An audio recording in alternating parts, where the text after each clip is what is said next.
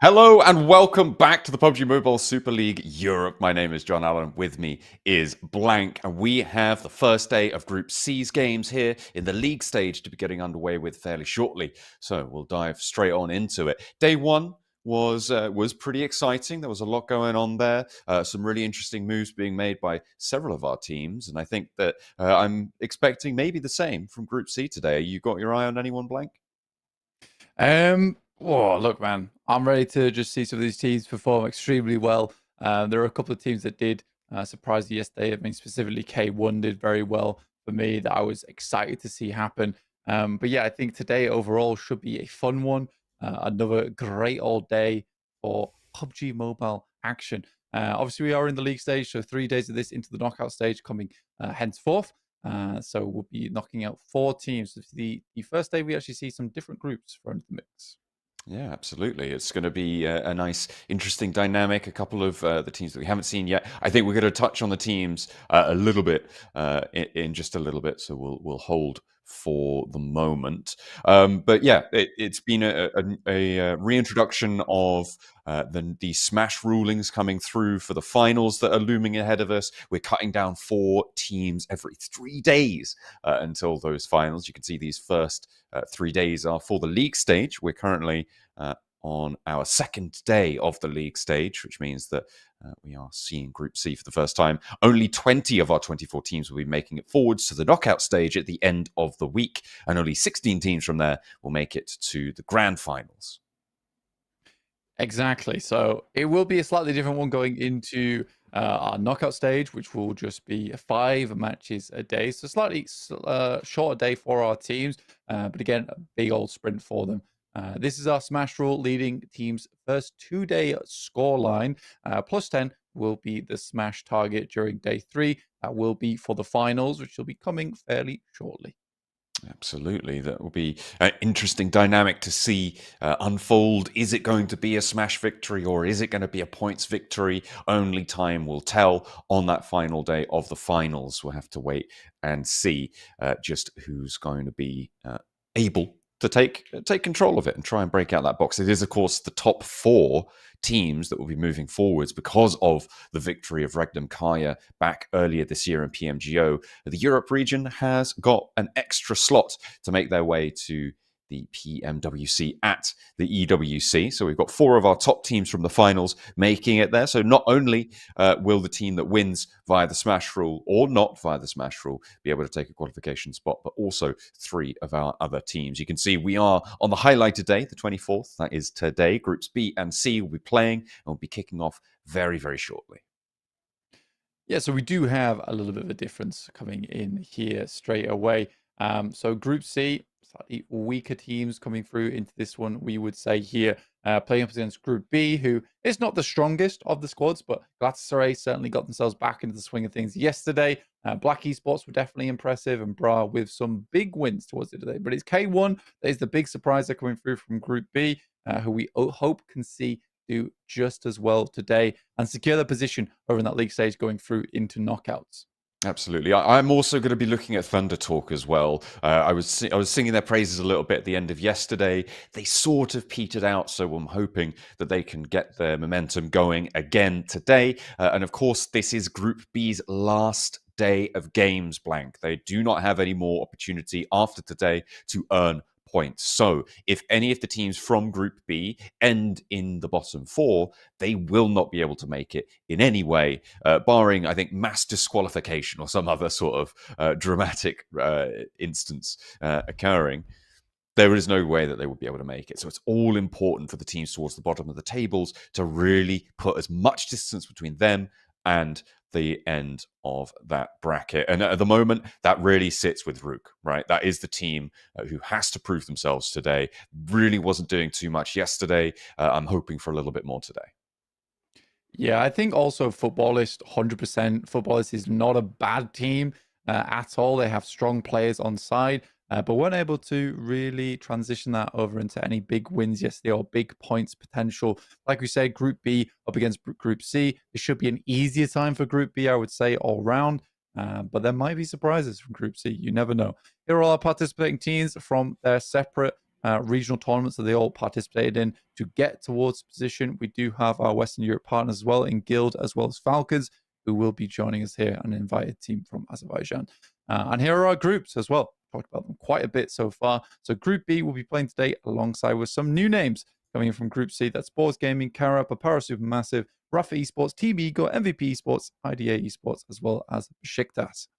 Yeah, we'll be seeing them for the first time here. Out of this team, well, out of this set of teams, we were saying it seems like the weakest group. I think at the moment I talked a little bit yesterday about Boars, and you elucidated further as well that you're thinking that it might just be a little bit too chaotic in that roster. A potential for them to go far, but disorganization could potentially be their kryptonite. Yeah, I think they're all very good players. You know, I mean, Kaus is kind of the only one that's a little bit of a question mark for me. I mean, Havlik, Pusher, and Tulika all have had significant success in the past in certain games. I think it's just a case of sort of pulling back on the accelerator, honestly, for this team and playing things out more smartly. But they've all been reorganized, reshuffled. This is a chance to prove themselves. And I think for Boars, there's certainly a big chance for them. We will see how they want to play this one out going forward, though. They do have a substitute in Viking. Not sure if he'll be playing today, but we'll wait and see. Obviously, Koa was in Falcons yesterday. Yeah, there have been a couple of uses of substitutions, and that's exactly what they're there for, right? Making sure that everybody is ready and raring to go. You've got the best roster on the day. And it's going to be interesting to see how these Group C teams enter into the mix, right? Without, as well, some of the stronger teams, certainly in name, at the top of those tables. I think that there were some really solid performances, and I think most notably from S2G being so consistent yesterday, right? They were able to just keep things going, keep things chugging along, ended up at the top of the tables from yesterday, but they aren't going to be in here today putting up those consistent numbers.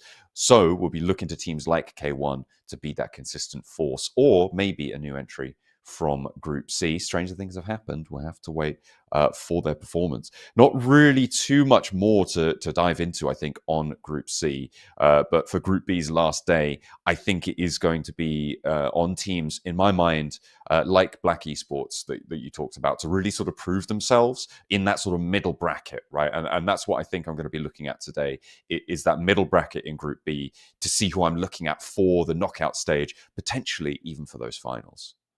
Yeah, I think for and 29 points total. They end the day yesterday with a slightly unfortunate finish for them over on Miramar, where they weren't able to quite clinch out that chicken dinner, which would add to their points total quite a bit. And I think for RUKH Esports, though, overall, the movement, the macro, it does look quite good. Here's our point distribution. You should be very well aware of this one by now, guys. Come on.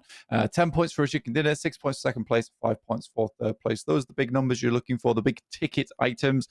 Still getting 4 points for fourth place, so it's not terrible, not the end of the world for them. But yeah, you do need to get up towards the top half of the lobby, start earning those points. Here's our prize pool, 35 grand. This will be for the finals only. It's slightly different here for the league stage, where it will be $4,000 total for getting that first place, and that will drop down as you move down the list. But we do have a total prize pool of a whopping $200,000.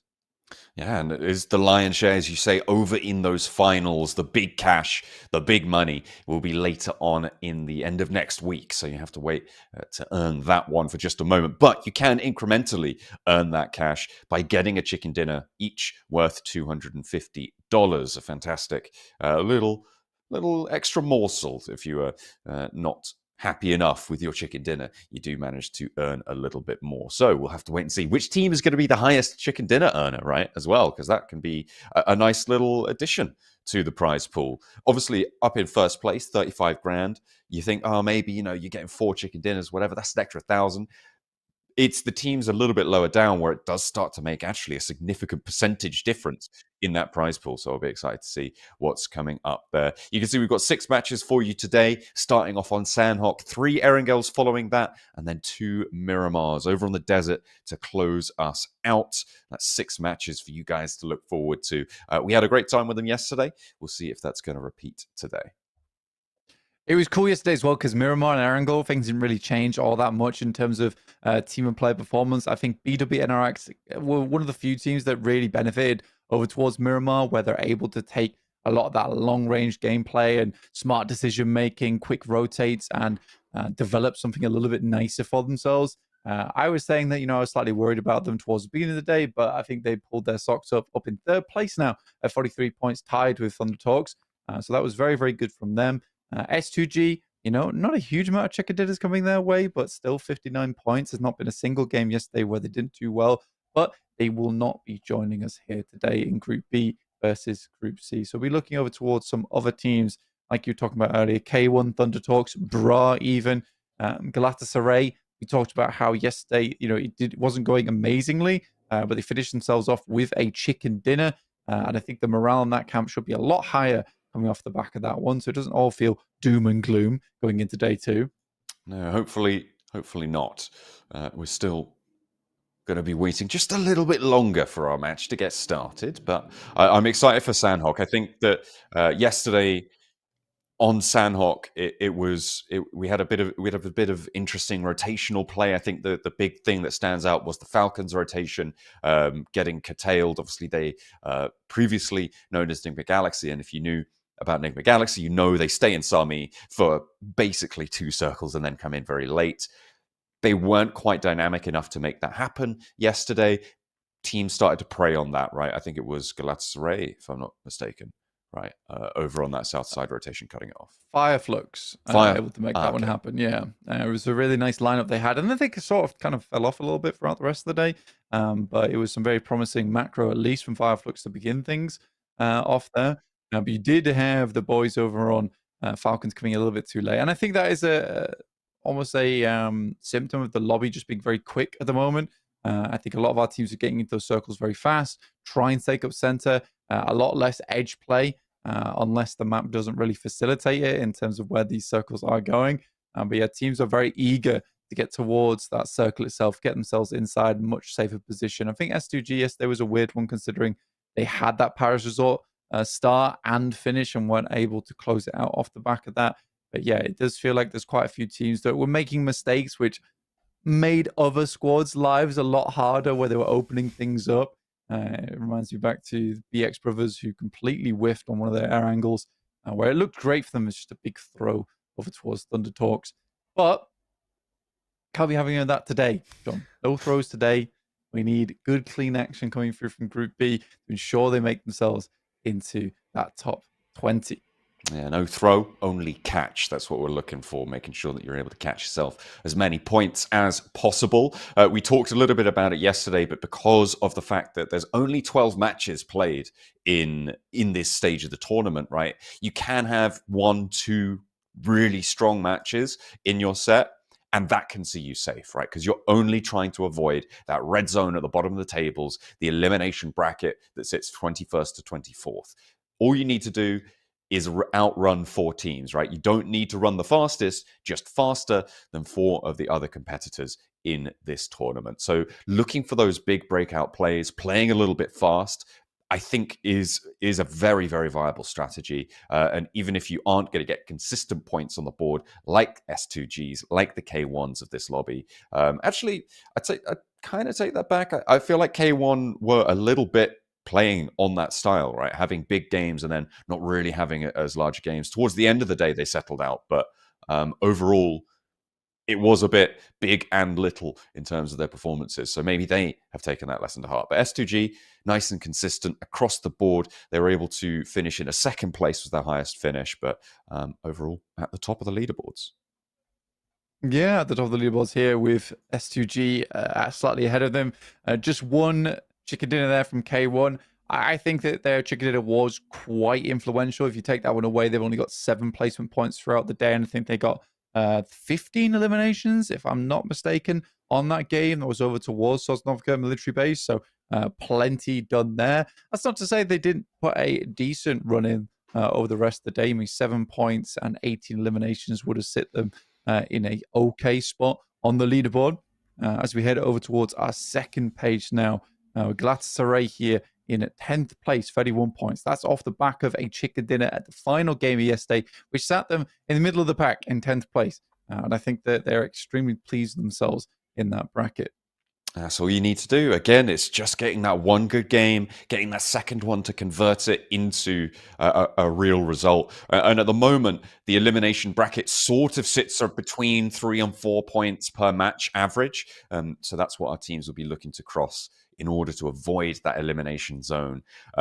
Which on 12 matches, a 3-point average would put you at 36. A 4-point average would put you at, 48? I think. So if you're able to exceed 48 on this, on the point scoring right now, you're going to be looking fairly safe in that 36. So the high 30s, you're going to be fairly all right, but anywhere over 45, you should be looking pretty happy with yourself over these next few games. So that's where Group B is going to be looking to end up today.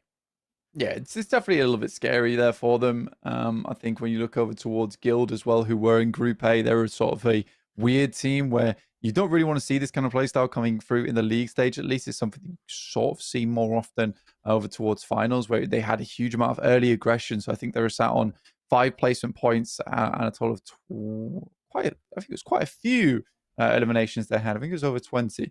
But that's not exactly where you want to be playing at, where you're getting a huge amount of these early eliminations. And then not transitioning over towards those placement points. Placement points are still important, guys, very, very important, which is why you see S2G up towards the top there, because they had a ton of salvage games where, honestly, it didn't go all that well for them at some of the start of these matches, but they just persisted, pushed through some of those dark times in the lobby, and made sure they could get at least 3-4 points in terms of placements and use that to their advantage to send themselves a little bit further up in the leaderboard. But today, like we said, Group C jumping in will be the first time we're watching any of these players, and I am excited. I think for Boars Gaming, this will be a very, very good litmus test for us to see, just how well that team performs. How much have they been scrimming before this as well? Yeah. Yeah, absolutely. It's all about preparation, right? Coming into it. How well have they read into other teams' strat books? How functionally have they downloaded it into the IGL's brain and be able to play around that and try and maybe predict the dynamics that sort of fall out of that, right? It's all about how... I think a lot of that sort of research is emphasized in the early game, right? In the early circles where you're looking for those initial rotations. After that, it becomes general sense in a way. There are some other things that you'll be paying attention to, like, oh, this is a team that's looking for elims, or this is a team that's playing a little bit more passive. This, like, they like to go for a split, etc., in the later circles. But in the early circles, it's about, oh, they like to pace their rotation like this, and being able to predict how all the other teams around you are going to be playing into that circle is the skill of a very, very valuable IGL, right? If you're able to read that, if you're able to get that information functionally into your playbook, I think that's the winning combination, right? Which isn't really groundbreaking as a statement, but I think it's good to highlight. We're all about those groundbreaking statements, John. Sometimes things that might seem simple, some things just don't do. So that can come back to bite you a lot of times. And there is a lot of times where I'm sure people watching at home, or they see something, they're like, what are this team doing? Like, they could easily have changed this here and there. But again, there is a lot of pressure, and I think we highlighted it yesterday, but we'll highlight it again here in just terms of the format, where you do just have those 3 days each and every time. And if you are in that bottom 4, that's it, you're gone.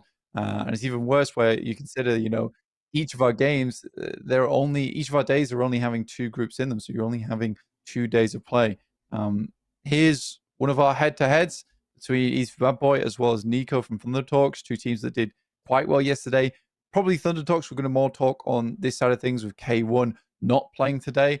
But yeah, I think Nico actually did have some pretty significant moments for himself. I think K1 are playing today. I think they're in Group B. Oh, yes, they are. They are in Group B, of course. Sorry. Apologize. But yeah, so these are 2 teams that we will be highlighting throughout the day. And Thunder Talks and K1 battling head-to-head to move even further up the leaderboard. Because certainly if K1's able to play how they were yesterday, John, this is an instance where they could easily get themselves above S2G, but by how far? Because right now this is the team that's gunning for that $4,000 for the league stage win. Absolutely. And I think an interesting stat here is the survival time, right? There's 3 minutes more survival time on Nico, which is about 30 seconds longer in each match. And that's a pretty close difference, right? When you get towards those late games, those extra 30 seconds could really start to add up in terms of points. But a couple of times you'll be going down in the middle of the games where those extra 30 seconds add up to maybe about a point or two difference overall. So having such a closely positioned survival time is interesting, and I think that it's something that Thunder Talks had a couple of times. They got very deep into the games, whereas K1 felt like they were more consistently getting to the middle to end game rather than Thunder Talks looking like they get to the late game a few times, but not others. Yeah, I think for K1, it's definitely a case where, a lot of eliminations coming through early and they were trying to capitalize on a lot of the third parties. Thunder Talks did a good job when it came to the macro, at least, John. And I think that that's where they kind of shine getting in towards the late games. I think that that was definitely important for them to be able to get their points up and ready.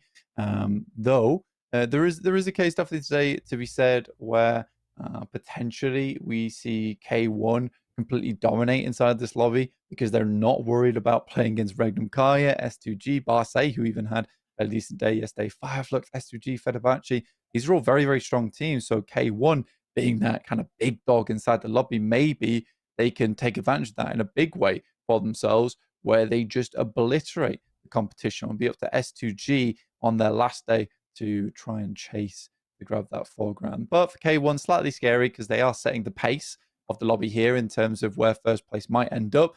And who knows, they might just completely drop the ball today as well, where they don't get any points and life gets very easy for S2G. Yeah, absolutely. I mean, it could certainly be the case, but as I was saying earlier, right, we're expecting the bubble to be between that high 30s to mid 40s kind of bracket. That's where we're thinking it's going to fall. Or well, I'm thinking it's going to fall. Sorry, I don't want to speak for you. But K1 are already over that, right? They're on 50 points right now, and so getting they're 10 not points dropping today out. is probably going to be enough to just like fully secure them. So I'm wondering if a team like K1 or maybe even Thunder Talk today are going to be jumping in and playing a little bit more fast and loose with it, right? Getting a little bit more interesting, try to practice some strats that maybe they didn't have the confidence to do yesterday, but now they've got the backing of the points tally that they've earned. Is there going to be a greater risk taken? So I think personally as well is that you're completely right there, but there's also this big outside chance for BWNRX, where we talk about Thunder Talks, we talk about K1. I think that the way that BWNRX were playing a lot of times, it was less advantageous. So if there's a fight going over here, we're going to go try and third party that, then we'll move into this one. They were a team that was looking for opportunities a lot of times in the early game to grab great central positions to take advantage of teams on the exit from the outside of the zone. And the issue they ran into is that, yes, they were playing up against Group A, where a lot of other teams were making the same good choices, like Regnum, Carya, like Fireflux, like S2G. And it was Thunder Talks and K1 sort of taking complete control of the carnage that followed that early game, where it becomes very easy for them because they just walk in and like, well, the entire house is on fire.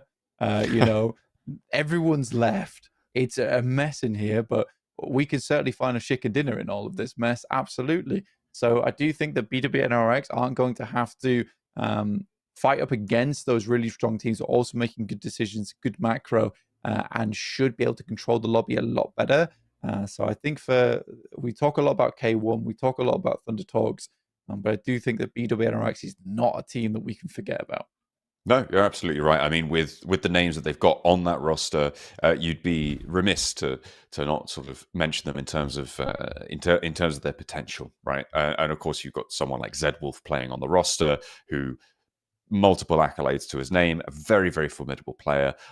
Yet to see them really sort of rise right to the top. They seem to be a roster that's always overshadowed by the teams that sit around them at that top, but it feels like they're a podium team whenever you see them. in a tournament. Certainly with that potential, maybe starting to fall short at that global stage, like at that fully global talent pool, they do start to pale a little bit. But they, at any regional level, are definitely a podium team. So we'll have to wait and see if they're able to step up and play with the big dogs. Yeah, I do think there is a case there where you look at BWNRX and you think to yourself, that they have gone through some they've gone through some issues in the past where we look at them and we say they could have done potentially better. But here we're looking at BWNRX, and I think that they look a lot nicer overall. Felt like they kind of find their footing a little bit here. But yeah, a lot of games that we had yesterday, we've kind of gone over the majority of them.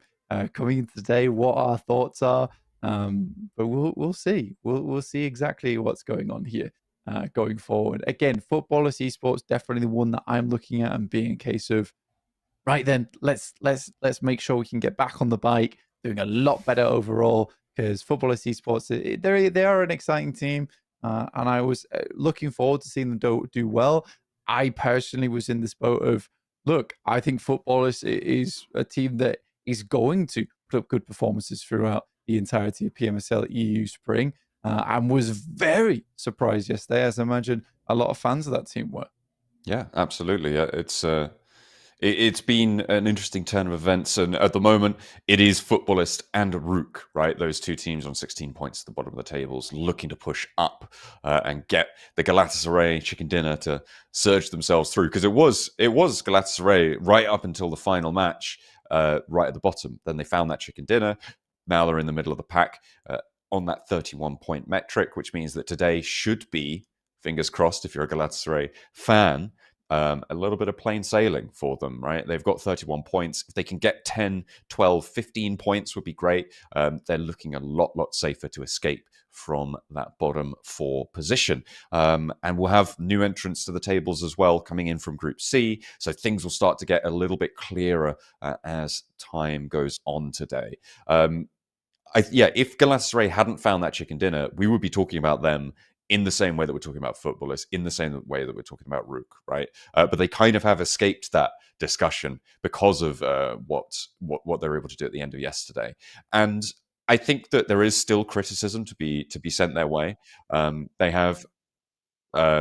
did manage to find quite a lot in that last game to bolster themselves, but overall, they didn't really do anything special. I think that whatever they were finding before that wasn't quite because of their own agency. It was more just playing by the book and seeing what fell out, right? They had a 7th, a 9th, a 12th place finish as well, with only 3 elims across the board in those first 4 matches. It seems like maybe they've got a little bit of Miramar specialty to be backing themselves up, because they found a 5th place and then that chicken dinner.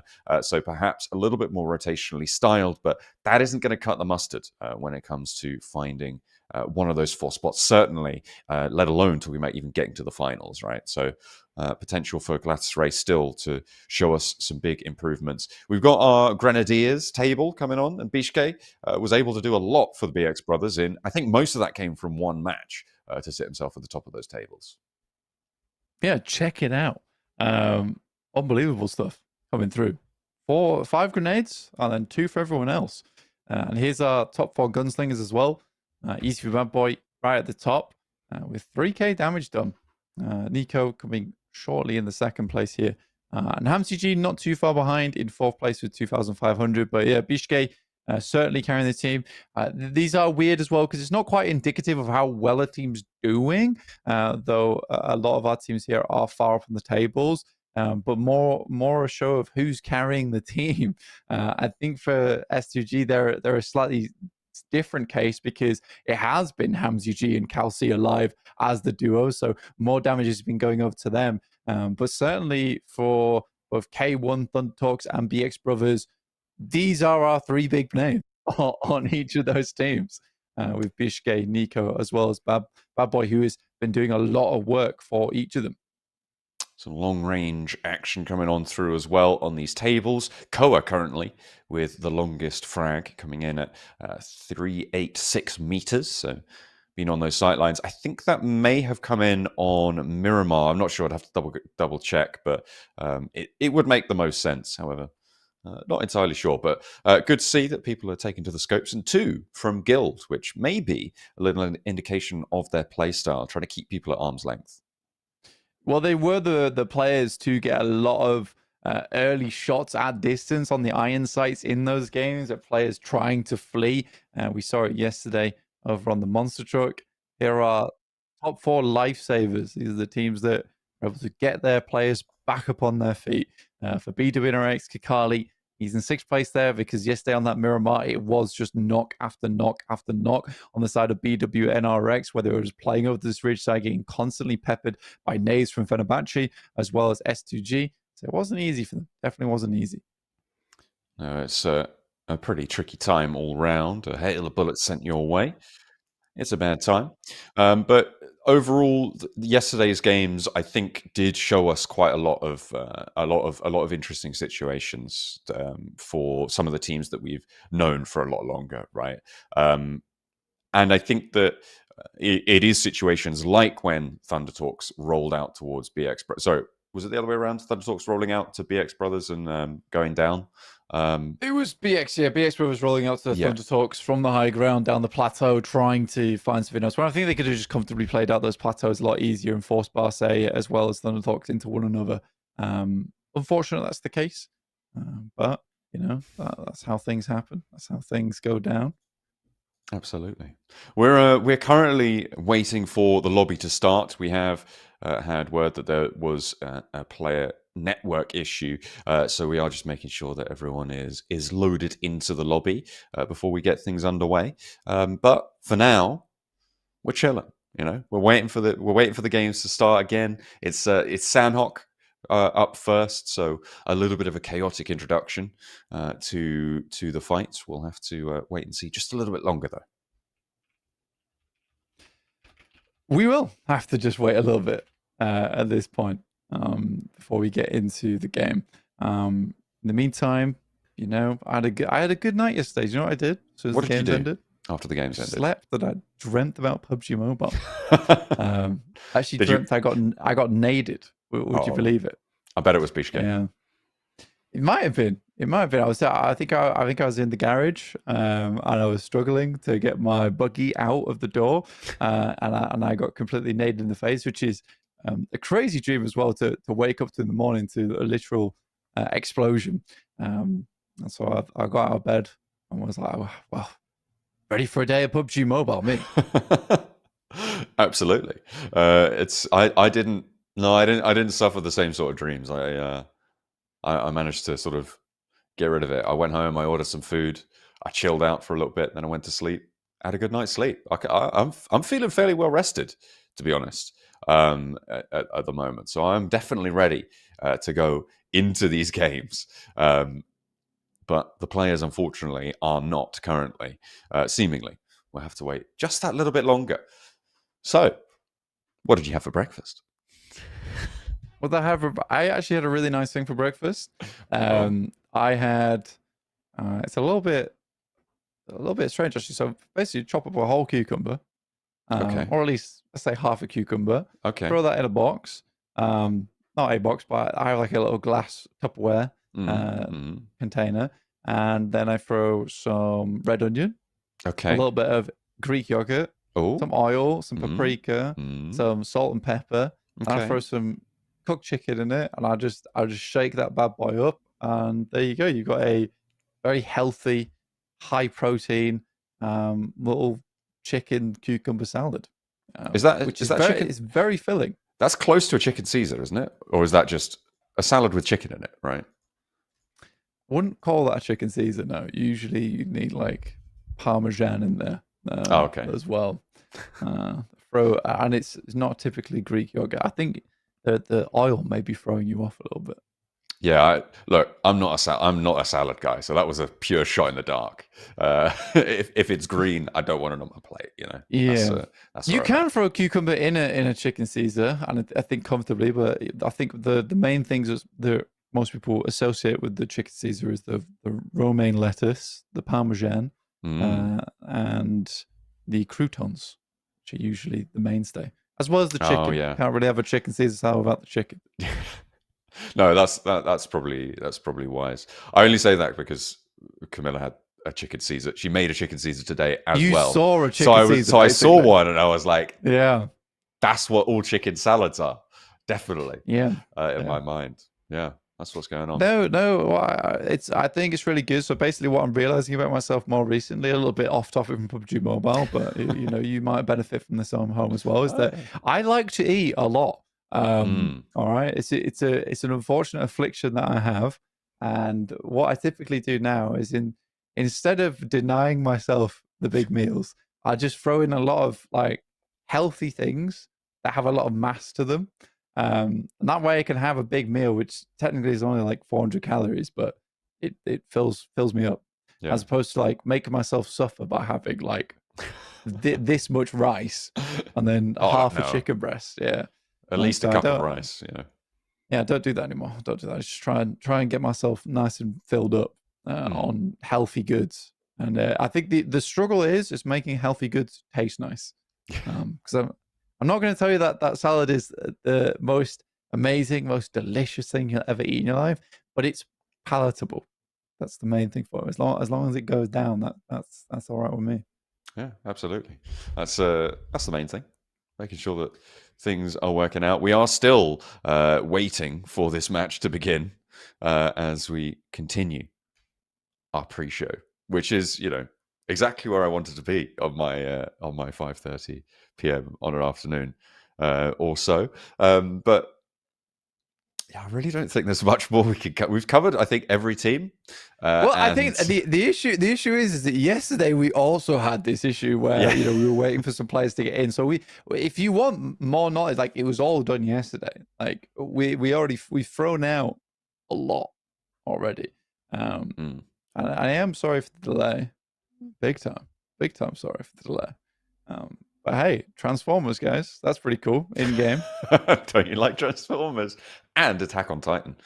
That's really fun. I love me a bit of the Optimum Prime. Who would win in a fight, Optimus Prime or the Attack Titan? Easily Optimus Prime. Have you seen him in any moves or any of the shows? Like he's such a nice fella, but when it came down to it, he's like one of the most savage characters the entirety of that series. It's crazy. But the Attack Titan can control the other Titans to be like, get his. Okay, but you said get his engine. You said versus the Attack Titan. All right, that is true. That is true. What we're doing here, you'd be like, well, Optimus Prime also controls all of the Autobots.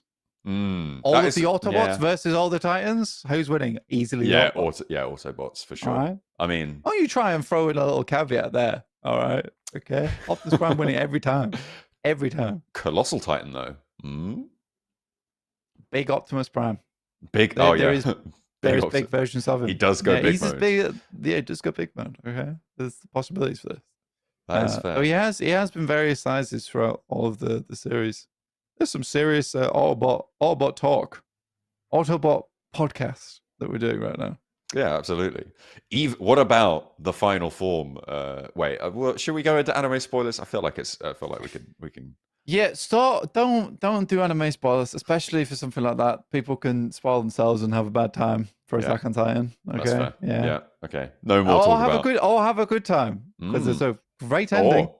It's a really good ending. Everybody had a good time watching that ending. Literally everyone. That ending was amazing. Really good. You should, if you're watching Attack on Titan right now, do not worry. It's a good ending. I promise you. Everyone's. It's a happy ending. It's good. Everyone lived happily ever after. Yeah, that's right. No shenanigans happened. Yeah. Yeah. GT 30 Pro outplay the rest of that bad boy. Oh yeah. Check it out. That's unreal. It spins as well. Yeah, it does do Check that. out EWC as well. Also, another amazing tournament's going on very soon. We are on the road to EWC currently. It's a long road, but we're on it nonetheless. Oh yeah, that's where we're going in the end of it all. That's our destination, certainly for the mid-season. An extra qualification spot by Regnum Carya that they were able to earn from the PMGO earlier this year, which means we got 4 teams from Europe going to be representing the region from this tournament. In fact, 4 of these teams will be representing, so we'll be keeping an eye out for that. And yeah, that's exciting. I think that's a certified exciting thing. It is the best thing. Wow, incredible. Yeah. Huge. Oh yeah. Let's go through the prize pools, shall we? Sure. Because I only did a little bit of the prize pools, but very similar throughout, by the way. But for the league stage, $4,000 for first place, $3,000 for second place. I think it'd be $2,000, and $2,500 for third and fourth. So some pretty chunky prize pools there. Same throughout for knockout stage, though it is a little less weighting over towards that middle side because we do only have 20 teams, so we have to split it out a little bit differently for them. So, you know, fourth place will be getting $2,000 as opposed to fifth and sixth getting $2,000 here in the league stage, which is weird, right? You know, you'd have expected there would be more money to go around for the teams when we only had 20 teams, but it's only $24,000 going through into the knockout stage and 30,000 for the league stage. So you're at least earning a little bit of cash here.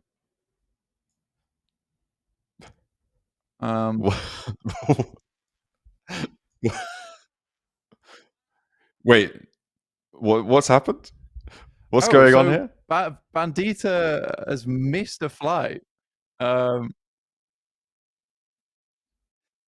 okay.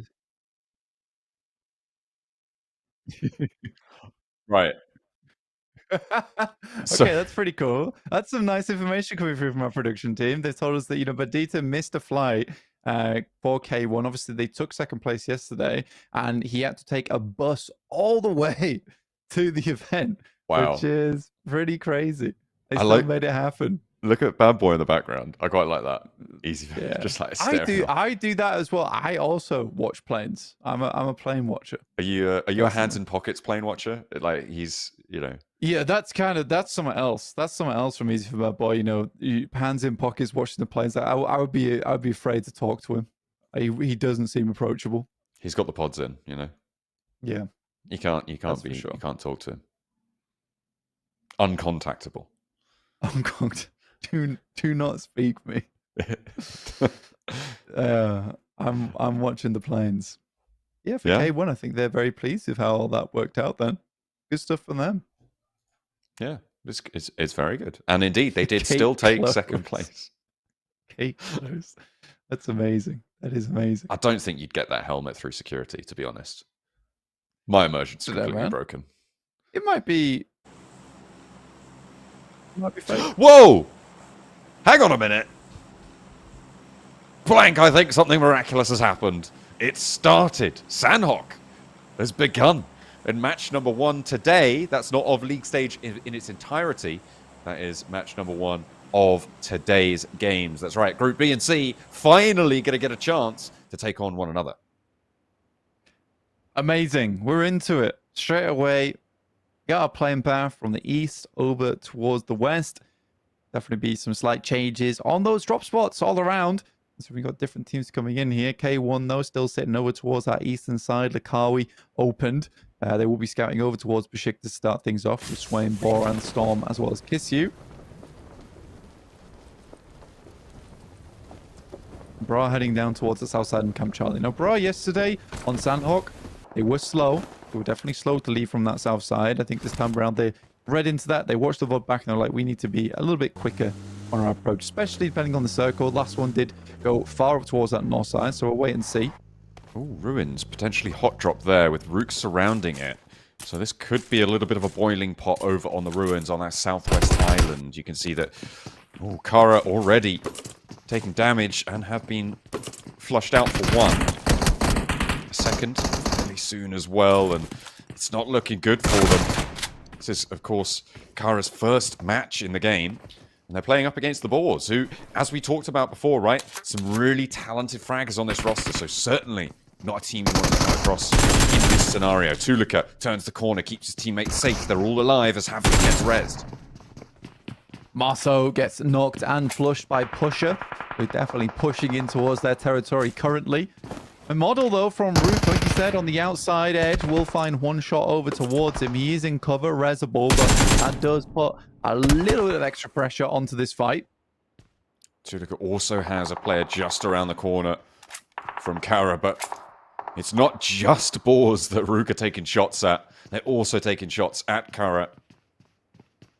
A CEO later on a sliver of HP, doesn't have any meds. This is the downside of these early game fights. As soon as you go down to a low HP, you can't get back up, but it may not matter. You only need to tag on with these one-shots because the armor is low as well. They both know about this door frame, goes wide, seals the deal, but at the cost of a player, that is nasty news. And RUKH still have this surround.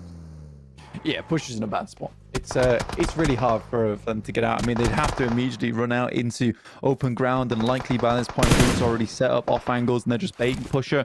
They will finish him off there as he attempts to get back in, and RUKH picks up 2 eliminations off the back of that, pretty freely as well. So not a good hot drop going for. Again, difficult to organize, especially with new groups coming in there. The Boars, not the ideal start to the game for themselves. Tulika going down as well feels rough, considering the final play coming through from Carya was so low. Even just one shot from the AKM would have done him in.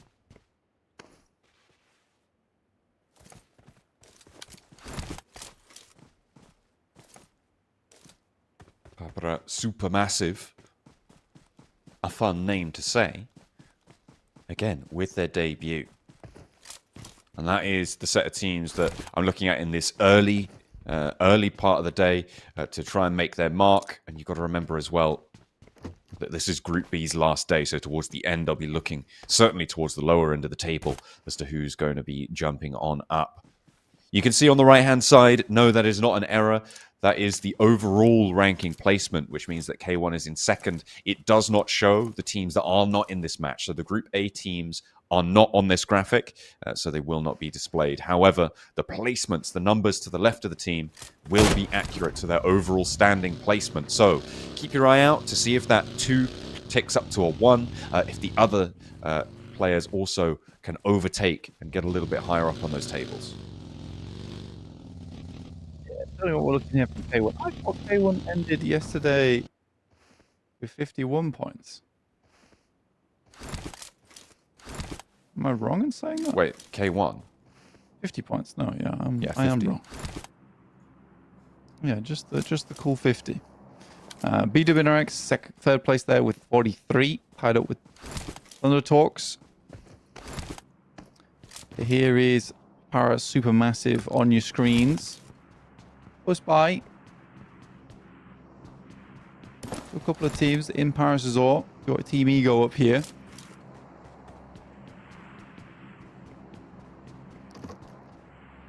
Normally, when teams dropping around each other in Paradise Resort, you see a little bit of conflict as well.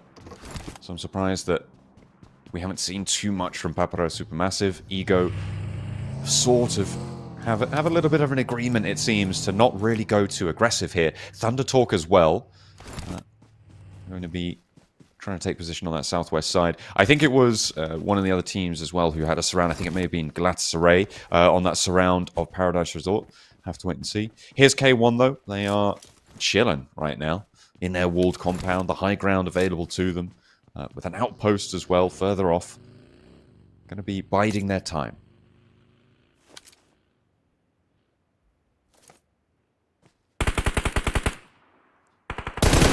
Owner finding a Zell, start things off. Not a bad shot from him at long range, and the flush will come through.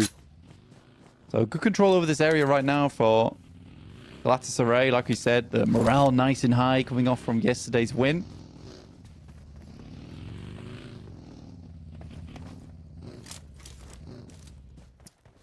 I think that is something to be said as well for having played yesterday, right? For playing in yesterday's matches, feeling a little bit warm into the lobby. Sure, you can have scrims, but nothing can really replace tournament play in terms of getting a feel for it. So now you're in that zone as a team. You know, you've had a good end to that day. You had that momentum, or you've been able to take that mental reset at the end of the day and really sort of bring that forward. So I'm wondering if it's going to be a little bit of a cold start for some of our Group C teams. At the moment, we've only seen 2 of them really in action. And Papara SuperMassive have also lost a player, so not ideal as all of our teams who have taken casualties so far do sit in Group C. Yeah, that's Boars and Carya, as well as Papara SuperMassive. And we sort of expected that, right? We were saying that Group C, that needed a little bit of work. There's ThunderTalk, so taking shots over towards Root off the distance on their rotate through into the zone. 7 kick, and to get towards safety. Good shots over towards Nico, though. Has took himself in, use his last remaining first aid kit as well on that. Spray from Striker, backing them off, but looks like they have found a knock on that off angle. Nico holds his own on the angle, so RUKH taking heavy casualties there. And on today is not the day that you want that to happen. On their final chance to try and make it through, RUKH just going again for another potentially poor performance here on Sanhok. Which is very unfortunate. Again, ThunderTalk's cutting them off, and that's a little bit of a read coming in from yesterday. Striker will run down, lost in the meantime. But take a quick look at the map feed there. Galatasaray up towards that north side, holding out Team Ego as they make their way from Paris Resort. But it's PW and RX with a nice central position at the moment.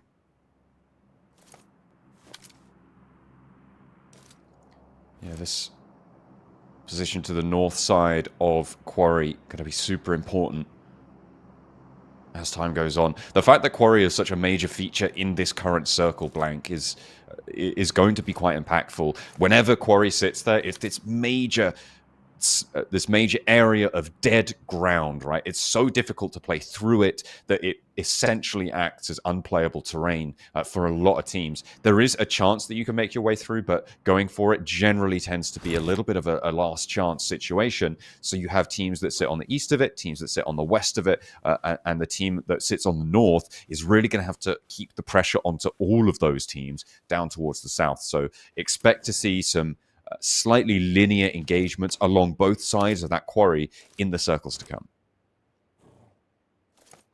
Yeah, I also like that K1 plays over towards that eastern side, taking advantage of a little bit of the high ground that looks over towards the west from Quarry.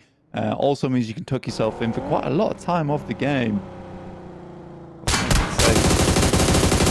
There's a nice little adjustment coming through from K1 after a pretty explosive plays that we saw from them. Beşiktaş finally pulled themselves out from Camp Bravo. And Bra made a big swing, by the way. Down from cave side up towards west Quarry. It's always a good position to play, though. You can get locked down in that spot for a little bit of time. ID8 looking over towards TTQ currently. They have eyes on at least. TTQ need to be careful with their next moves. IDA has the angle, but not the team shot reader. Disciplined on the trigger. Not going to go for that engagement just yet. ThunderTalks as well on the northern side of things. Trying to make a little bit more of a move. Figure out their next steps as they head up into the hills over IDA. Of course, this was the angle that was seen. But I don't think they're going to get super aggressive with it. BRX Esports as well, playing out on this western side. All of them just biding their time, waiting for this next circle to come through, and we'll be able to see where it drops. If it's going to keep Quarry in, if it's going to keep that nasty area to play around inside this next circle. As we bring up our map feed, it heads over to the Quarry, and it does keep all of that ground in.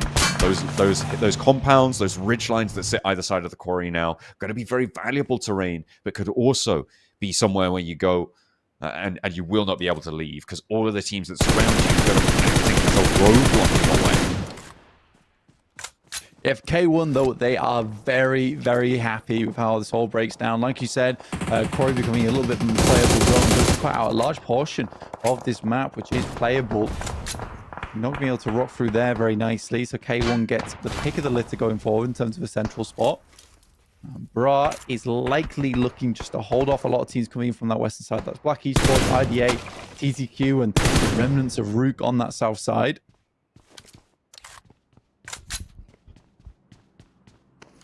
Currently on this western edge, the road that enters towards that Quarry crossing. having that compound for Bra, a good result for the time being. Footballist, again, these two teams of Footballists and RUKH both looking to try and prove themselves today.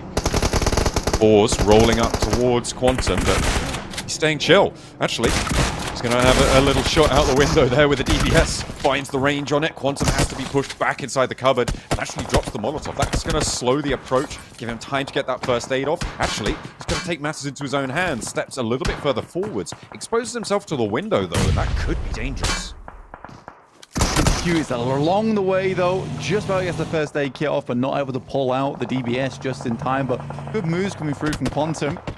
3 heading in. And 2 coming through from Ball. And for Bra. There was a hope that they were able to hold out a lot of teams, but they are just getting peppered from all directions. K1 even taking shots from across the quarry itself. Long-range engagement. The Boars go down in 14th place with 5 elims, though. So, again, that's going to be good enough, right? To find a game like that on your first game, it's going to be okay. You're not going to be too disappointed with that, especially when you had a hot drop on the cards as well, over in Ruins. Full surround by RUKH there. But now, Bra struggling to get out of there. They've only got 4 eliminations as well. With 39 points on the card, though, again, not a disaster. RUKH Esports with 3 players right next to BWNRX, who is, again, another team we're looking to really prove that they're not just a podium team. They are a first-place champion team.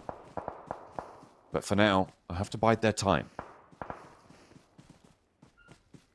Keep themselves nice and tucked away. It's TTQ who were very, very quick on the trigger there, finding themselves in a position where they could hold out. Boys coming through from Bra. Here's our map feed. The circle moves down towards the southeast, keeping Bra in, and TTQ actually have a very nice look on this one.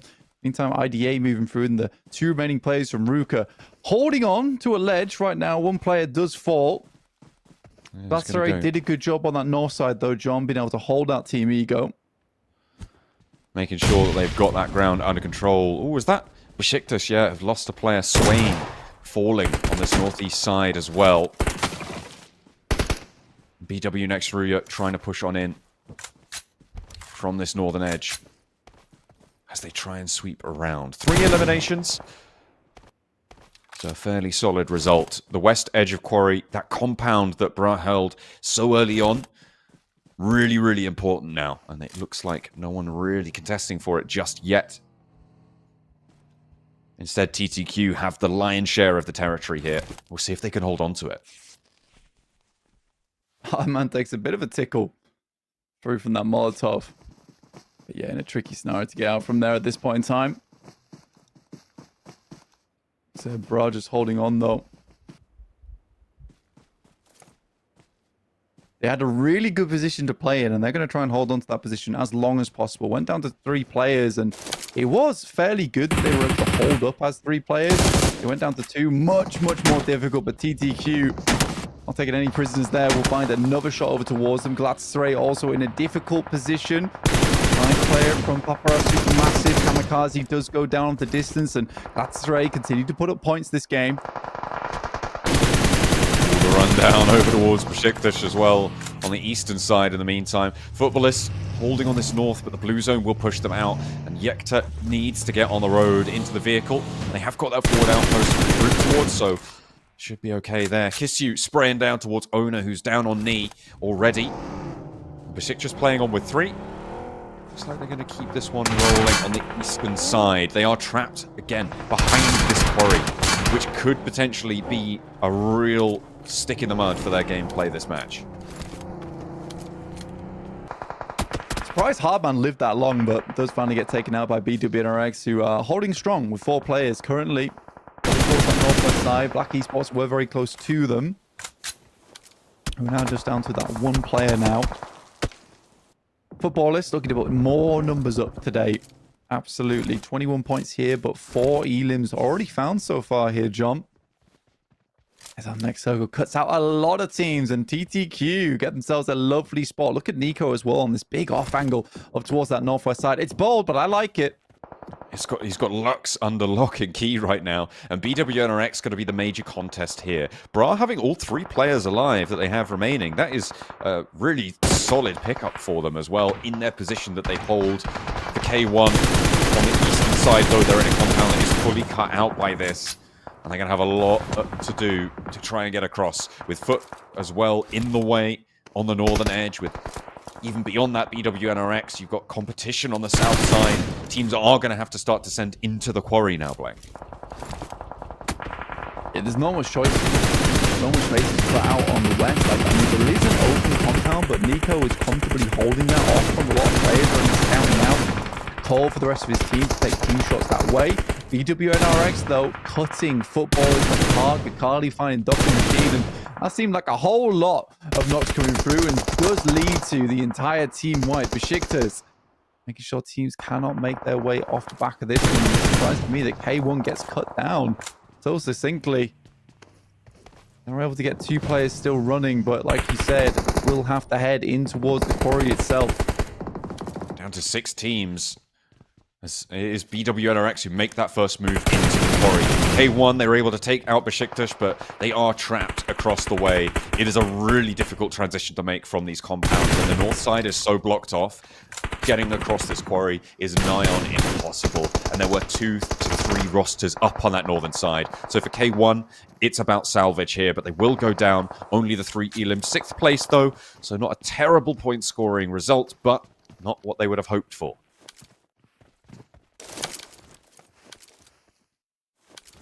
BWNRX, 8 eliminations found so far. Kakali is down, crawling towards his teammates. Bra a little bit scared to take these peaks, though, with TTQ holding, who now have a massive amount of the circle to work with on this southwest side. They have the compound. Realistically, they just need to deal with IDA, but a lot of teams need to push into them. BWNRX are white knuckle grip over towards this position on the northeast side. It is a hard spot to play in for them. I do think that Kakali fell there, actually, unless he's on top of Kine. Getting rezzed up. Down. I think he's down. I'm not seeing it, no. I think, yeah, they're playing on as 3, but they're fairly safe, all things considered. I don't think IDA make it across towards them. I don't think that's going to be the choice that they make. The transition, I think, on the cards for IDA is to take on the backline of Thunder Talq, which could potentially be assisted across the way by BRA. Such a cool push out from Nico, actually, from TTQ. I really like it, especially with the vehicle giving him that maneuverable cover. They know they have a huge amount of workable space on that southwest side that could afford to have him in this position for a long time. Just needs to be a little bit careful, but those runouts did feel a little bit worrying. Darkin will find Lux, though, which was the player that Nico was looking over towards for a long, long time. Although he doesn't find the pick-off, Ooh. Doesn't really matter. Did force him into an unfavorable scenario. Good first nade over towards Symphony, though. A bombardment sent over to him. That's going to leave the ears ringing for Symphony. As in they go. The cavalry now looks for their assault onto the back lines. That's exactly what I thought they were going to go for. They were able to surge straight on up, and it is a little bit of a missed trick not to expect that team down in the quarry. Thunder Talq allowed this to happen. They lacked control over that direction. They were not looking for information. But the zone is further north on this one now, Blank. It's going to go over the road and straight to the BRA compound and the ridgeline that sits behind it, that big rocky ridgeline that sits up to its north. It's fairly exposed when the circle is wide and open, but as soon as it gets smaller and smaller, that is when things start to get tricky and when it can be a massive, massive high ground advantage. You can see that rocky outcrop just ahead there. Yeah, Bra's been extremely lucky to be able to hold onto this compound for a long time, but they have been scared, quaking in their boots. Not wanting to peek all that often, happy to wait this game out. Either way, though, BWNRX, 8 eliminations. It's been a strong one. Zedwolf has to back off as Rita does get the explosion on. Though I will say, it felt like a slight overinvestment of coming through the IDA. They have little to nothing to work with now. And Zedwolf is comfortably harassing. Nice nades going along from BRA. Zedwolf standing his ground on the slope, but will go down.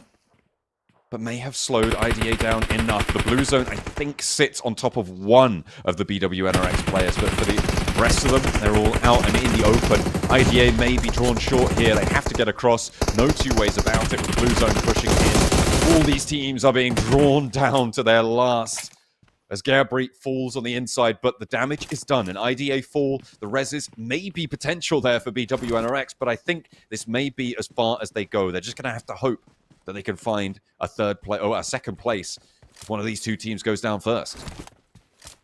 The fact that Striker finds that shot over towards Bra in the middle of all the action, John, is somewhat crazy. Talq is very good at taking multiple fights on separate directions. This, again, is a ridiculously good off angle, been set up by NiKo, immediately knows where he needs to be, at what time. He's tearing BWNRX apart at the moment. Left them down on just the one player. And he knows where he is as well. Frozen is there, doesn't want to peek out too wide. Knows that as soon as he steps out, gets a little bit too bold, picks up the last as well. He will be in the BRA sightline, so nice discipline from NiKo. That's exactly what you need from an off-angle player. Kairos wants to be a snake in the grass. They're waiting for him. He's waiting until their run-out comes on through. They check the angle, but the spray down is there. He's caught the attention, and that's what he needed to do. Swash trying to stand up, trying to get some suppression down, and NiKo does fall. Kairos is close, and there's a chance here for BRA. Rolex, though, not connecting. Striker goes down, and now it's a 1v1 around the edge. Rolex steps out wide, but Kairos is there to seal the deal. It's Thunder Talq for the first chicken dinner of the day. It almost looked like it could have been the Bra win off the back of that one. Was a fantastic shot up towards NiKo, which is not an easy play to make. And Kairos was completely exposed there. So one good DBS shot could have been the end of them. But for TTQ, what a very, very nice way to finish out that game from them. Again, they had a lot of control the entirety of that game there. Really good movements overall. I think NiKo had to be the star player from that map, though, for me. That Sanhok was just dominated by him. Yeah, absolutely. That off angle over towards Lux from earlier and BWNRX, right? The force BWNRX into the quarry rather than being able to take that hillside. Fantastic. And then that late game off angle that you were highlighting there against BRA on that engagement. Magnificent. Yeah, fantastic. A credit to the team.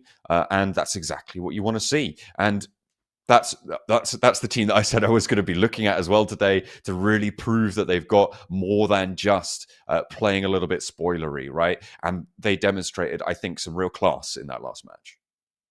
Yeah, 100%. For Bra, though, I do think that they do the right thing, which is to hunker down. There was so many sightlines through to them that they couldn't really afford to peek out. Even when they did towards the end there, immediately Strikers taking shots. And Thunder Talq is quickly becoming one of the favorites inside of this lobby, honestly. Although not right up there at the top of the tables, despite that, they have had some of the coolest performances. No surprise that NiKo's up there in terms of our top 4 gunslingers. But yeah, it's great stuff, John. Great stuff. Yeah, I mean, considering as well, they came in as 6th place qualifier from the Turkey national championship.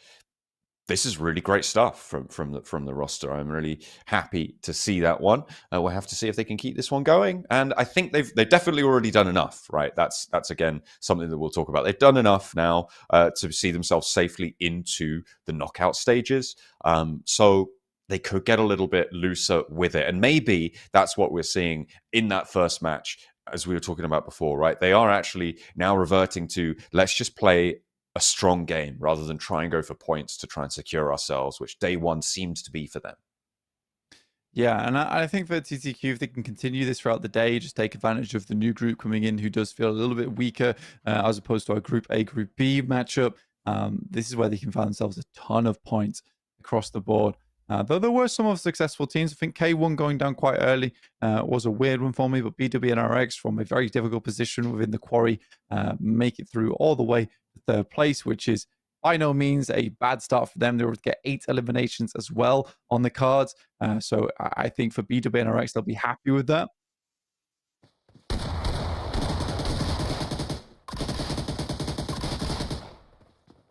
It off onto Striker was so important in that final moment. And that gave them that chance, right? But unfortunately, it was just shut down in the end. And there we go. MVP, rightly so for NiKo. 5 elims, almost 1,000 damage. Not quite. Try again next time. And 22 minutes, 21 seconds of survival time. Really great stuff. I think that, yeah, there's no more deserving player in the lobby than Nico for this one. Yeah, again, he was easily the MVP of the match. You know, only 5 eliminations, but still almost breaching that 1,000 damage count. He did phenomenally well. And I think that TTQ would have had a much tougher time if it wasn't for him holding on those sidelines and actually looking over towards a lot of the teams that could have caused them problems. He created a phenomenal amount of space. Again, I think when you look over towards an international format, that kind of play just does not fly, by the way. But you take advantage of these regional stages where some of these more aggressive plays can work out. They can happen if you've got the confidence to go for it. Absolutely, and they certainly did this time around. Maybe with the departure of Group A and some of the more internationally renowned teams, they felt more confident in going for this play style, right? As you said, doesn't necessarily fly at that stage. Let's take a look at the match stats here. Only 1 grenade elim was our top spot, and that goes to Gabri, although I'm sure there was a few others across the board from BRA, who I think it was a formidable hold on their location. I think there was one point they were just down to the 1 player on the inside of their building, getting picked apart by K1 and anyone else who was anywhere nearby. So fantastic stuff for them to be able to hold on to that. Yeah, it was not easy for BRA. It's absolutely not easy for BRA. They were simply just trying to keep themselves in a better position that entire time. And here are chicken dinner statistics with Symphony only having the 1 knockout. Nico doing a lot of the damage there with Striker and Kairos. But again, I think that props to Striker there. He was very on the money, on the ball in terms of having that 360 surround sound, knowing exactly which player was popping up at which time. He was there for it the entirety of that match. No one could really push out to look over towards Nico, look over towards the rest of the team, just instantly taking those pop shots. Absolutely, it was some real nice stuff. The hot drop early in the game there, Blank, sort of catches my mind as well when you've got that hot drop between Boars and I think it was RUKH Esports over in Ruins. The interesting thing was the RUKH surrounding it, right? It felt like RUKH should have just been able to take down everybody in that location. But they actually allowed, I think it was 2 players from Boars to survive. It felt like they didn't necessarily need to do that. Perhaps they felt like the only way to get rid of them is to actually go in, and that's playing to Boars' advantage, I think, probably. So maybe a little bit of a steady hand on the rudder there. But it felt like they could have just guarded them out fairly effectively.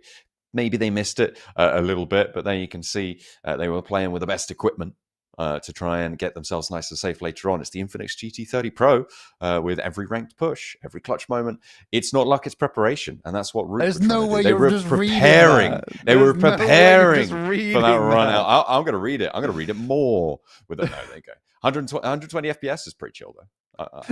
You can't pull one of these out like there's peering down at the bottom of the screen, reading it word for word. That's crazy. That's crazy. Someone's got to do it. Oh, that's wild. You can't be doing that. Yeah, the GT30 Pro. Maybe you should have read it. The GT30 Pro definitely outplay the rest with that phone, and so far it has assisted all of our players into getting to these matches and also performing fantastically well here, as we see Nico be able to pull out some pretty damn good performances so far on that bad boy. But yeah, we are now at the end of the game. Yeah, we've had a game. I think we're still waiting on the standings, if I'm not mistaken. Yeah, just waiting on the overalls. We'll wait for the overalls to come through, see how that does change things up for a lot of our squads. Yeah, we'll just get those ones sorted out. They look. It's not done automatically. It's actually done manually by a bunch of like middle schoolers, I guess, whatever the equivalent of that is internationally. I feel like that was the most international reference. They've got abacuses going. They're flicking wildly, getting those beads sorted out into the right areas. And whilst they do that, whilst they crunch the numbers, it's going to be a set of highlights for us. And there were certainly some highlights in this game. Some good clean shots along, and here's where it all went wrong for K1. Actually, didn't quite spot that out in game, but yeah, that was tough. That was definitely tough. And I think this is where it went wrong for IDA. Was they got this initial pick off and then decided they were going to throw 12 nades instead of just pushing it. I thought that was very, very strange for IDA. trying to take control of that position and take control of that ridge line would have been way, way nicer for them with the man advantage that they had there.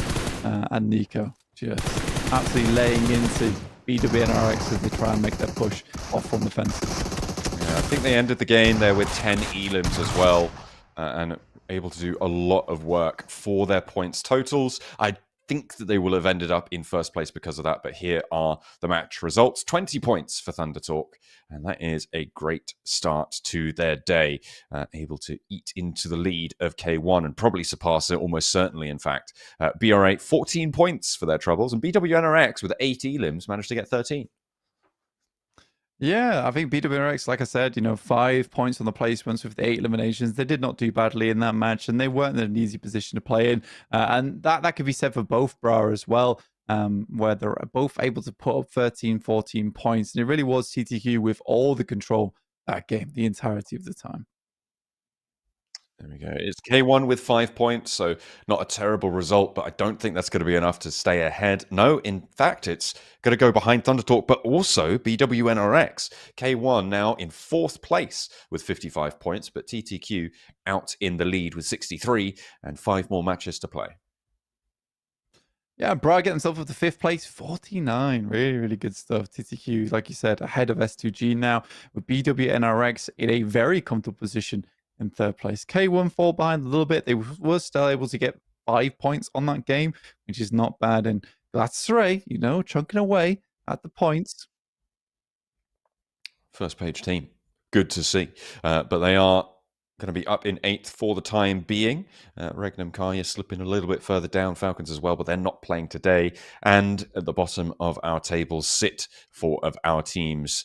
Only one of them didn't manage to get any points at all. Rafa going down with 0 after their first match. But the caveat here is that, of course, only one match has been played by some of these teams, as opposed to teams like RUKH, like Footballist as well, who have had already a full day of games. So even if you're in the red zone, it's not all done and dusted for you at all.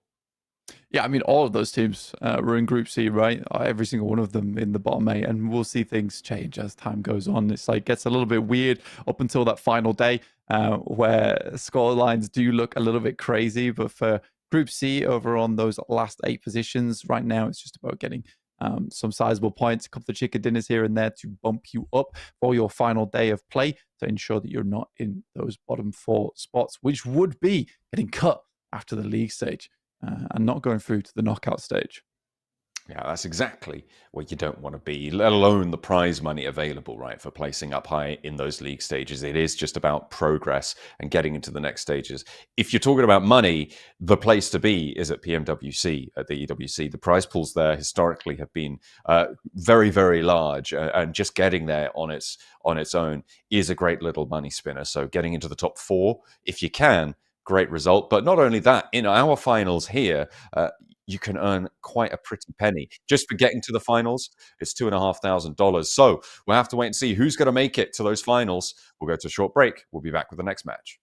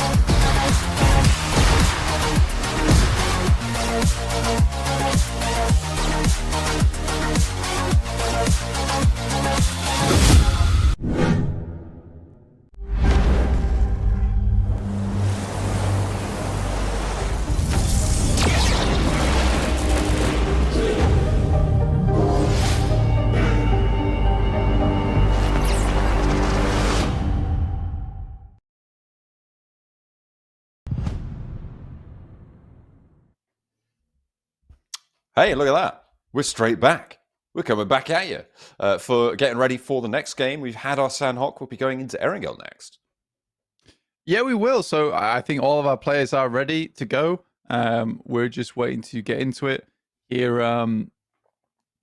Here for our first Erangel of the day.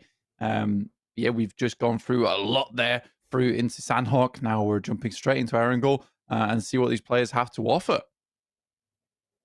Absolutely. It's going to be all to play for, of course, as we saw in that last game. Talq sealing their ability to get into the knockout stage. Plenty of other teams are starting to pass that boundary as well. We will start to filter out which teams are at risk as time goes on, but there are still a couple of teams in Group B who have a rather nasty time of it.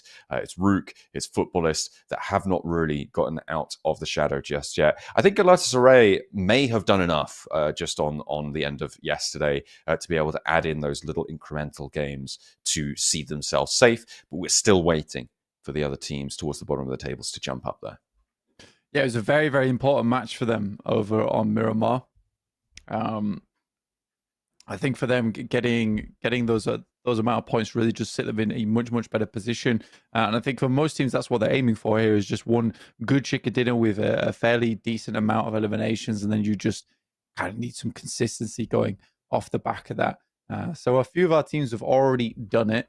We're still waiting for Futbolists to really jump into action. Honestly, they're not doing terribly on the standings, but again, I do think that this is a team that should be doing better.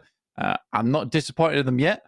There are still plenty more games for me to be disappointed or impressed, conversely. Absolutely. That's what it's all about. Impressing or disappointing, blank. That's how I live my life as well. Right now, I feel like I don't know. Am I in the black? I don't know. I have to wait and see.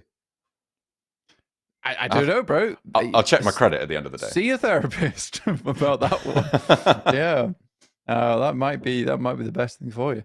But yeah, we'll be waiting to get into our game. It's ready. I've been told it's ready. We have been told that. Yeah. So I think what we're waiting for right now is for me to press the start button. Yeah. I'm pressing it really hard. I think I'm gonna buy a button that says start game. I think that's something I'm gonna do. Yeah, you could do just like slam it, like one of them big buttons that you can slam. Oh yeah, like, bang. Like you know those buttons that people get for their pets. Lid. Like so dogs can like talk to their owner, kind of thing. They like. I don't believe in it. You think it's fake? You think it's coached answers? Yeah, I think so. Okay, yeah, fair enough. I think they go. You press the yes button when I make this sound, and then I'll give you a treat. And then they just slowly add more. I think it's all placebo. But either way, that's still impressive if they can remember that many buttons, and then be like, "Oh, I pressed this specific one for this." I ain't saying dogs aren't smart. Dogs are some smart creatures. Do love me a dog. That is true. Yeah. I don't have one, but at some point I'll have to get one. Yeah, no, just have to. It's the rule. Don't make the rules, just follow them. What are you expecting for Erangel? Really? For it to start, I think that's what I'm expecting, and that's hopefully what's going to happen fairly soon. Hey, that's bare minimum. What else? Yeah. Okay. After that, I want to see.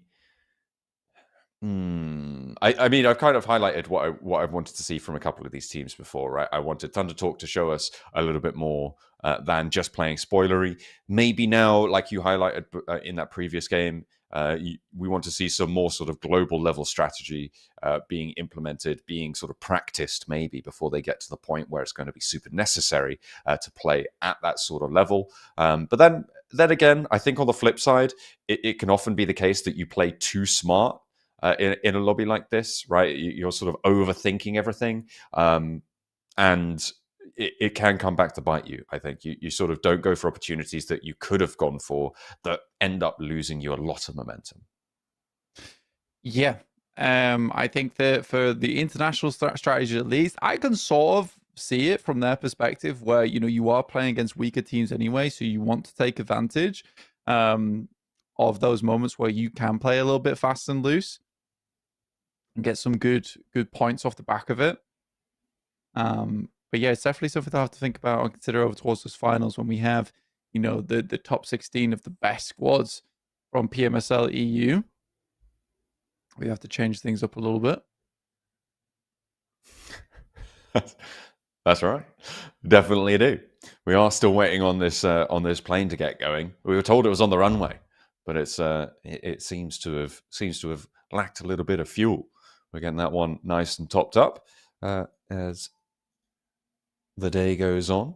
Erangel, in general, are going to be a little bit safer on rotates. Teams are going to be very familiar, but I think even looking forward to places like Miramar. Of course, we talked a little bit about Galatasaray being stronger on Miramar, sort of night and day almost at the end of the day.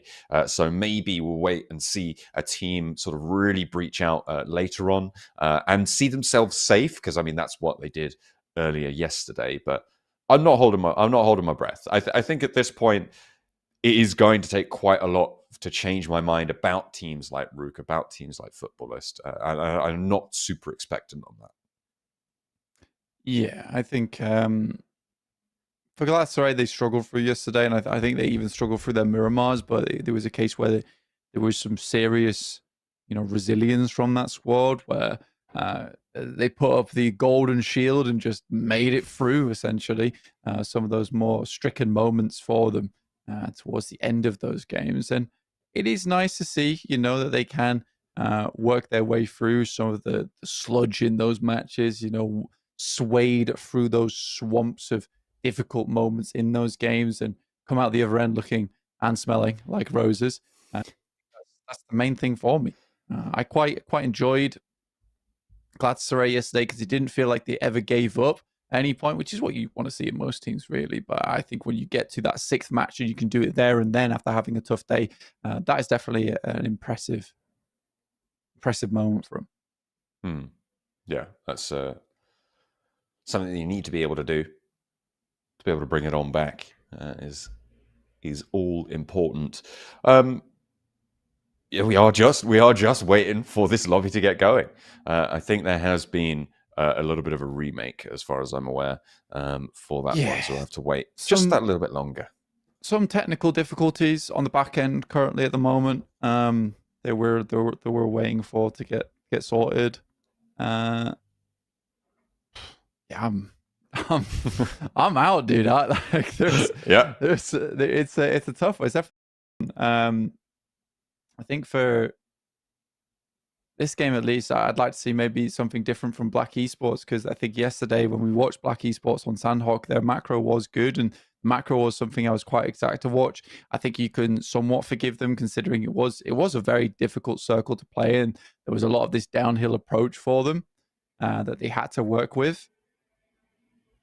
And that's not easy. That is not easy. No, it's something that it takes a lot of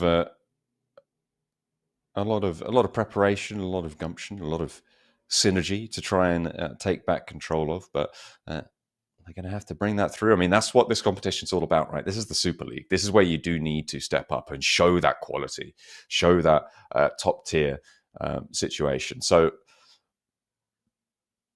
the question is who's got it in the tank, right? And who can go in that distance, to paraphrase Hercules from, I would say, maybe what are my top 6 Disney animated films? Yeah, I had that bad boy on VHS back when VHSs existed, and probably a lot of people don't even know what a VHS is anymore, really, which is quite sad, at least. Now we're all on Blu-ray DVDs, which I don't think are very used either. What are you talking about? No, it's all downloaded content, you know. Yeah, absolutely. Streamed live to your device. Which is the way to go these days. But you do lack fidelity, actually. I don't know if you know this, but what do you say? What do you say about me? You lack fidelity. You lack fidelity. Much. I think you'll find. No, you do. I think there was a good podcast. I can't remember the name of it, but I was watching it, and basically the guy was saying that on a Blu-ray disc, you know, all these all these programs and apps tell you you're playing in 4K, but you're not. You're losing actually out on a huge amount of detail and picture on those images if you're not watching on a Blu-ray disc, which just has way better quality, which I didn't know about. So Blu-ray is still relevant today's day and age. I'm still here. If you wanted to know that, and if you didn't, too bad, because now you do. We're telling you all about it. That's right. Oh yeah, gotta let them know.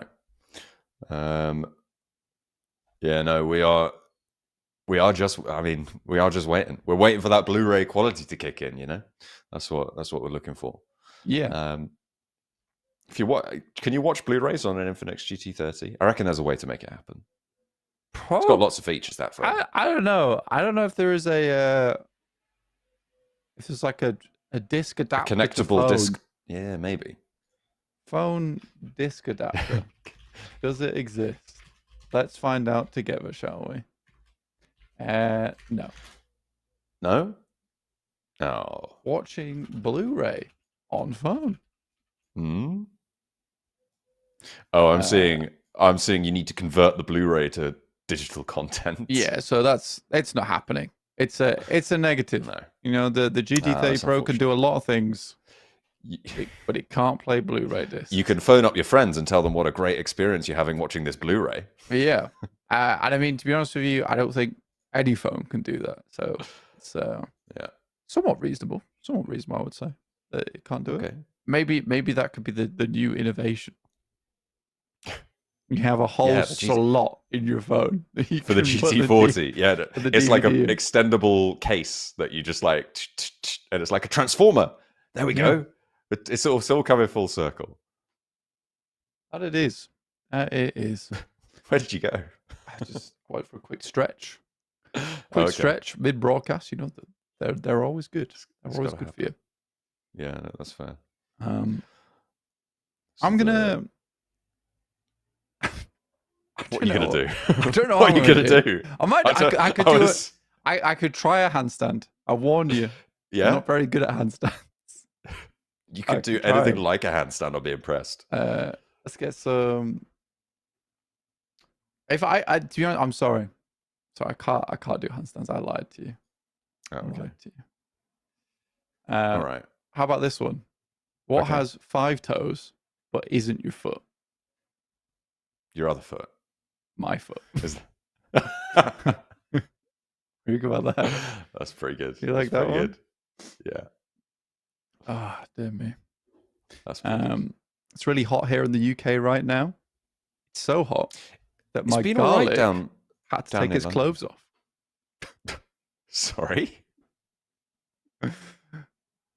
You get it? Why is that? Garlic and cloves? Cloves, garlic, clove, a clove of garlic? Oh, okay, no, I didn't get that at all. That was way over my head. It's not too hot down where I am right now. It's no, not too bad. No, it's pretty medium. You know, it's medium well right now. Yeah, how about a cool 26? I had so I'm told. Pretty angry teacher back when I was in school, and he loved to do quizzes all the time. I think he was just a bit testy.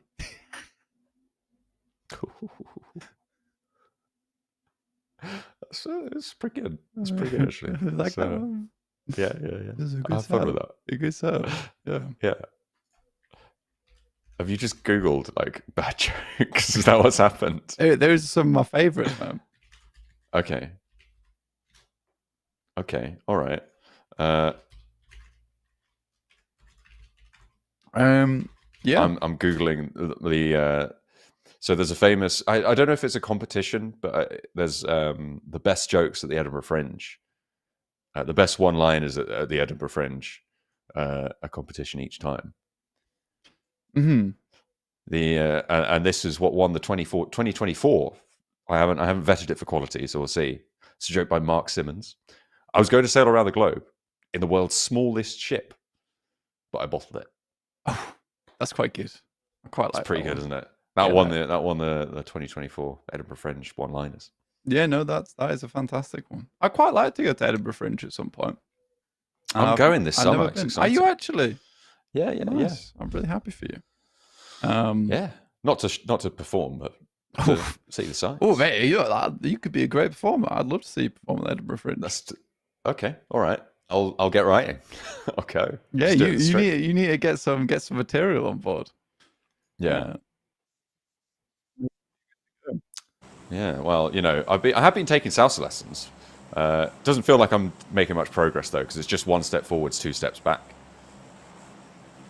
Very, very nice. All right, it's time for the game. Enough of the jokes. It's time to get into another match of PUBG Mobile. This time on Erangel. Stalber down to Novo. Down towards Nova Rep. Nice. Very eastern playing path on this one. Where we're going to be getting teams out. Slightly more difficult to get over towards the western side of the map, which will send a lot of our teams over towards that east side. I'll make some rotations a little bit more difficult.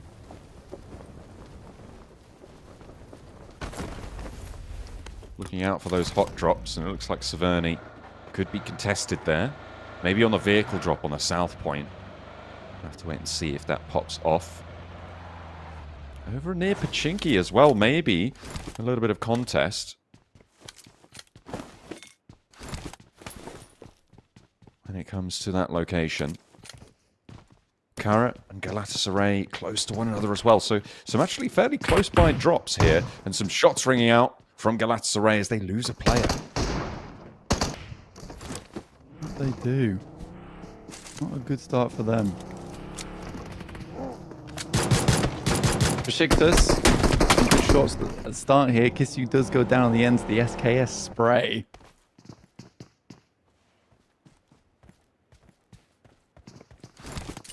A nasty fight here between Beşiktaş and Team Ego.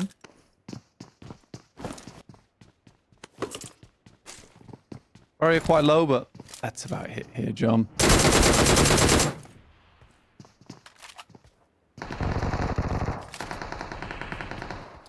Maniac looking to try and keep things under control on the drop.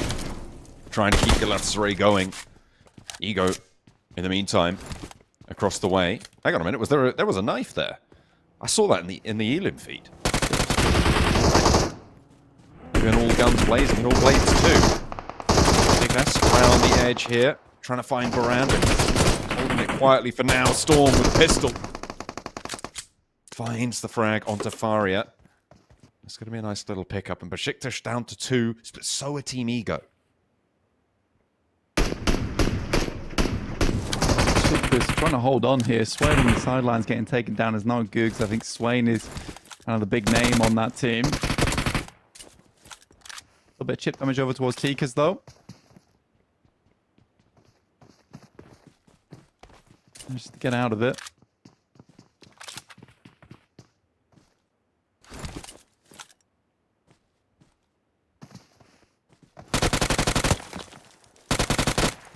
Baran taking the challenge.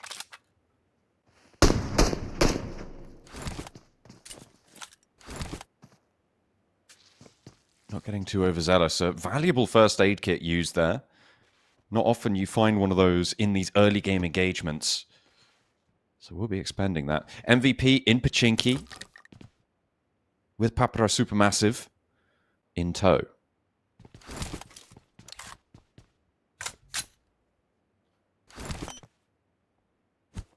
Sticky bomb sent out over towards Para. Get that one off. Doesn't do all that much damage though. Para SuperMassive. Just keeping it very, very chilled out. So quite a few more hot drops we're seeing today here, John, so far.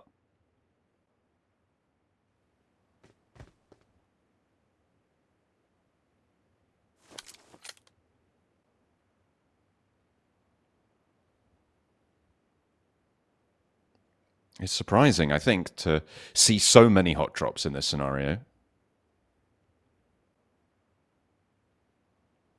And teams are starting to lose players. So far, we've seen Beşiktaş lose 2, Team Ego lose 2, Carya lose 1, and Galatasaray lose 1 as well. So all of these teams who are stuck in these hot drops right now are suffering. Papara SuperMassive as well. They'll be losing one to MVP. Rampage through the streets of Pachinki. Keystone caught on the cross, but a nice trade from Hardman. And he's going to find that res as well. Kamikaze backed off the angle. There is an off angle as well for MVP. So a nice setup for them on this fight.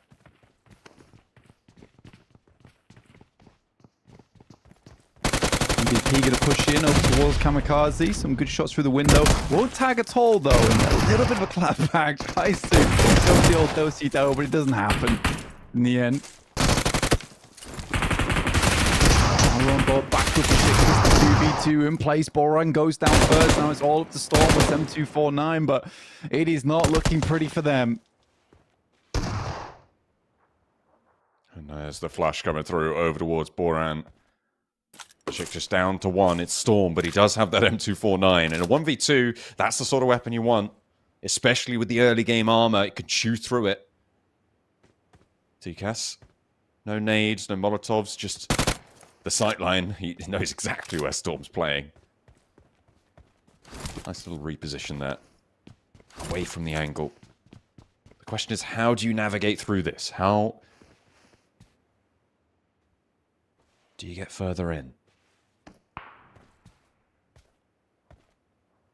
Lozin. CEO later should be able to find this. Some quick movements from Lozin and just unable to find the shots here. CEO later whiffing, pulls out the grenade instead. And oh dear me, this doesn't look great here, no. John. 4 bullets Oh left no, as he's well. allowed it. Just makes it happen. That was mucky. That is not what you want to see. For CEO later, that's got to feel a bit naff, to say the least. But he does manage to get it done in the end. Lozin trying to get away, but again, just going to chew through the ammo. Oh dear. That's a little bit of comedy there at the start of the match.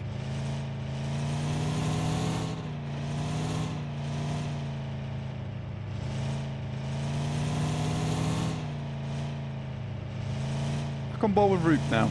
We had a little bit of a more difficult game last time around. Struggled to get themselves out from inside of Sanhok and into a better position inside the map. And getting cut off. It was a good start from them, though. I like the read over towards Ruins. Marceau. Compaction around the window. Maniac. Dodging it, though. And Marceau comes through. High ground is taken. CEO later launches that nade that you didn't use earlier. Over to the top rope, and the Quacks goes down. Maniac soon to follow. Marceau capitalizing nicely. And Carya get away with all three of their players who still remain.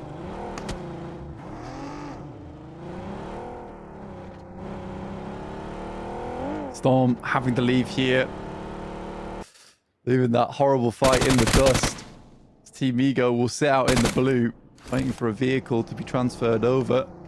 Ekas comes back with that one. TTQ, though, going off again as Lord Cedric takes a tumble. Want to see Black Esports do a little bit more, but already TTQ terrorizing the lobby.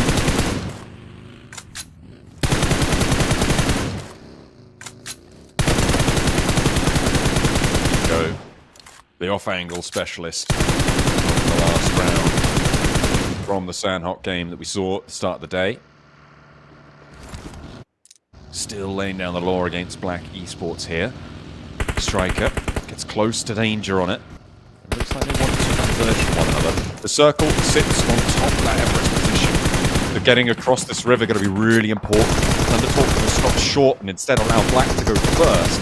But they're able to set up that line of fire, and that's exactly what they were hoping for. Finding an early pick, really good stuff.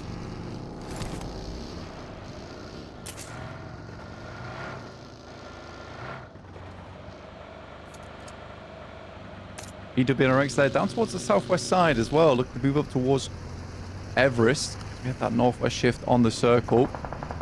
Kind inside the hovercraft, so quite a nice little bit of cover. Kakali spotted by Gabri, though.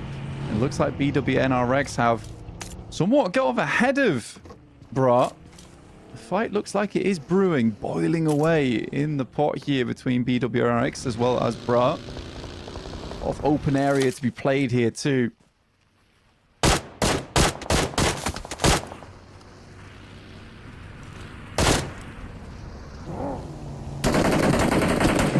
Kakali trapped in the smoke with the buggy there, takes a lick of damage and has to send down, tries to get away from it. He has cover from his teammates, but unfortunately no cover from the storm that are bringing, but fortunately, there is a response in twofold. Unfortunately, though, Carly has gone down completely out in the open. They can't get that res back up.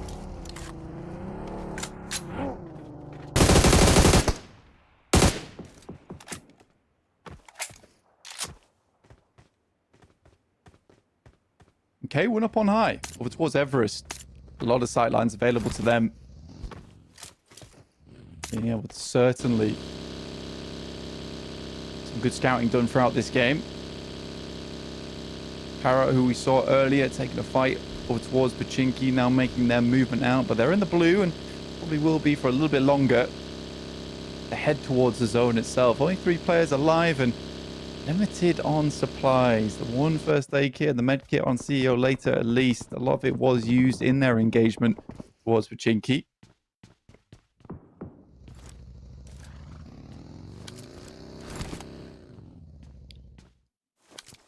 MVP taking their outpost in the Gatka fields. Remember that center circle sits around Everest. Taking the top of it could be pretty valuable. Talq going to try and challenge against K1 for not only the top of Everest, but potentially the top of the tables. Yeah, with TTQ at 65 as well. I mean, K1 definitely wanted to get that back under control for themselves. Now, TTQ coming up against K1 is a frightening possibility. Or K1 at least, as TTQ starts to show their claws, their fangs, the last 2 days of play. Ooh. It's a pretty nasty hard shift out to the west side. Teams were sort of posturing. You could see all of those compounds to the south of Everest completely occupied there. Teams were expecting it to be in that sort of area, but going all the way out to the west, to the foothills around that hospital position. That gives IDA a great result here, as well as BWNRX able to hold on that ridgeline. See if they can do so effectively.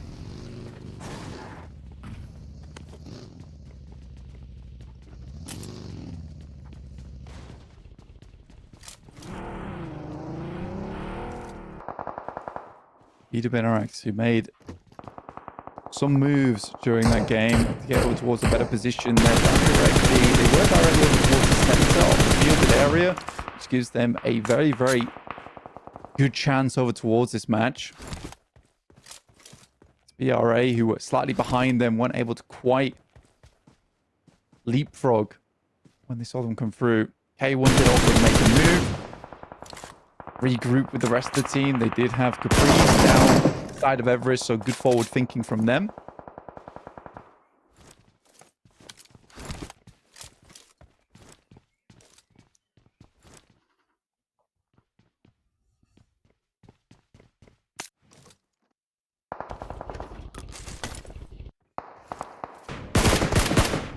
MVP taking shots out across the way.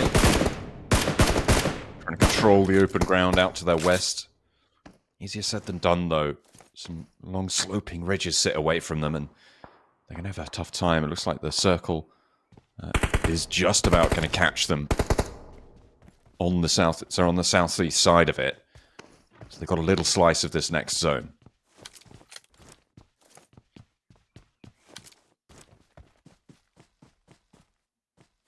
Towards Rafa, looking over towards BWNRX, who are down towards the swamp area. Really nice position to play. They do have an outpost as well. It's a little bit further forward, but losing one player does diminish at least the defensive capabilities of that position. Slightly unfortunate for BWNRX. Team Ego coming across from Georgia Pole, so they are quite far out of things. Over towards hospital side. IDA basically controlling the entirety of the western side of the map. At least they'll be happy with that to get some more points on board. I mean, they didn't do terribly last game. 9 points total. Good stuff from them.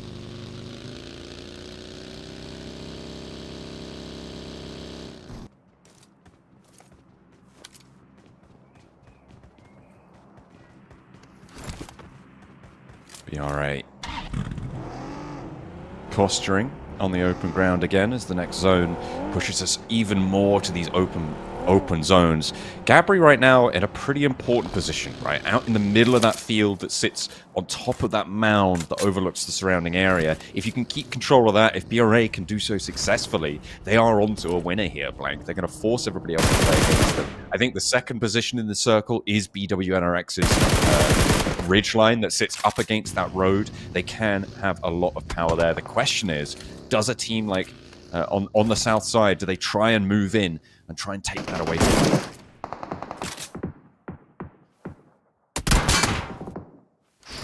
Tough stuff for MVP. Really hard location to hold, honestly, and with the sightlines that are coming through from along the way, definitely find yourself in a scenario. Good shots, though, from Khan, though, to at least take the pressure off after placing down a smoke that does limit those sightlines over towards the rest of his team. Ensure they can get themselves back up, so able to hold on. K1, though, not too worried. They're still inside the zone, but there is a team behind there. Waiting the wings, looking to head in.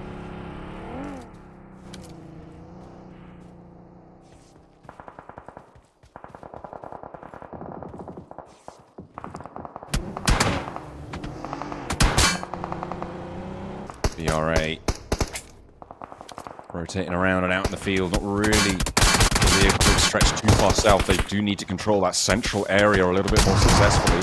Pusher, though, around the side of the rock. Not going to allow MVP to control it for free, but it looks like they're not going to provide too much resistance. Only the long-range engagements from Boars Gaming is going to have an impact here, and it leaves it just as TwoLiquor. Just TwoLiquor left standing now for them as they try and navigate their way through. This is that high ground of the mound that I was talking about for BRA. They are currently now sharing it. I think that is Footballist out on their western side, Blank. But for now, they have got the position under control.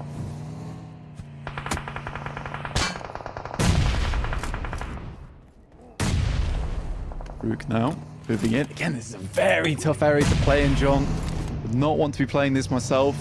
Bra is currently making a ton of movements because they know they have to try and find something, just eating their way in. TwoLiquor, last player here for Boars. Up against Footballers. I don't think there's much chance in hell that he's getting through this. Yeah, 1v2, but no, Dokkanma shuts it down. Shotguns are going to work out. BRA nade bombardment over towards the Footballer's position, trying to find those points, trying to find that hold. You can see just across the way, down behind that ridgeline on the roadside, is BWNRX, holding their own as well. They have lost Kakali, we saw that earlier, but playing as 3 from this position, it's very viable. I wonder if Rafa are going to be able to take this position from them, though, because they have 3 players of their own.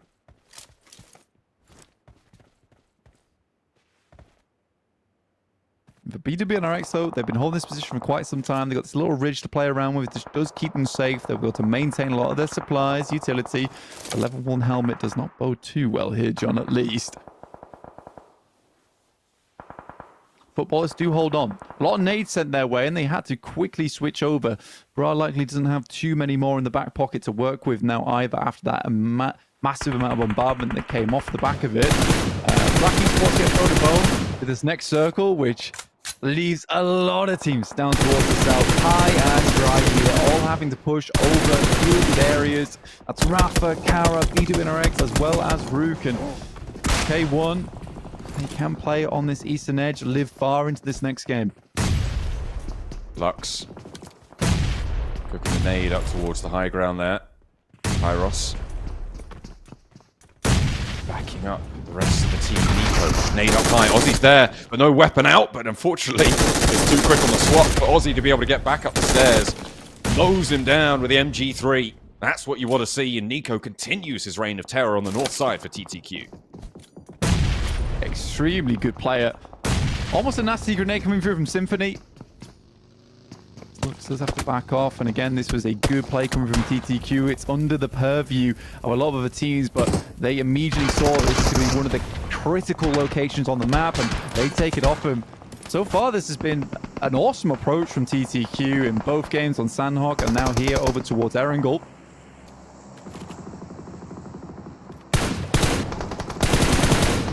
Footballist trying to hold their slice of it down still in the shadow of Bra.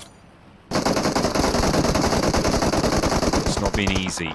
The volley comes through, and Rafa are actually going to opt to descend out into the field rather than go for BWNRX, but Looks like they've managed to do some damage. No, that's RUKH actually chiming in across the way. They try and roll up on the BRA. Swash is down, so it's only 2 players on this hold with Rolex going out. RUKH are going to capitalize on the chaos that was sown by Rafa, who have fallen in the meantime. Swash was res as the vehicle rolled on in. The model does go down, but you open the door and the rest of the team storm down the gates. Really good stuff from RUKH. I mean, it is a 3-man to go down there, but good plays overall to do a lot of damage over towards Bra and then finally take up in their location. And RUKH is really pleased with himself off the back of that. 7 eliminations on the game and Bra is out. K1 though, they take advantage of this as RUKH goes down shortly afterwards. So third party after third party. K1 were not happy, just let that one go through too easy.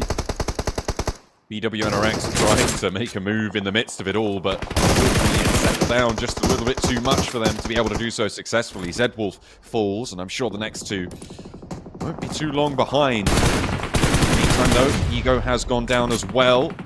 Hold out just a little bit longer, you'll rack up those placement points. Frozen just wanting to stay alive, but K1's taking shots. Footballist as well, out towards his position. It's not going too well for them, and they will fall 6th place with 1 Elin.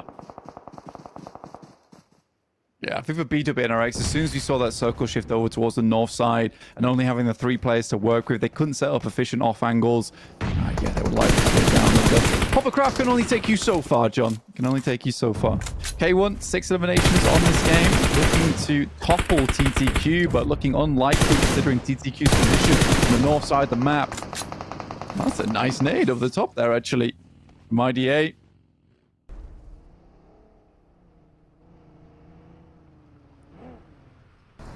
To launch themselves into the circle.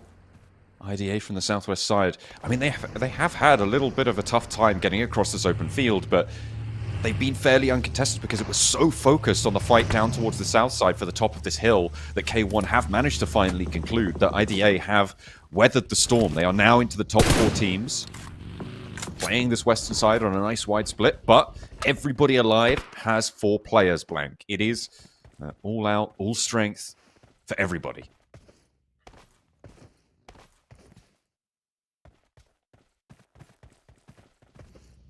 K1. Now up top. Playing around the pylon. TTQ did move forward in the midst of all this, so not afraid to take a forward approach here, which is what I really like to see. Footballist, big moment for them now. Very big moment, but what a long-range grenade that is.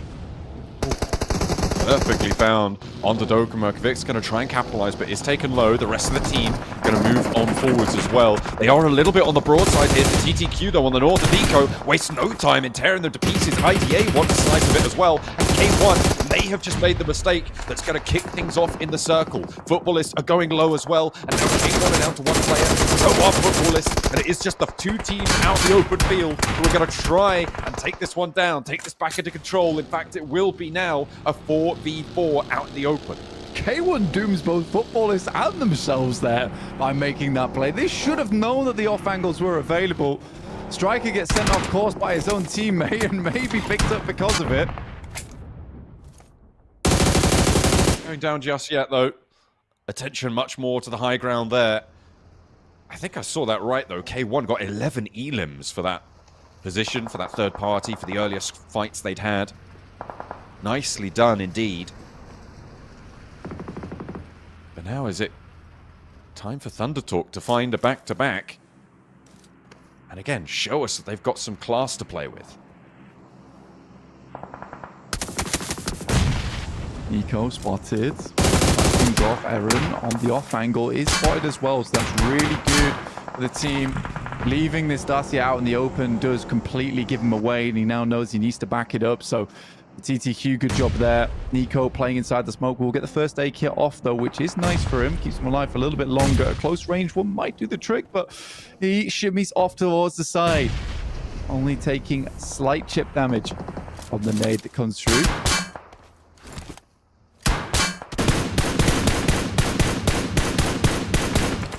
Eren trying to find a little opening to make a move.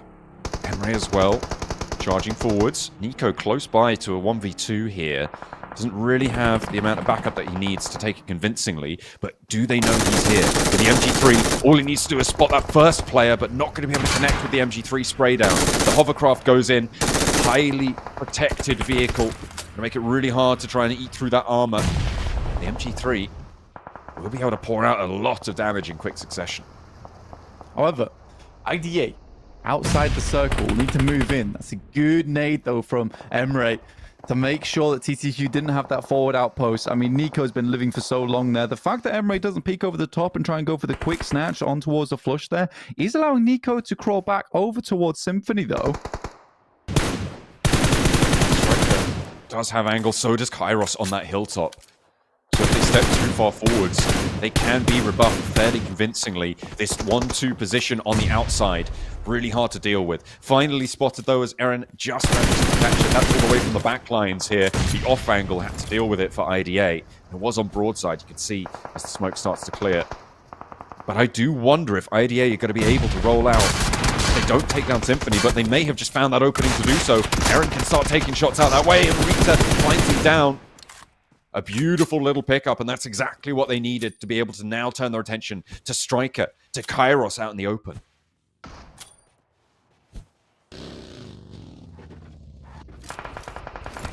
Emre moves forward. TTQ in a whole world of hurt now. To get themselves out of a sticky pinch.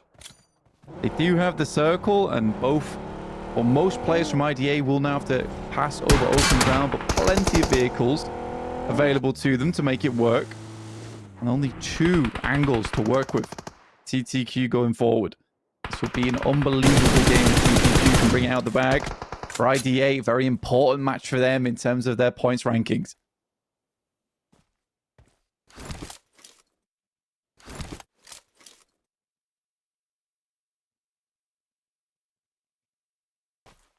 Kairos biding his time. I mean, they have got the zone, right? There is still one more circle, so it could potentially be going over towards them. Vehicle up in flames, but that pickup should just seal the deal. IDA may have just been able to take that one home, draw the attention, pick up the player, Rita. In danger now, but Striker gets sideswiped by the buggy, and that's going to be it. IDA managed to make it. And that is going to be a chicken dinner for their trouble. I don't believe that was the first headshot coming through from Rita, though. That's crazy. But yeah, very, very nice stuff coming through from IDA. All started off with some fantastic nades coming over the top side to clean out that pylon, and then moves on through, picks up more and more off the back of it. Wonderful stuff. Honestly, wonderful stuff coming through from IDA. I think that they make the right decision a lot of times. Footballers, though, their run could have looked a whole lot better there if it wasn't for K1 being so elimination hungry. Absolutely, they managed to get so many points off the back of that match, and getting into a fairly late game position as well, top 4, so decent placements. They are wanting to challenge ThunderTalk in those final moments, but we'll have to wait and see how the final tables fall. It was fairly large of a gap, I think, at the moment between ThunderTalk and K1, but they're going blow for blow, and it's really impressive stuff coming through. I think the big story for me is that ThunderTalk did it again, right? They got into a solid position into this late game, and they didn't do it through any sort of nefarious means. It was fairly standard PUBG Mobile, but just played very well, very disciplined. Those final moments maybe could have been done a little bit better, but even getting into top 2, right? It's a great result. Yeah, very, very good result. I mean, for TTQ coming off the back of 2 very strong games where they both look good into a chicken into second place. Yeah, they look on fire today, and this will certainly secure their position up towards that top side, and maybe even put them now in the running to take away that $4,000 right at the top in terms of the dollars available to you in this league stage. Only have to perform, 4 more times, and right now they look to be on fire. There is just a lot of infighting between these teams. Let's take a look at the final moments. It was this rundown coming through over towards Kairos, and yeah, it was meant to be, considering the amount of vehicles available towards IDA, considering the amount of teams that died on that edge of the map. Yeah, tough stuff. Caprice will be coming through as the MVP of the match, though, from K1 with 509 damage and 5 eliminations.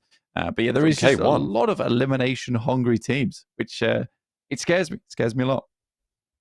Yeah, they were just going for it. I mean, even in those final moments, right? They opened up the bidding in that final circle. Had they not been so overzealous, that final circle could have been very different. I don't know if IDA would have been able to make it. They were on a very open hillside from their position, but not to be.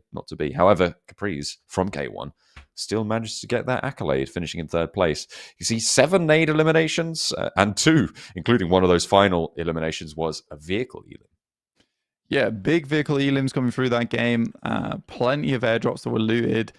356 meters on longest distance elimination was nice as well. But yeah, overall, very, very tough match for a lot of teams when you head over towards the fields on that northwest side. I think that TTQ right now is just playing pretty much just take advantage of a lot of what I would say somewhat overzealous plays on the map, very bold plays.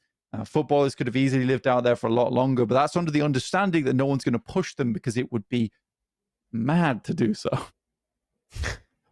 Yeah, it sometimes, a little madness is just what you need. Other times, it's just definitely not. And that's what came through there. The longest elim came through from Lost, making sure that he was keeping people at range. That was from RUKH. Remember their roll-up that actually opened up that big third-party engagement on the south side. Although it was sort of initiated by Rafa, moving in from that south edge, RUKH were the first team to try and jump on that, right? They were the first third party, and then K1 came in and cleaned up the rest of it. So a nice little opener from Lost 7. I wouldn't be too surprised if that was where he got that distance elim. Yeah, again, I think RUKH had a better game. They had a much, much better game. It did come all crumbling down, a slightly hectic fight where K1, again, when they smell blood in the water, they're like sharks. They're upon you almost immediately. So you got to be very careful when taking fights where multiple of your players go down. You got to be very quick on the swivel that teams will be heading in, especially open area like that where everyone wants a massive amount of action in the process. Yeah, you've got to be incredibly worried.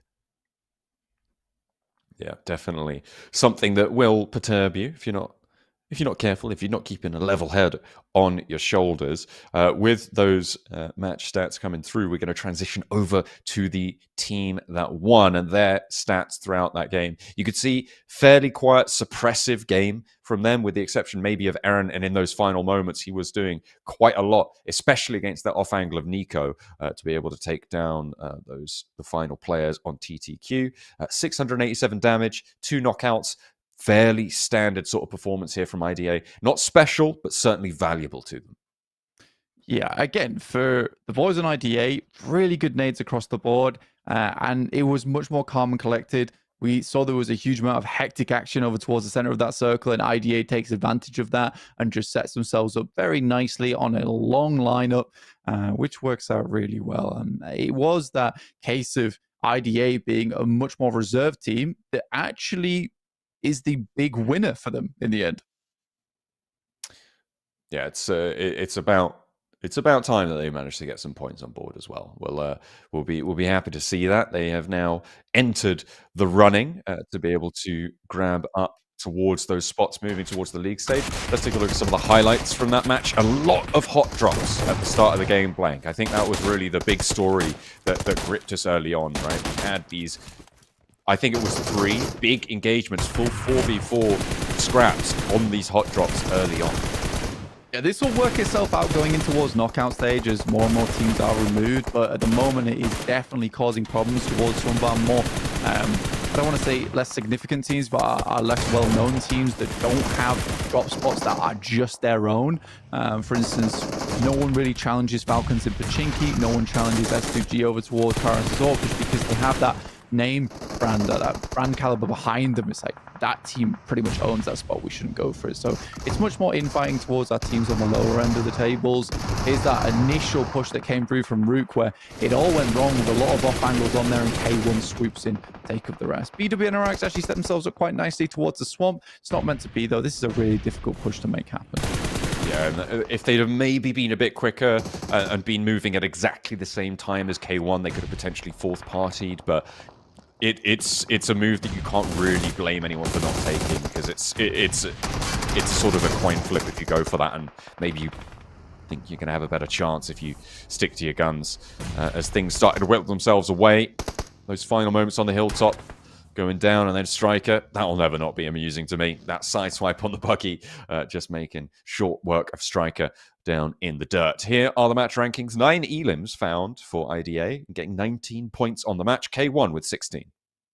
Yeah, I think the big surprise here is K1 with the 11 eliminations and 16 points. Is that although, yeah, their playstyle is fairly crazy. I mean, they're making it work with the elimination count they're able to get on board, and that shoots them far ahead of TTQ, who are only able to get away with that game with the 11 points and only one more placement point above them.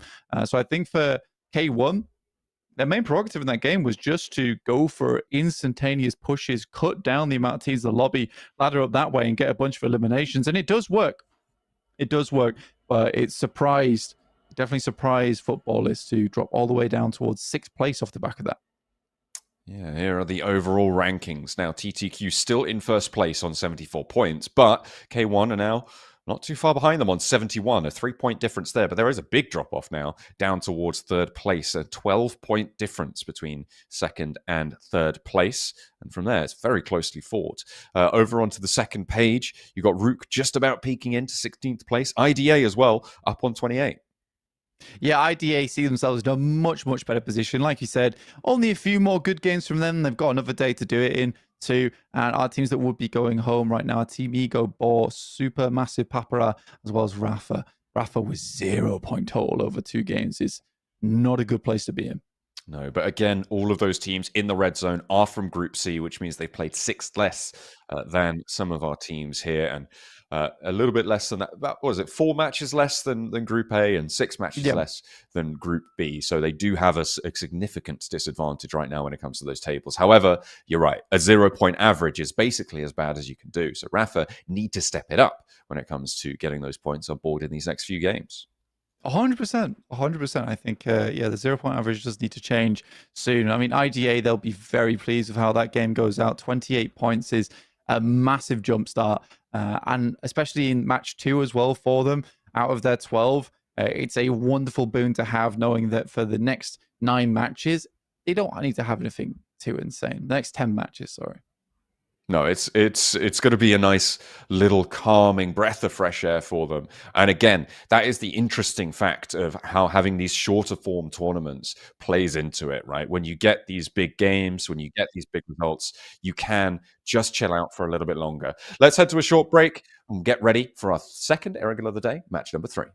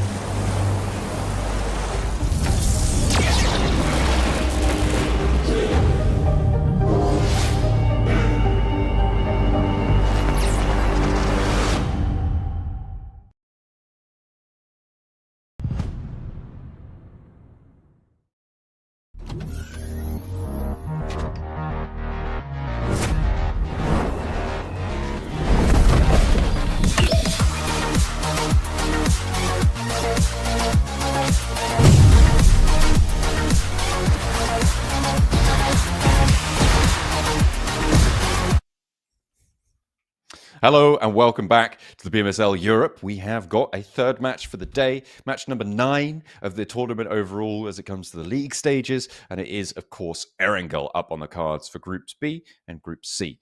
As Group B has continued with their final day to try and put those points up to avoid elimination and head to the knockout stage.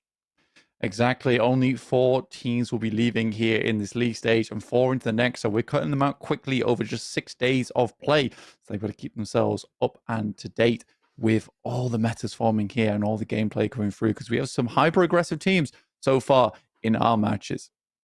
Yeah, it has been quite quick, quite thick and fast in terms of the action when it starts to unfold, and it is going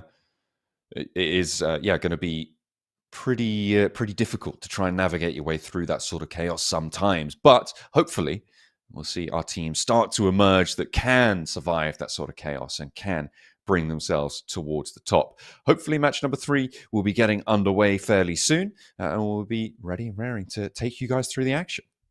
Yeah, almost halfway through the day now with our second Erangel coming up. I'm excited to see it all break down. So far, K1 continues to impress here, John.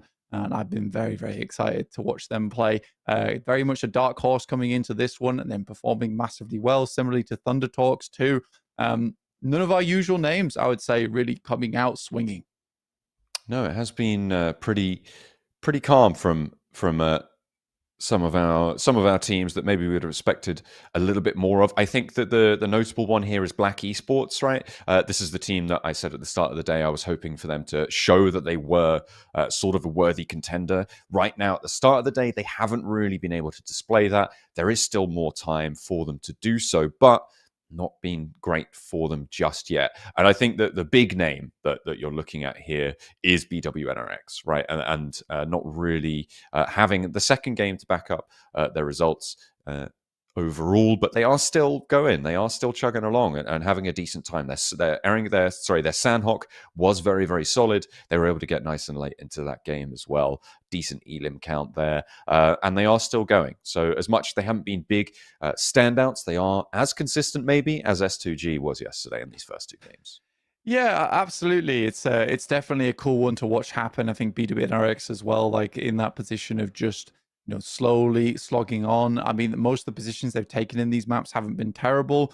Just not quite able to deal with just the fast amount of pressure being applied by a lot of our other squads inside of this lobby. And that's certainly been the thing. Again, it is kind of a symptom of the lobby having some teams which are much better than others, and then some that are a little worse, where they're not taking advantage of those scenarios and areas of the map. And specifically looking at Sanhok, where Nico was playing out in the open for such a long time away from his team, that could have been punished quite easily, but there's no one there to punish. So Nico gets a huge amount of free space all to himself. Yeah, absolutely. That's what he thrives as well in those angles where he's got that sort of space to play around with. So can't be letting that happen. It's making sure that you're shutting that down will be high on the docket, I'm sure, for everyone involved as we get ready for our third result. Hopefully, the teams will have noticed that that's what he's doing and sort of folded that in with these breaks between matches. You've got to imagine that coaches, that analysts are starting to fill in the teams about what other players are doing, what they've spotted, what little adjustments can be made. There's no real time between matches to sort of fully re-strategize and sort of say, okay, we're going to completely change our rotational playbook. All you can really do is trust in the plans that you've set before, that you've trained, that you've scrimmed, and make the small adjustments like, oh, if you're facing against this team, to look out for this a little bit more. Yeah, it's very much a thing where you do need to look towards where these players are coming from. And look at that, straight in towards our third Erangel of the day. So we're getting underway with this one, which is lovely to see.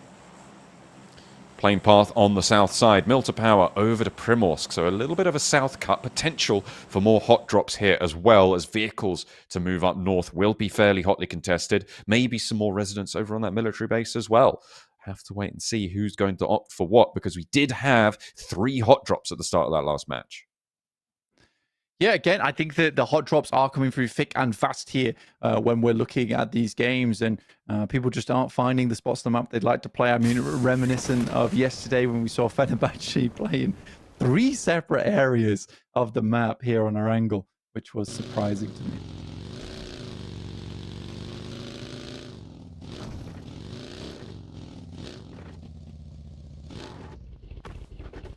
Still just on the lookout for these hot drops right now, and I'm seeing a little bit near K1's eastern point near football. It's just over shelter. Could be dangerous. Over to those vehicles. Have to wait and see, as well as Pachinki, where we had that hot drop, and that could happen again. A big north circle as well means that that vehicle hot drop could potentially be even more exacerbated, Blank. Could be even worse than it was just moments ago, as teams grab those vehicles and get on the road. But it looks like they are just going to stick to this Pachinki hot drop in the middle of the map as teams start to get on their way. And they will have to get on their way. Very southern plane path into a hard north shift. Got to be done. Lewis. Oh, he's beached it. He has quite literally beached it. Uh-oh. The beetle on the beach. Not ideal. Does have a hovercraft out in the water that you could potentially run for. Doesn't have any weapons, though. Doesn't have anything really to be getting on with. This is that Pachinki hot drop that we saw in the last game. Papara SuperMassive versus MVP. Papara SuperMassive have got 2 points on the cards already from that last match. But MVP were able to get a little bit further. Let's see if the tides turn this time around. Zell opens the door, wants to step a little bit forward. I think it might be fairly bold, actually, to go in for this one. He's now sharing the building with a player from MVP. Zell, good jump around the corner. And Khan goes down. Plenty of clapback coming through on top of that. Hard man knocked. Para SuperMassive. On the corner here, looking for a res. Lost needs to be careful, though, not to go down. They do have the upper hand now and just need to slow this fight down. Zell, actually, I think that was the first aid being pulled out. I think it wasn't a bandage. So being able to get back up in the early game, very, very important.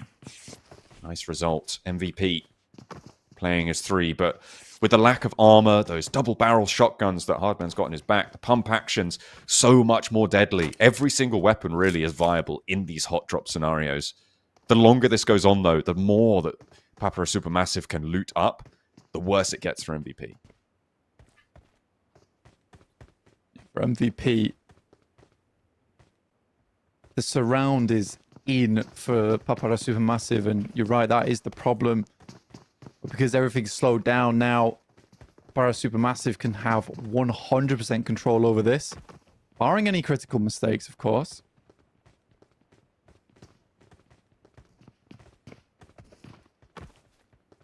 Kamikaze across the rooftops.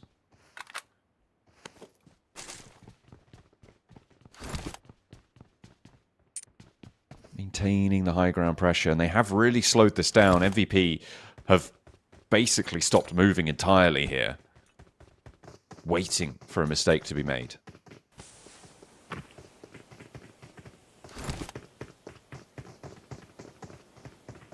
That's all you have to do. Should being slightly outside the circle as well. Not many teams likely to make a pit stop over at Pachinki, so they can slow this fight all the way down, John. Launch through. Kamikaze now across the way. Wants to get out the next window as well. Footsteps now heard from Pool. As Kamikaze wants to put a nade in as well. The cook needs to be good here. Can bounce it off the wall to his back, but Kamikaze steps out the way. Nice and deft maneuver coming on through to try and stop that one going kaboom at his feet. Has a nade being pulled as well. Bounces it in off the window. That could be good, but not quite on target. Pool up the stairs, and he knows it now. The heels are spotted as we hop over the way, over towards Bra and Galatasaray, who are now locked in a hillside combat. That's right, in 7th place at the moment. And Papara SuperMassive Kamikaze will find Paul. I'll leave them down with just 2 players, and they are slowly lowering the guillotine here versus MVP. So, very much non-cinematic guillotine maneuver, but it's working. Yeah, they are slowly but surely extracting the value. In the meantime, Galatasaray have lost 1, and it looks like they're about to lose a second as Quacks gets spotted trying to hide amongst the shrubbery. Unfortunately, not going to be carry on in this match. It's down to 2 for them. MVP still giving a good fight. in Pachinki, but you've got to wonder, what can they really do here? And that's exactly what they wanted to find. Flush will be found as well. It'll be really valuable for them and actually really nasty for Papara SuperMassive. Zelf finds one, but losing Tron, yeah, it's not what you want to see in a 4v2. Even if they're finding Hardman easily, playing out from Pachinki, being able to move smoothly over towards that north side with 4 players would have been fantastic. And not getting the read there is bad. It just comes off the fact that they're playing as a lot of solos here, and I don't think you need to do that anymore. You can play as 2 groups of 2, especially in a 2v2.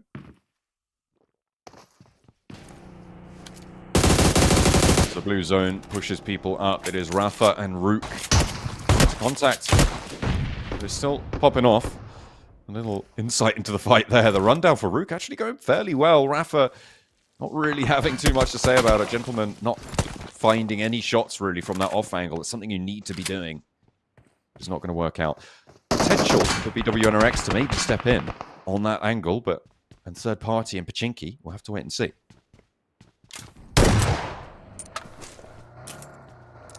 Yeah, Rafa down to 1 player. No eliminations found off the back of the shots coming through from Gentleman. Ooh. The sticky bomb will do the trick over towards Hardman. Finally. Took a while. Mousetrap was sprung.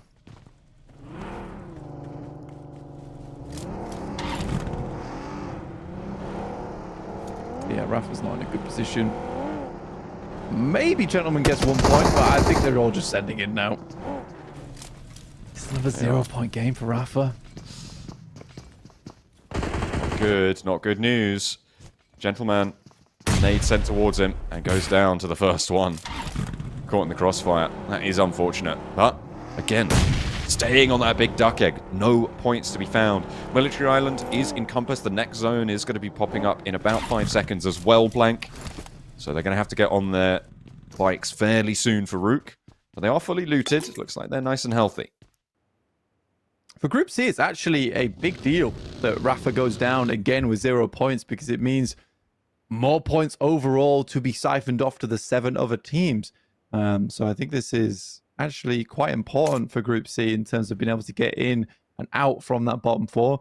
I think at this point, unless there is a huge difference in performance for Rafa, it's very likely that they are one of the first teams that we're going to see falling down and getting knocked out in league stage. Especially after 3 matches. No points in 3 matches. It just doesn't bode well.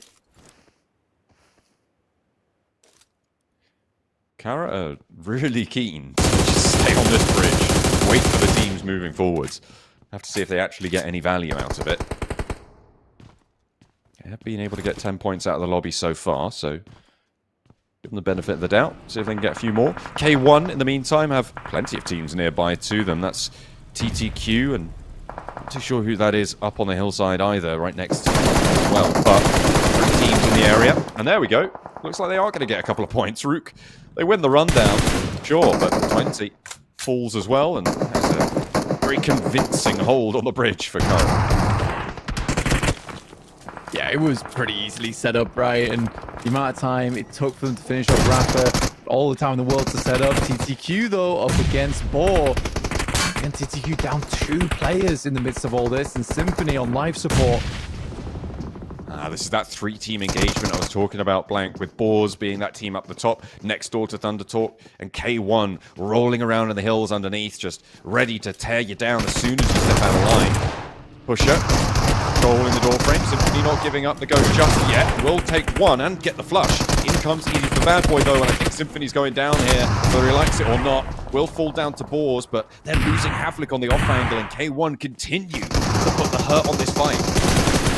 Yeah, K1 sniffing this one out. They're immediately in. Slanix taking shots from around the side, but K1, 2 players down. Not looking too terrible for Boar here. We might be able to get a comeback on it. They have surrounded the building. Havlik's down on the outside. These bad boys should bleed out, leaving them just 2 players, and that's Footballist to join in on the foray. Nice nade found there by the breeze. Goes in for the flush as well. K1 wanted to keep this one back in control, but another team rolling up now. Footballist find the end of Boars. One player left standing for them, but now they also have K1 on the ropes. This is a prime opportunity for them around this Stauber location for K1 to lose not just the one, but the two on this off angle, leaving them just on one player as well. A nice little flex out from two of the players from Futbolist is going to do so much work for them in the long run. Yeah, Futbolist will be happy with this. 3 eliminations. Sees them still kicking inside this lobby. 32 points. Pusher waiting. S12K. The best thing to have here. This kind of scenario. Very, very close to another player. As another nade gets sent in.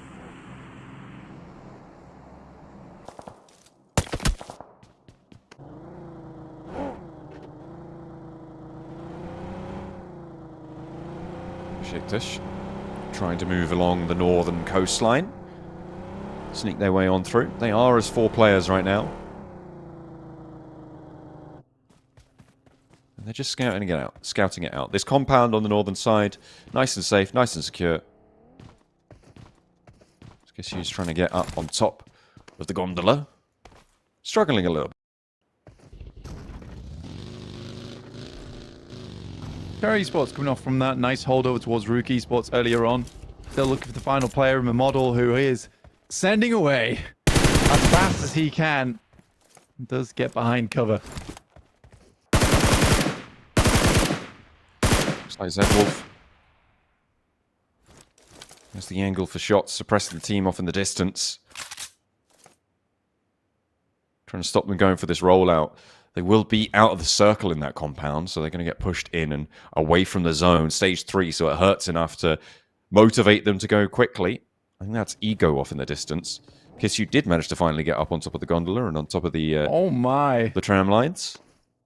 And BRX Esports, BRX Esports seemingly have no idea, but he is so exposed in response. Yeah, but you get a spray down. This is not a suspectful position for him.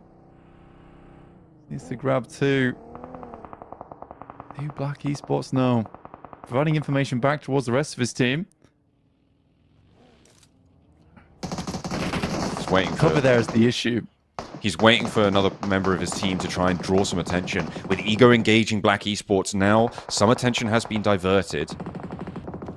But look at the rest of Beşiktaş. They are struggling to make this opening and are losing players because of this. I feel like, you know, Septimus is taking these shots. Kissu is right there. You could see him on the screen. They're just not paying attention to this line.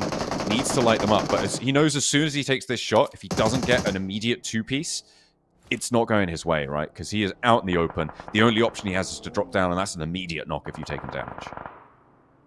Yeah, desperately needed to find at least Septimus there. Going over towards our map feed, though. Galatasaray. Nice compound for them on a bit of high ground. Beşiktaş definitely want to get through BRX Esports, as you can see. There's the first. And did good damage on the second. Not quite found there, like you said. Immediately spotted by Septimus. The rest of Beşiktaş flying in. Actually getting a lot done. The openers are there. 1 and 2 go down, so they have controlled this zone. The drop down can now come through off of that railing. Potentially look for the res here on the back lines, but they need to be pretty snappy about it. Goran looking to pick up their team, and they have managed to keep all 4 players alive. A nice result for Beşiktaş. Yeah, really good stuff. Yeah, he had to pull the trigger at some point. Been way up there the entire time, and the fact that he gets some good damage over towards Septimus means he's a clean pickup for the rest of the team from Beşiktaş when they did eventually make their way on over. So a good spot to take control of for Beşiktaş going forward. Let's get further and further into the lobby. You can see Galatasaray off there in the distance in their Iron Throne.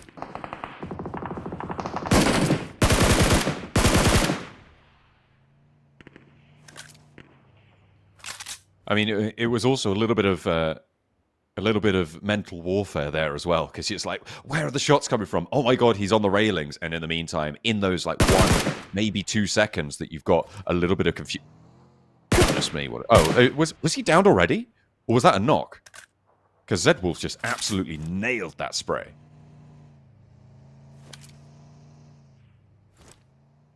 was a really good couple of shots. We know Zedwolf is a very clean player, and he's still tapping away, still finding shots just underneath the vehicle. Ball is off in the distance, doing damage over towards Bra at the moment. You are down on that look. Zedwolf still attempting to put shots in, but only 40 bullets left in the chamber for him. Still going for it, though. They left one behind. Okay, they're going for that baseline of fire. They want multiple angles to contest. Can't be sprayed down so easily. Papara SuperMassive lose one player early. And they have managed to get now in towards stage 5. We'll see if they can get much further. Because 12 teams remain. Placements haven't kicked in yet. We're down to 31 teams, though. 31 players, sorry. But across 12 teams. So we are losing a lot across the board. You can see quite a few teams on the right-hand side, all lacking members. We have 4 teams with 4 still up in Beşiktaş, Carya, IDA, and Footballist. And again, we want to see Footballist succeed here.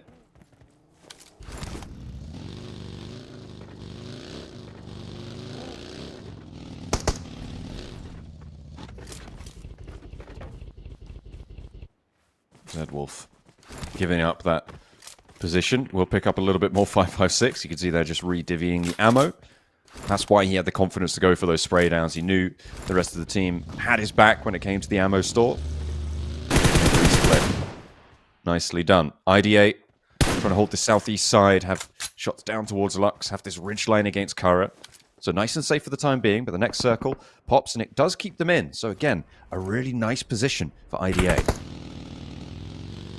Yeah, keep them nice and safe. I mean, coming off the back of a win here on Erangel, getting another strong result, as we know, is the team that doesn't have to do all that much. And we said they could kind of relax a little bit now, but looks like they want to get it all done in one day. Better than that, they want to get it all done in 2 games. Yeah, nice little back-to-back position would be great for them, but we'll have to wait and see. There's still 12 teams remaining and plenty of time for things to change. The hovercraft sends them straight up and into the fight. The auto shotty is more than ready to chew through the approach. And there's the spray from the off angle. Look at Rita repositioning with a hovercraft of his own. Meanwhile, over on the northeastern side, Beşiktaş are being given a run for their money as we hop back over to IDA. On this southeast edge, Carya now with 1 player left standing. Yeah, pretty crazy play coming from Lewis, just to roll up here in the hovercraft and then just get out and expect not to get sprayed down or a shotgun in his face.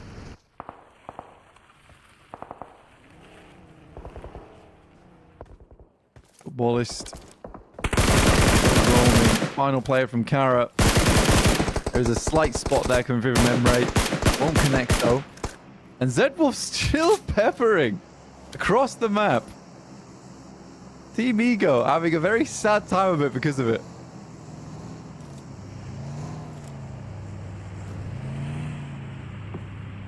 Zedwolf still keeping his eyes out. He knows there's one more.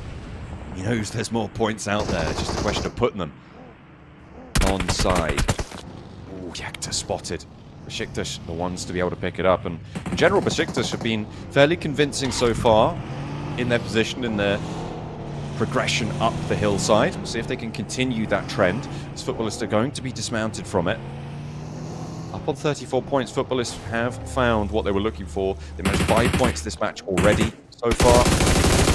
That is a great result for them to just keep themselves nice and safe, nice and tidy in towards the top spots of the lobby. And now Beşiktaş do have the higher ground against them, though. It's going to be much, much harder for teams below them to make any moves whatsoever. BWNRX Kind finds Perks. So BWNRX were not allowing Team Ego to do anything on that side of the map, but it is a rough push up on the top side. Footballist sends one down in Docker Machine.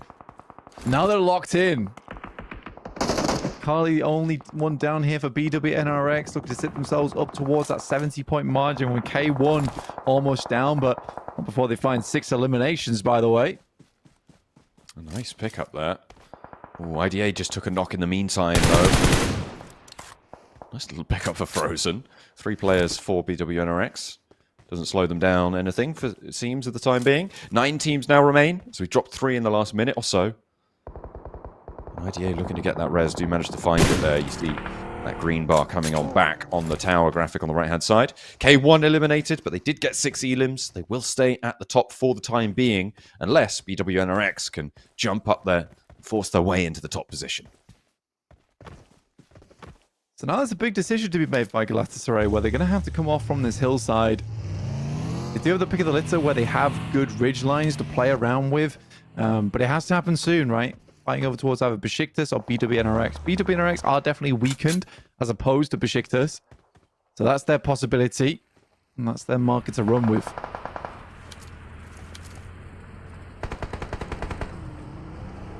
IDA on the eastern side. They've had this ridge for a while. 3 elims. Taking down Beşiktaş is really their major task now. Kisyu close by. Baran up and in the distance there. With that off angle going to be so important to stop the IDA approach to this next circle, to stop this drop down. He has got the most control over it. Carya still have their lone representative down beneath them. But for IDA, wanting to keep the pace going, it's looking pretty solid if they can just get away from this Beşiktaş engagement. Yeah, for IDA, you know, we're still up to 8 teams, so the placement points are kicking in, but they'd like a much bigger game than just the 3 eliminations that would see them very happy over towards the leaderboards. Now, BWNRX, they take the fight to Galatasaray first, who are opting to head over towards them. Maniac catches a couple of shots to the dome before he can make it back into cover. Ooh, shots over towards Beşiktaş. Bow Kisyu's head there. As IDA are balling up for their push. Get ready to try and punch through the edge of this circle. Rita into the hovercraft. You can see the rest of them trying to squeeze every last drop out of this high ground position, out the advantage it's given them. Swain goes down, and BRA on the northern side, with their last player, have managed to make it all the harder. And now IDA, the only team with 4 players alive, they can move down this hillside and have a lot more confidence in themselves. This is really good news. They could even just push over the top here when it comes down to crunch time.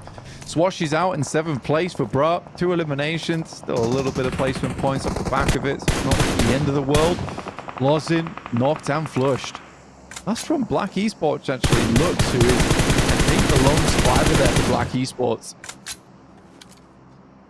Still keeping it going. And they've got 6 elims this match, Blank, up into the top 6. So they've managed to put up a performance, a bit of a salvage game for them, but it's going to be points either way. And no matter how you get them, they still count. Emre on the high ground.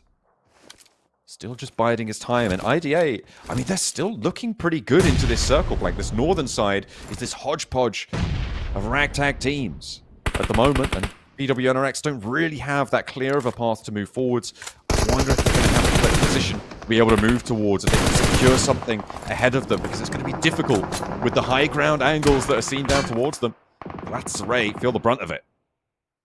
Yeah, BWNRX were really locked into a corner. It was very hard for them to leave here, especially with a lot of the sight lines that are coming through now. Beşiktaş with 3 players, 5 eliminations so far in this game.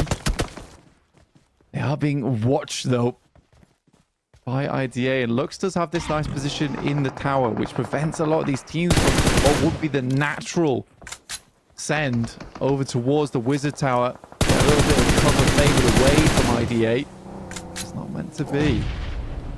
BWNRX managed to get the reses off and have used a lot of smoke here to traverse a little bit closer to the zone. They are going to be burning through resources at this stage to try and maintain their position on the north edge of the circle.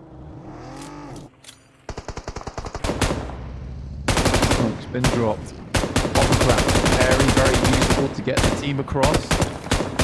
Will take a lot of damage, but at this stage of the game, it's best used just as a bit of cover. Kisyu, not in a nice position. The smoke fades, and he might be fading with it. Ooh, Aaron steps up, spray down. Kisyu will indeed fall where he stands, but no longer. Boran further forwards on this. With the approach to the tower going well. This sweep out to the north edge for IDA has played nicely for them. Played into their ball court. And that's a praise for sure. Papara SuperMassive have 3 players left on the south side. They have the building cover, and they can stay in for just a moment longer. The circle is the same. Nice from Deadpool, finding one.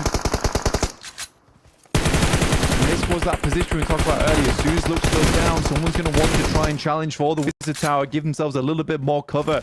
And it was the progression needed for IDA. I don't think they get the flush though, John, which is a big deal. Dropping this into a 3v3 would have been nice. And you've still got Papara SuperMassive on that south edge, and they've started to flex out. You see they moved out to the east side. They're looking to try and maintain angles across the way. Eric goes down again, though, and this time I don't think they're going to let this one get away. It's actually picked up by Papara SuperMassive. Kamikaze with the M249, able to find the shot he was looking for. Now, it's a 3v3v3 blank. Darkin taken low. Are they going to have enough left in the tank here? Azel with a fairly crazy roam out to the side.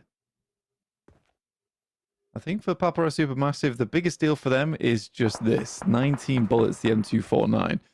Not a lot available. They're going to have to start searching for the loot crates.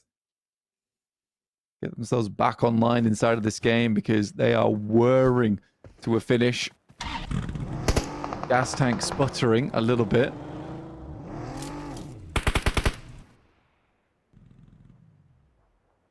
Complaining. All the warning lights are on. Nothing's looking healthy, but you've got to make it work somehow. The circle closes and then it goes central. Papara SuperMassive have the inside track on position here, but you're right, that ammo is dry. Gonna have to rely on that pump action, waiting for those teams to roll up. We'll have to wait and see.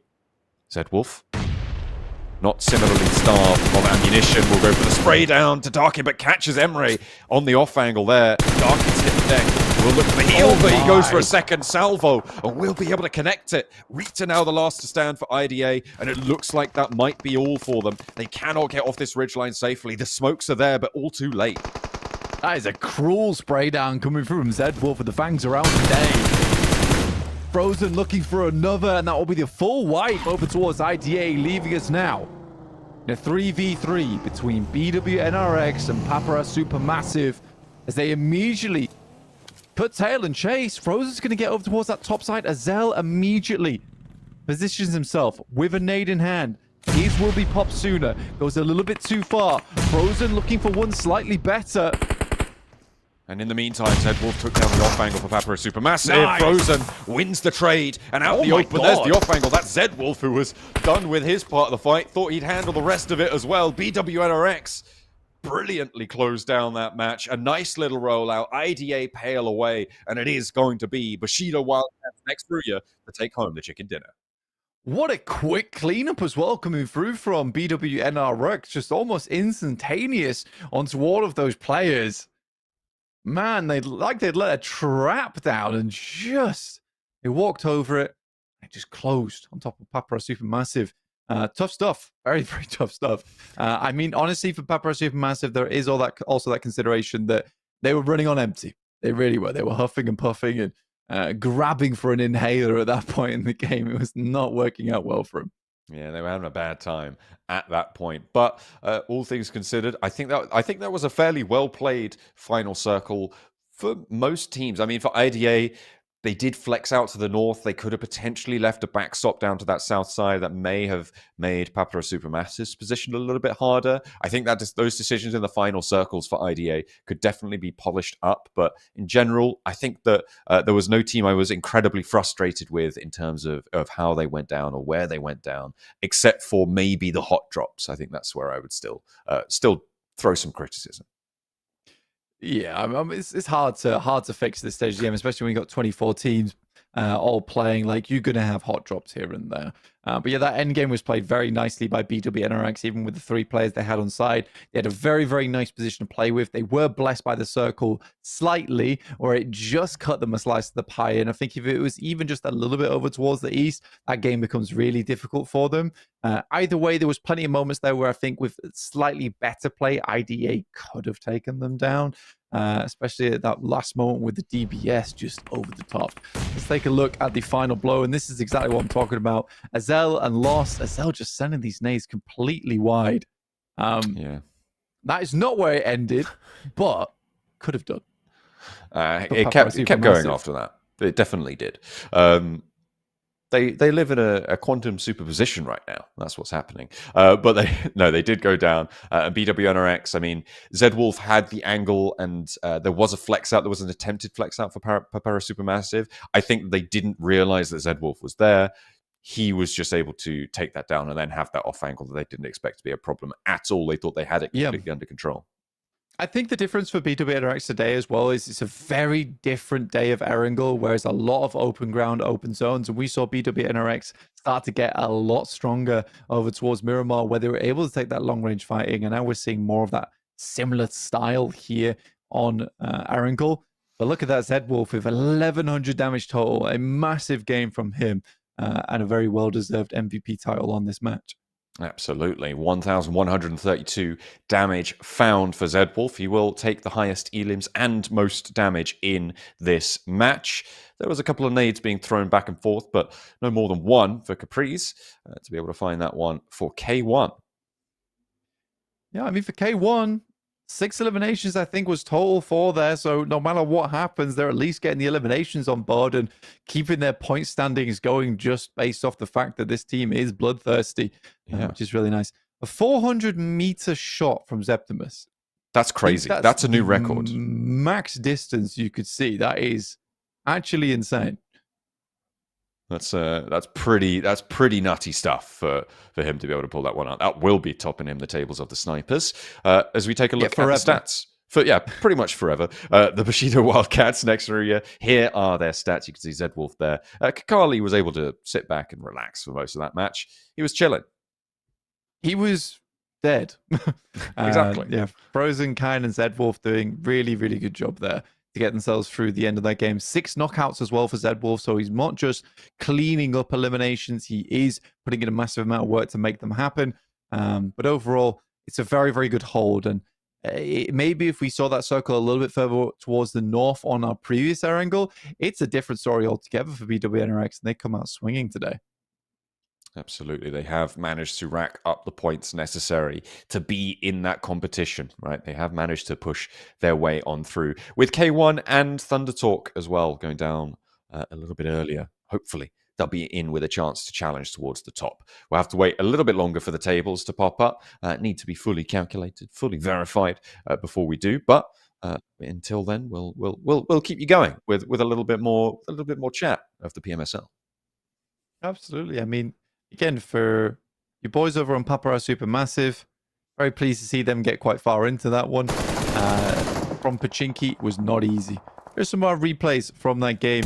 RUKH just weren't able to get out from Sosnovka after putting the final nail in the coffin for Rafa. Another duck egg over a game for them. Septimus doing fairly decent work over towards Ego. This was this hugely nice play coming through from Kissu. A lot of patience from him as well. Does go down for it, but the rest of the team were ready and waiting. That's the time that you can pull the trigger in a position like that, right? You know you're going to go down, but you can actually survive for quite a while whilst being knocked and have a little bit of cover up there, and the rest of the team just sail on in. If you go for that flush, you're a sitting duck for the teams rolling up. As these hillsides to the east side concluded, players started to fall like flies. You can see they were just getting picked up left and right. Beşiktaş go down on that northern side, and IDA just couldn't get off this high ground position. I think when it came down to it, it was just really good shots from Zedwolf, and he would not let up. Like, they had done everything correct there, laying down the smokes and trying to get over towards the Wizard Tower before starting to move down, but Zedwolf was just clean today. This was this shot from the background. Kamikaze just completely lost in the source, wasn't able to even pick up on where Zedwolf was playing. That will leave them with 21 points and 11 eliminations, which should shake up the standings quite a bit. Yeah, it certainly will. I mean, they were, I think it was 12 points behind the top of the tables at the start of this game. I think that was Thunder Talk, if I'm not mistaken, and that should see them up into first place. We'll have to wait and see. But yeah, K1, 6 points as well. Not going to be able to get too much further. And I think that gap will have been closed now, Blank. So we'll have to wait just a little bit longer. But either way, they've all already done what they needed to do here to keep themselves nice and healthy. It's just a question of what sort of practice can you get out of the rest of these matches? Because we are at the point now where Group B have 3 matches left to play. They do indeed take that top spot with 80 points. And K1 not falling too far behind off the back of it as well. I mean, 53 eliminations compared to their 24 placement points. Without that chicken dinner as well, you're looking at only 14 placement points over their 9 matches, which is incredible, by the way. So a very aggressive team. We head over towards our second page. And we do have... Did IDA make it up to the first page there, actually? That would make sense, right? I think they might have done, yeah. I mean, they had a pretty good game, 2 games in a row. Well done to IDA. Flux dropping down to 37 after only having 1 day of play. And I think that it is really RUKH that we're looking at here with 14th place, 30 points. It hasn't been ideal. Football is only 6 placement points, but they're still getting those elims in at least. Yeah, they are trying to push in. Remember, I was saying around that 3-point average is where it starts to get a little bit safer. That's 36 points on 12 matches. So that's what they're going to be looking to try and break their way through. So far, they haven't been able to do it. And then we take a look at the last page, and it is only Rafa on 0 points. But Boars, as well as MVP and Ego, still dragging their feet when it comes to earning these points as well. Yeah, Ego not having a good time. Similarly, like you said, with MVP, who only have elimination points to work with. Boar, I said it right at the start of the tournament that I kind of worried for them just in terms of like over-aggression or just not quite able to get those little macro plays down. I think there is much more potential there. We just yet to see it. Yeah, it's not been fully realized maybe, and we'll have to wait a little bit longer to try and see that one break out of the mold. We'll see what they can do in the future. I feel like strong fraggers tend to play almost better in lobbies where people are more strategic, right? Where people are more have their playbook and kind of stick to it, because they can be that weird force that people don't really understand. But then you have on the flip side the ability of teams to try and handle that in a more chaotic fashion when you have these less stratted out lobbies like this. So maybe it's just not the place that Boars can shine. No, absolutely not. We'll be shining a little bit more later, though, as we're going to go to a quick break, and we'll be back soon.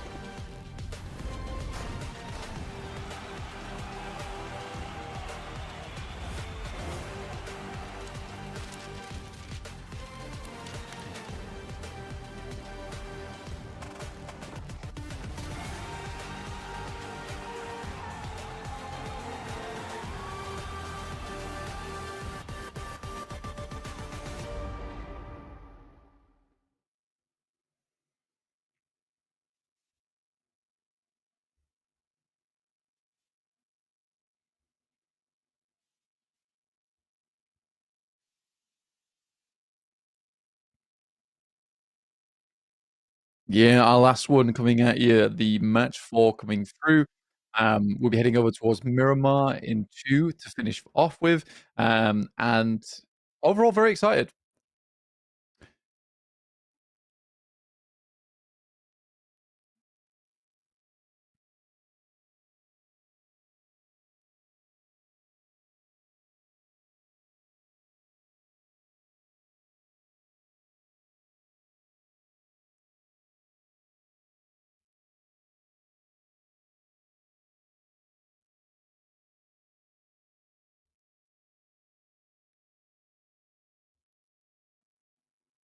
Yeah, I mean, the sun is setting on the side of Rafa's camp, and it's hard. It's very, very hard to work with for them going forward because you need some really big games. I think that IDA is the complete opposite of them. Getting 2 really strong matches back to back sits you in a lovely position going forward. And maybe they could have finished out that game slightly stronger, but either way, it's good.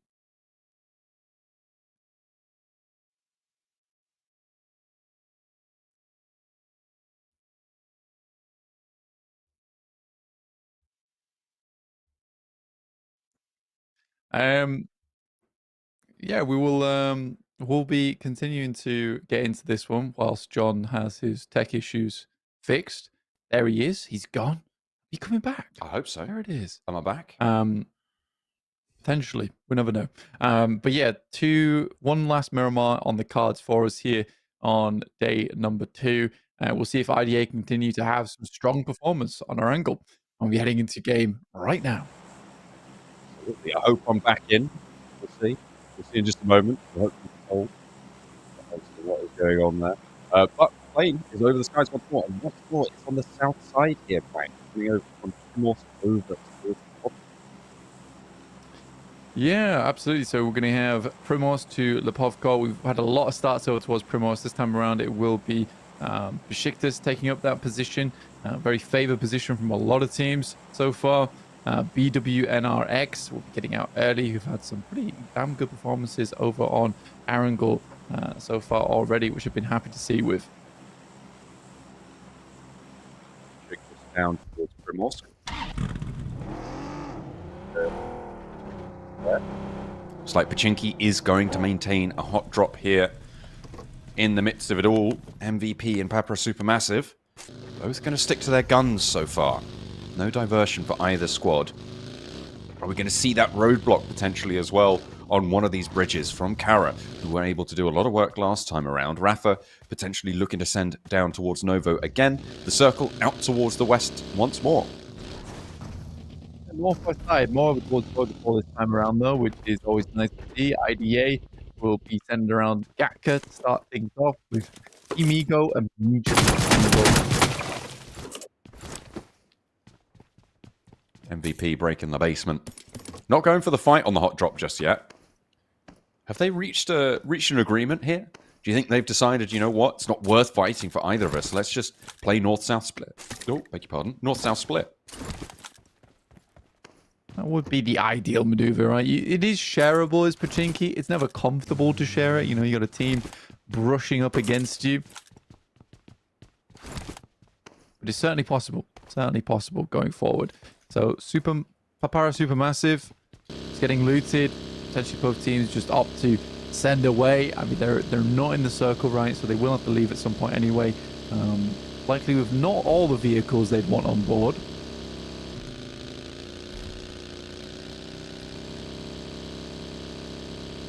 RUKH Esports moving in. Not going to be going for their bridge hold just yet. Maybe they haven't spotted enough value for it.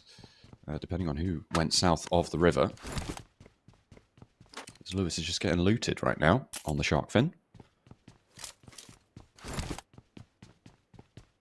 Yeah, Lewis, not in a bad spot, honestly. You get yourself all the loot you need on board. I mean, you kind of want to just trash loot in that position anyway. Keystone being inside the gutters is a weird one, though. Trying to get into the enemy camp. Papara SuperMassive without being seen. I don't think it's worth it, though. Honestly, I do think for that team, you just break up. Head up towards that north side. It's going to be sad. You're going to have to do it. It's it's going to have to be done. There's no two ways about it. K1 on board with them near school. They're going to want to take that first place position back off BWNRX, try and get those points back under control into their camp here. As you see that front pack really starting to move away now, accelerating from the rest of the lobby. The 1, 2, 3 of BW.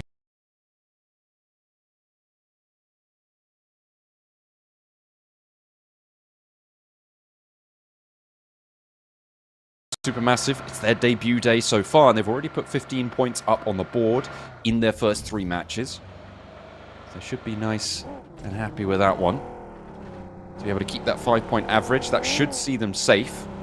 But they want a big game to try and complement that. Not quite as explosive as IDA, with 39 points total. Currently holding over towards Everest on the northwest side. You can happy with that. It's a 3 level 3. Where if you're getting off the back of a game that goes quite long and you're getting 16 points, I mean, you're happy. 10 to 20 points, you're happy no matter what happens, and that can make your gameplay even better.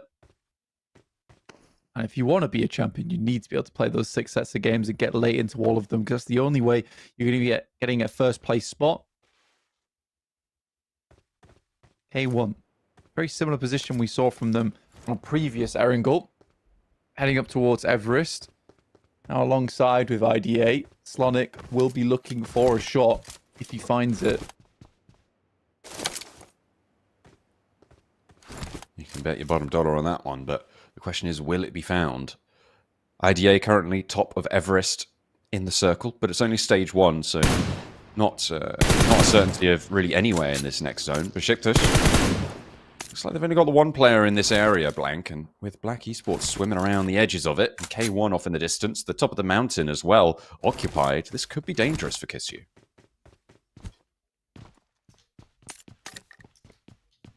And Beşiktaş at the moment in a slightly scary position here for Kisyu at least. Hardman will find Maniac on across there. Headshot onto the knock will drop him down. It's Galatasaray who are looking to increase their points rankings today and see themselves safe up towards 45 to 50.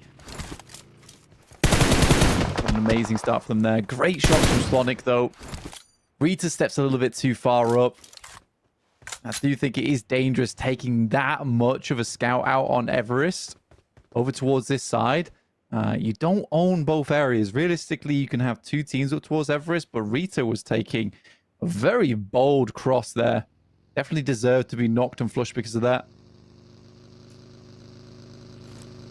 Yes. Not going to go through, though, not just yet, the entirety of them. MVP, as we hop over to them. Trying to scout out these compounds, scout out their position for the next circle. We are about to be informed as to where we're going. It was a sort of a western circle at the start. Yeah, up towards that northwest side, looking over towards Georgia Pole. K1 hunting down on Emre as well. So they spotted Rita and were able to flush him earlier. Emre was the other player. There's our shift on the circle. A lot of water thrown into the mix here. Now teams will be barreling it over towards South George. RUKH Esports already in, quite central, but they do leave a player behind here as more and more squads filter in. That is a really close bunch. Look how tightly everyone is packed through. TTQ late to the party may suffer for it. They have to find maybe positioning crates if they have to get there super late. But look at how tight everyone already is in zone 2, Blank. They have within about 100 meters squared there. You've got about 3 or 4 teams per unit area of this next settlement of South George. It is still continuing to get more and more full as well. It is going to be messy. Slonic down to start things off as IDA already controlled this area. It's a good comeback from them at least. Plenty of teams looking over their way. K1 takes another knock. A huge amount of eliminations on their side. RUKH Esports were early to the party though. Now finding some of their own. Nade in. Ooh, completely on the money. Nothing really to do about that one for Emre. Unless he was watching out the angle for a nade. There's no way you're getting away from it. Cut across, though. Beşiktaş are there, and that's the danger you have when there's so many teams so tightly packed. Is that if you go for these fights, you can't really follow up on them because everybody's going to be looking your way. Darkin. Then some shots across. Capri's in a worrisome situation. Bad Boy does go down in the midst of all that, though. IDA looking to send another one over. IDA don't lose that third player just yet, though, and there is a possibility for a res.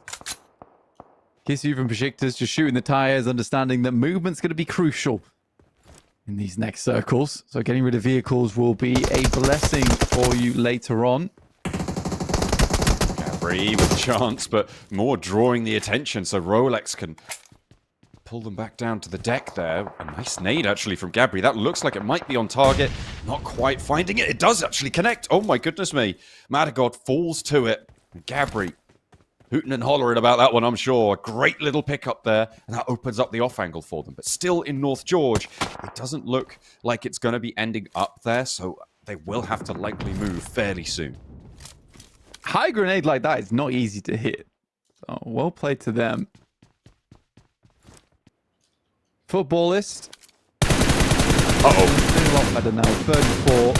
This is just open season for them. Last player from K1 does go down, and they'll be out with only the one elimination. Circle centers up, though, so it's a very kind one. Really nothing changed off the back of that circle. See ball playing over towards Everest. The options are limited going forward, though. I think he just threw the pan at Matagod to get the flush. On that rooftop, you could see in the picture-in-picture there that Ego have him pinned. He tried to go up the top for the flush, did Gabri. I think he threw the pan to be able to get that flush. That's pretty good fun. That's pretty good fun. Tikas, though, not able to quite find that Elim. Everybody get out to shut down south. Here's Thunder Talk. They did end up having to go into the crates, but it's likely they're going to have to leave it as well. RUKH Esports still doing well. I like that position. Enzo with some nice shots. Gets the first one through. And then goes for the quick spray. Boy, you have to hit that. Yeah, 100%. Now they just have to hold the angle here. 20 has to hit some good shots. The model squeezes himself into the corner. But there can be some quick sprays, even through that smoke. Rafa rolling in and will actually find a knock over the pole. Will it be their first point? Could it be? Indeed it is. They have managed to get off the mark here, and Rafa playing on the edge of the swamp. Going to have to leave, so one more step necessary at least to be able to get further into this game. But Keystone sprays down and finds the first knock. And this is Rafa, who have changed their fate. They have 1 point jump in this game. One elimination was acquired. So at least they will end their tournament value on 0. That's guaranteed. That's locked in. They've earned that point fair and square, and they'll be able to take that one maybe all the way to the end of the tournament. We'll see if they're able to get any more as they carry on their campaign and keep their volleys up towards the top. The high ground there for Keystone. He's got oversight on it. As MVP, they're not looking super good on the scorelines either. They only have 9 points so far. And they only have 2 players in this match as well. See if they can do more. BWNRX in the meantime, up on the west side, have a nice wide spread here against Carya, a little bit more inland. BWNRX, a name that has come up quite frequently today, currently in the top spot at first place with 80 points. What a great day for them, and can only transition to do even better, as we know they're more of a Miramar team from yesterday. Done phenomenally well here on Erangel. Beşiktaş, I do like their positioning right now. They have some good off angles to play around with. A lot of sight lines, and they can deny a huge amount of teams from getting over towards them. Boran currently on a wide sweep, trying to get some scouting done. Zeptimus will find owner from Galatasaray.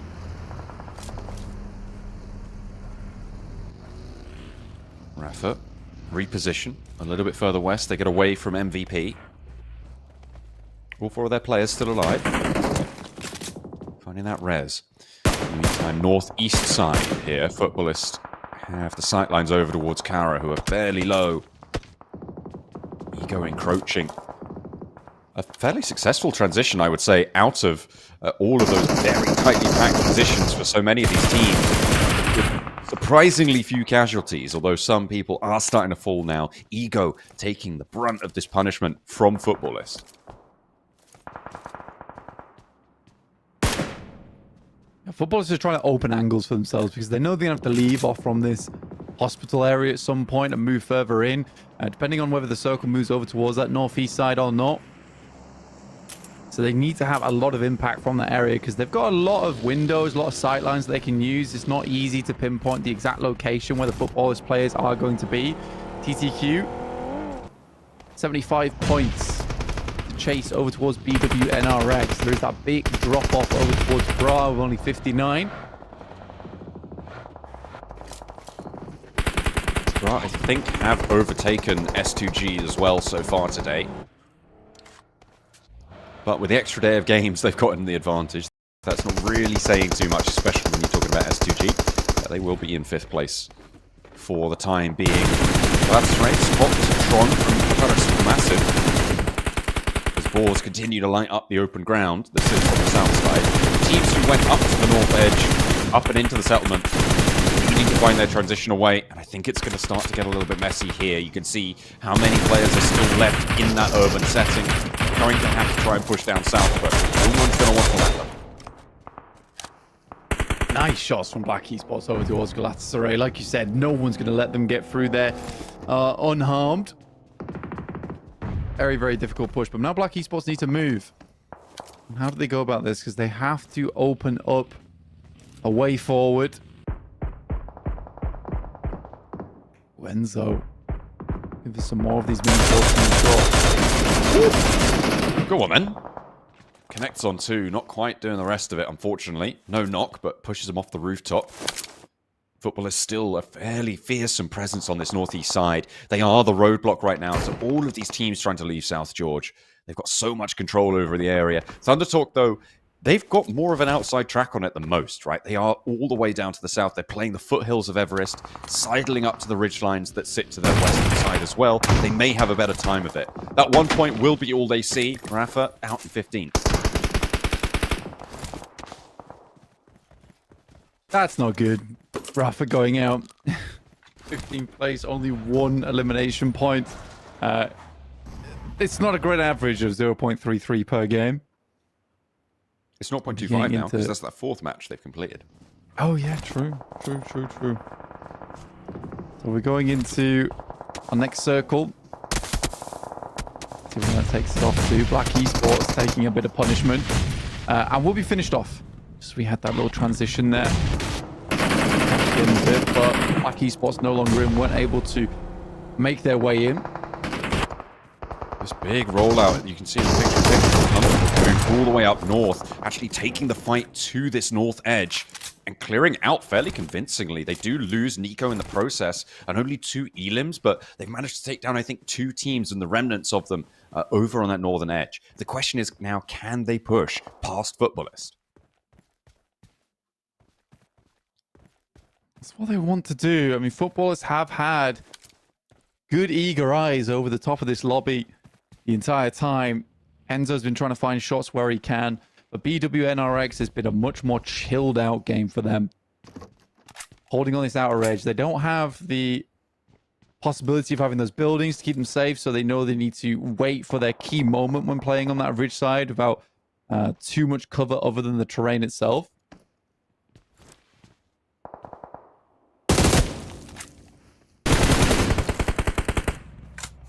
Carya backed off the angle. Boars are starting to turn up the heat. I mean, we said it wasn't a great result for Rafa. It's a pretty good result for Boars. In the meantime, ThunderTalk have lost another striker. The pump action sent his way. There's a nade from Footballers to stop that from happening. Another player going down for ThunderTalk on this northeastern side. A flex out, potential scout. Danger afoot from RUKH flexing all the way in. I'm not too sure about the decision to go for this, but maybe they've smelled blood in the water. What is he trying to find those shots? But it's not meant to be. Is Kairos who then goes to the top here. This is a bold move from him, and we'll get shut down by Lost. So Thunder Talks, no possibility to get ahead of K1 on this game, ending their match with 77 points.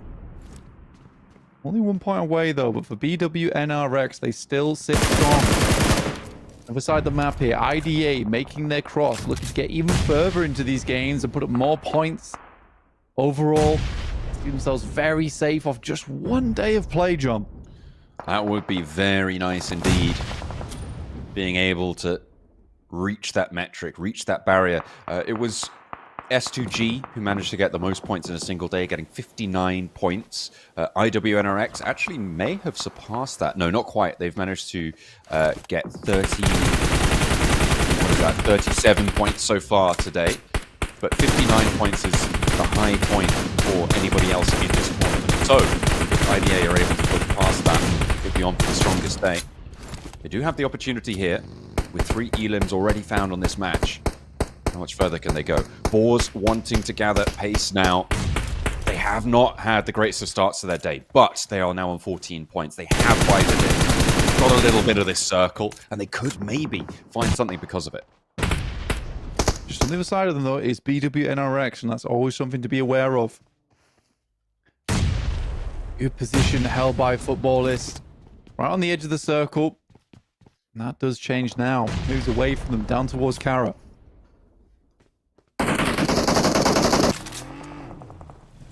All these teams who have been circling the edge are going to have to push forwards over their respective ridge lines, over their lines of scrimmage. And Beşiktaş going to have to divert from the backside of this hill. The rounded edge of it, traded in. There, Dokkan Machine, nade over the top. This could be big, but doesn't quite go as far as he wants it to. Molotov to follow it up. This could force them to take some peaks that they don't want. And a nade to follow it up.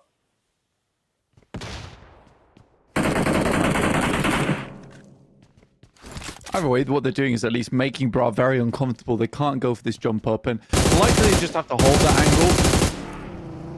Boars looking to get themselves out of dodge, and they get themselves into a building, and BWNRX realize that maybe they need to build a bit of a crash here. IDA saunter quite comfortably, relaxed actually, over towards Beşiktaş. 2 players from IDA down. Storm looks to pick up the points for them. It's looking quite well, but they are going to be able to claim those. Swain goes down in the meantime.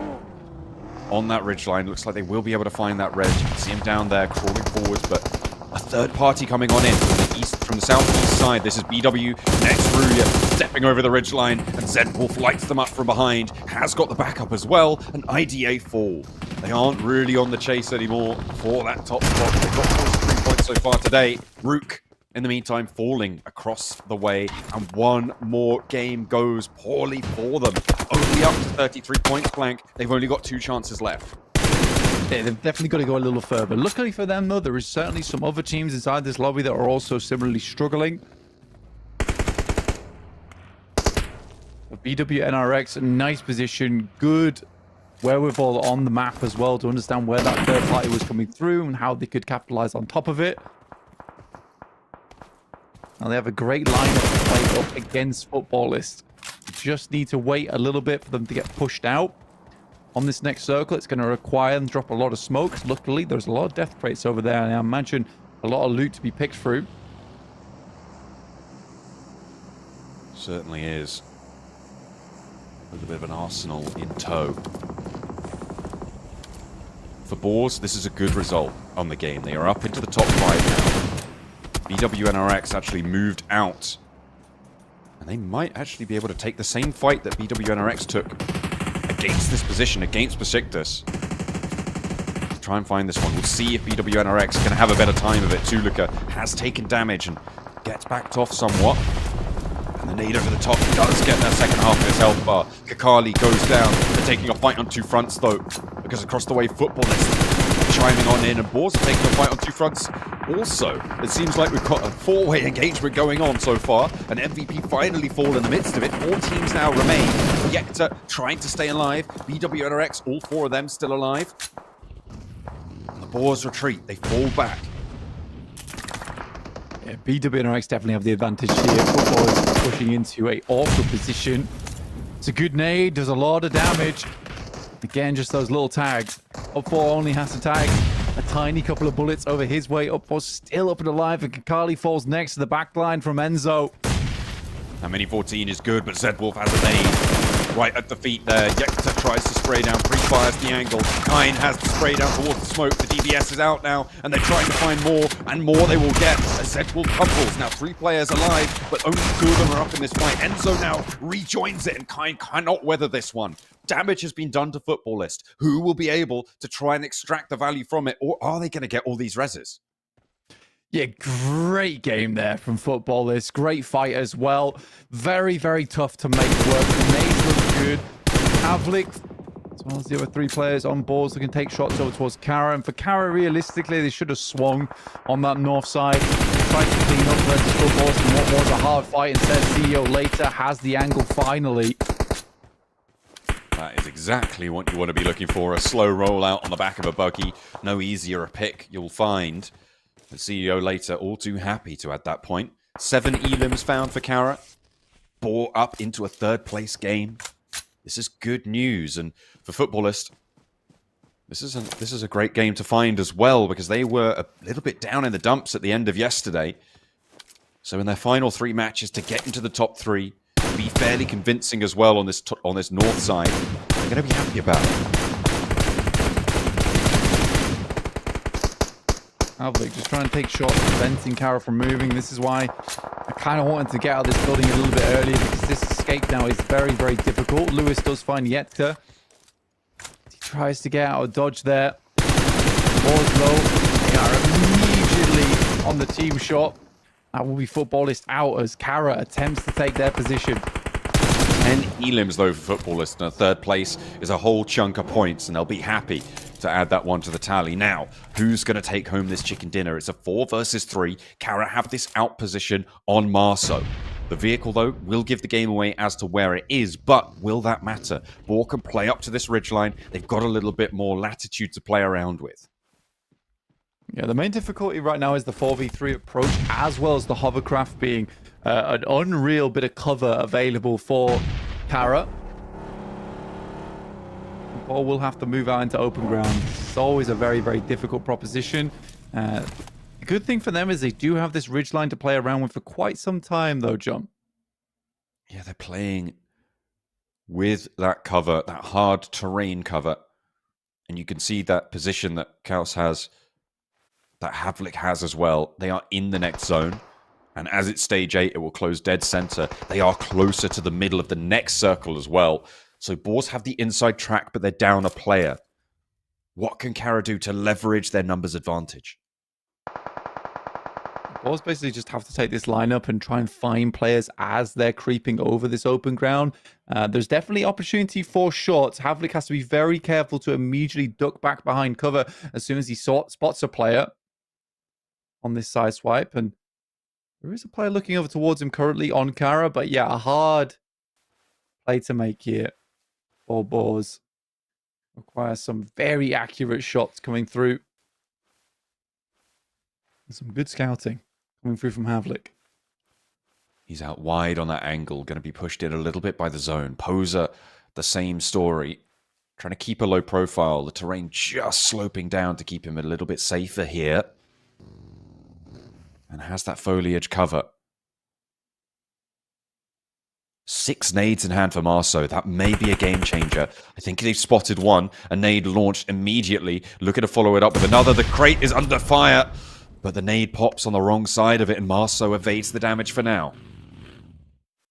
We'll back it up. That's an easy marker for them, but good stuff from Havlik. We'll find Poser. He's been watching him for quite some time. There's no return fire there, no trade available. And Boar, you need to throw those grenades in. If they're finding that shot over towards Poser, they find that nade over towards Poser, that's 6 nades gone. Over towards Lewis, sorry. Pusher. Spots CEO later, standing up, hits the deck, knows he's there, looks for the spray, but the tree trunk eats the damage, eats the lead, and his position's given away. No trade, and there is an immediate volley of fire in response. 2 players now for Boars, playing on the middle, slightly closer than most of Carya, and they don't find the opener. 2 versus 2 now. Havlik still on the off, full HP. Lewis and Marceau turn their attention to Kaus, but Marceau's down next, and the Boars are looking to ride this one home. It's Lewis now trying to find something, and he gets into the 1 versus 1. Full HP on both sides, and he moves up to the crate. Maybe a refresh. I think that's already been pilfered. Havlik has one nade, has an opportunity. He's looking to cook, has got the pin pulled over towards Lewis, over towards the crate. He needs to read this one well, or Marceau gets back up into the sky, and Lewis goes low. Doesn't go down just yet, though, but the flash is there. No res available. He charges forwards. Lewis looking to get the heal off in time, does so, steps out with the DBS, but takes a little bit too much damage in the process, but he turns around the corner and Carya take it away. And Lewis will finish it out. What a play from him to finish things down there. It could have been a very different story if only we saw Pusher aim slightly to the right instead of the left. That would have been way, way better for him. Might have actually been able to get the pick up on that knock as well, and it could have been Carya going down. But they hold their nerve there. That loot crate basically saving them as well. So many times those nades from Boars were stopped by it previously, and they played around it really, really well. The smoke train as well that sat on the ridgeline close to Boars was a non-zero factor in those final moments. It forced them to push straight through to move into a very dangerous position. And when it got to a 1 versus 2, I didn't think it was going to go this way. But Carya, you know what? They held it together around the side of the crate. And credit to them. Beautiful stuff. Yeah, I mean, Carya, they have a good game there. Obviously, some really good off angles from them. Maybe they could have got some great shots over towards Footballers a little bit earlier, and they wouldn't have been that awkward scenario where they're coming out from that building and Boars did have angles on. I think if it was a 4v4, potentially Boars just absolutely win that one. But yeah, some unfortunate moments in terms of spray control and where they were spraying. Yeah, absolutely. It is a little bit chaotic in those closing moments, but they do manage to get late game. They do manage to get a chunk of elims as well. Getting that second place, whilst not ideal in that scenario, is still a great result for them to push up higher on those tables. The same can't be said for teams like RUKH, though, or for Rafa. They have not been having the track record they need to be able to charge towards the next stage of this tournament. Right now, I'm looking at these two teams as teams that are not going to be making it to the knockout stage. I think for Rafa, it's very obvious that they're very much struggling. For RUKH, on the other hand, there is this instance where I think there is potential. It's just not quite happening for them. And there was our final blow at the end of the game. Lewis with 600 damage and 6 elims, so clean conversion for him. Yeah, very, very nice. 2 assists as well. Survival time, getting on for 30 minutes. This guy's been playing non-stop this match, which is exactly what you need. That can't be taking breaks, not in the middle of it. Lewis able to top the tables there. So a nice result for Carya to be able to find that one. I was surprised. I thought Footballers may have a chance here. They were able to get 10 elims, but I suppose they spread that one quite evenly across the board over all 4 of their players. Carya did a good job. I think that is the biggest thing to say in that game is that Carya did a good job, considering that they've been struggling a little bit there.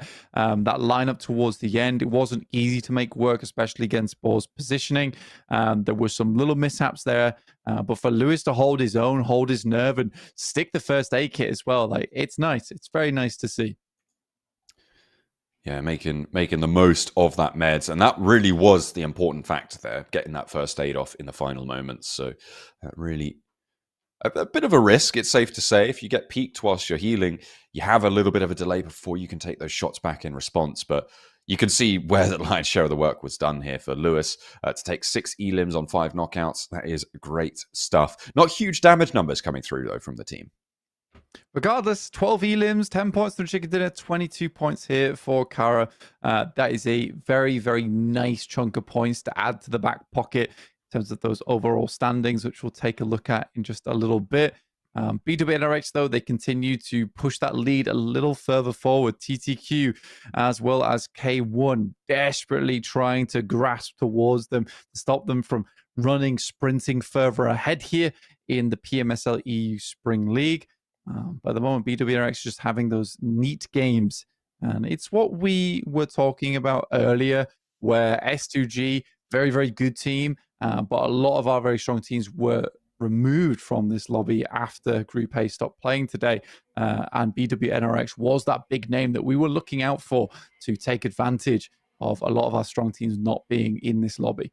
Yeah, they have been consistent today so far, though, to be fair. I mean, they have managed to do enough, it's safe to say. And anything else they get from this point on is, it's just showing off, really, Blank, at this point. Although you can earn a little bit of cash for your troubles. We'll see how much they are able to earn at the end of it. Let's take a look at a couple of our highlights. Still, the hot drops continued, but it was a little bit more peaceful over in Pachinki at the start of the game.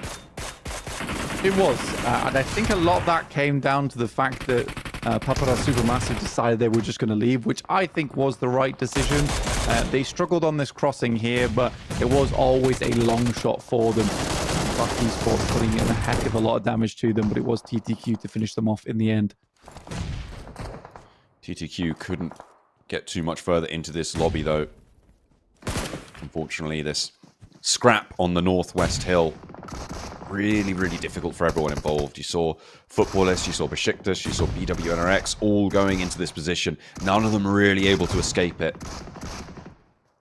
It was a pretty difficult time to make it work. Carya was able to just pick up these points from across the way and control so much of that side of the map on the northeast edge. These final moments, though, let's take a look at Havlik getting that spray down. It was all looking so good for them. Then it came crashing down around the edge of the crate. I thought that nade was going to have it. I think there is a minor mistake there coming from through Boars where Kaos actually should have just backed off.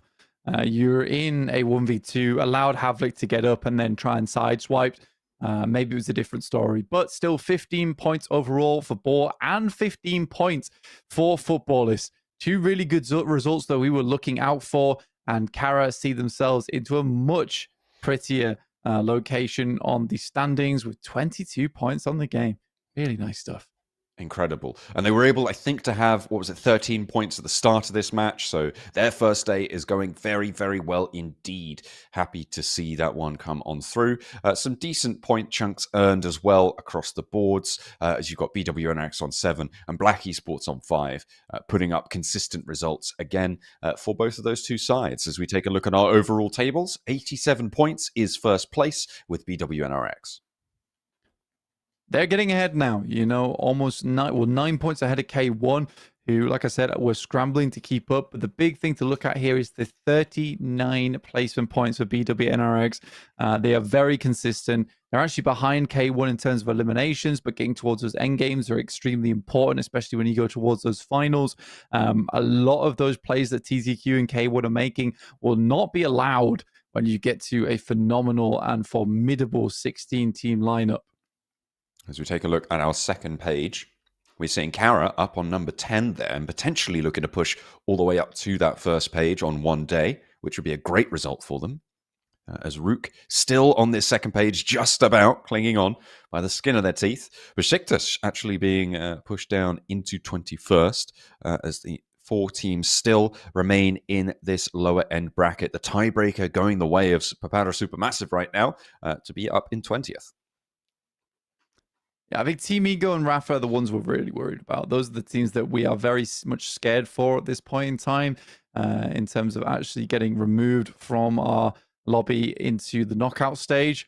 Rafa need a complete turnaround going into tomorrow. But remember, tomorrow they'll be playing against what we theorize to be the strongest group. So it's going to be even harder for them to perform there.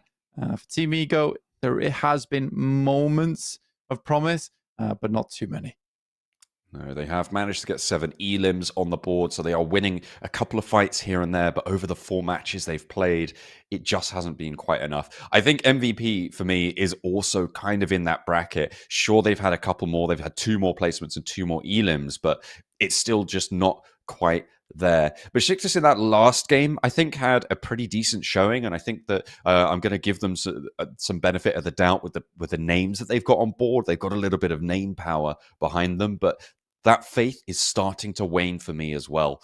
With 2 matches left to play today, they want to push as far as they can. 19 points, it's okay, but it's not going to be enough. No, you need a little bit more on board to make that happen, especially as we head through to that knockout stage.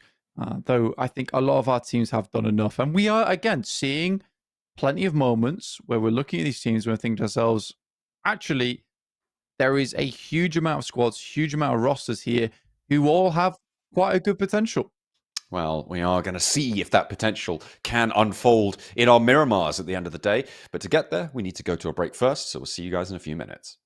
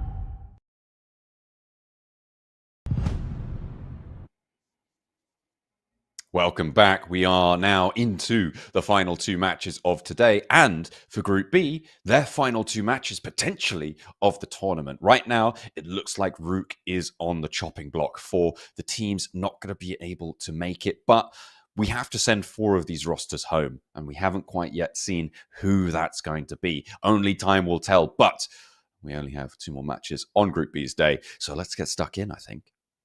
Yeah, we'll find out tomorrow of how that all breaks down in terms of our last remaining teams to get knocked out. But in the meantime, teams are desperately scrambling for more and more points. And BWNRX, after their 2 days of play, have done really damn well to not only get themselves into a safe position, but potentially a chance of that $4,000 at the top of the tables, becoming first in the league stage, which would be huge to them. They've already earned $500 so far just off chicken dinners alone, John.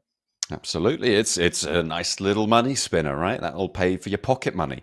That'll pay for your train rides to and from wherever you're playing from in these offline situations or these online situations. Maybe the plane tickets over towards the LAN event. But no, of course, they'll be provided, I'm sure. They're going to be pretty happy with that. That'll add to their tournament earnings. And we'll have to wait and see if they're able to earn a little bit more on the games as well, with 2 more left to play today. So far from Group C, the teams that have stood out have been Carya and IDA. These 2 teams have managed to put up a lot of numbers, challenging towards some of the top rosters from day one and from Group A themselves.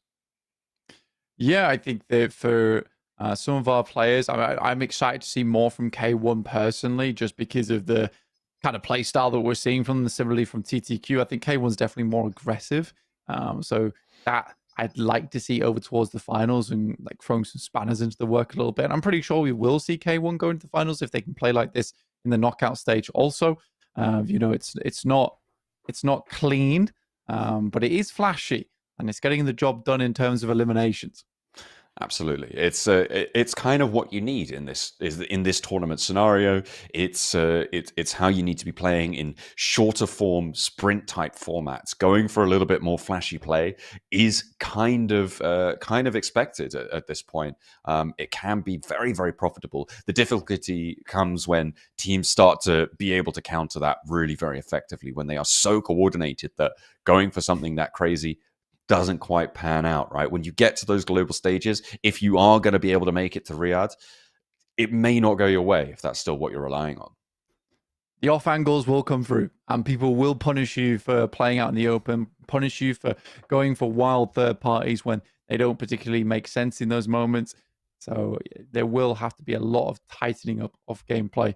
For Boars in particular, off that last game, it does feel like the team is starting to gel a lot more, which is good to see. It's a promising sign. Getting it towards second place, they definitely must feel a little bit more secure in their position as well, getting plenty of points on board with themselves. It was a good fight between Footballers and BWNRX. BWNRX continue to find success, and Footballers continue to be just on the edge of it. Saying that, though, they have put up a decent scoreline so far, and it will be keeping them safe. I'm almost certain the Footballers should be going through into our knockout stage now. It does seem to be the case that they have done enough. They've managed to push themselves just fast enough towards the end of today. But stranger things have happened. Let's head into our first Miramar of the day, our second to last game of the day, and our second to last game for Group B. It's match number 5 of day 2 here at the league stage, and we're taking our plane up over the south side of the map, again Valdemar, over towards Impala.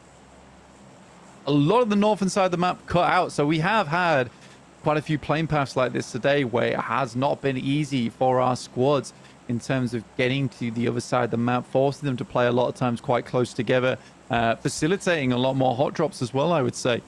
In the meantime, we're going to see BRX Esports get out early as our team Ego. BWNRX is going to take a different approach heading down towards Valdemar, and I think it's a very reasonable approach. You can get a huge amount of loot in that area. It just does see you a little bit further away from the circle, but hell, you know, on a south plane like this, and there's no reason not to. Everyone else is going to be the same boat with you. BRA, maybe a little bit of a hot drop. They have got, I think that's MVP right next to them here. They have managed to pick up some weapons, so early fights on the cards again. And a lot of teams dropping out on the east, going to be close to one another as well. Or a bit of a hot zone on today's match. BRA yet to draw first blood. MVP, same story. Pole with a nade. Could do some damage here. Could do some real damage, but does get tagged back. And through the way, won't quite have the angle. Steps up, not going to connect either. These sprays just not quite hitting onto BRA. Yeah, Pole on the ground. Good shot on the shotgun from the side. It's actually Gabri to make it happen. Always nice. If you're in a hot drop, you find all the pump shotguns. Keystone nowhere nearby to help out either. Try and look for a weapon himself. Sometimes you drop down and all you get is a backpack, but nothing to put in it. Keystone had to walk away from that one. Rolex currently holding on the side. Although with the fight that slows down, Keystone could be a key position in this fight to catch Bra off guard. RUKH and Footballers both going toe-to-toe right now. Footballers down 2 players.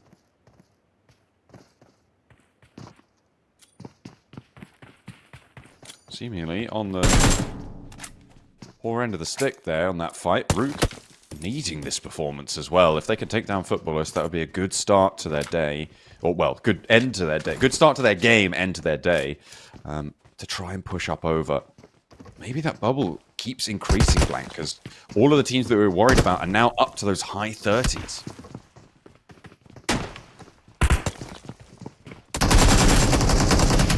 Push up top side. 7 kick goes down. Good flat back coming through from up 4, but not quite enough. Took a little bit too much damage on the initial trade. The res will come through, leaving Footballers with just the 1 player John remaining. 49 points, so I think they've done enough. For RUKH, this matters a whole lot more for them. It certainly does. And I mean, that's kind of what I'm talking about, right? Getting up over that 40-point boundary. That's where it starts to get safer and safer. The closer you are to 50, the happier you get. And that's exactly what Footballist have done. They may even still be able to get a point, maybe 2 out of this match, and they've still got 1 more to play. So I think you're right in saying that they've done enough here. The question is still RUKH.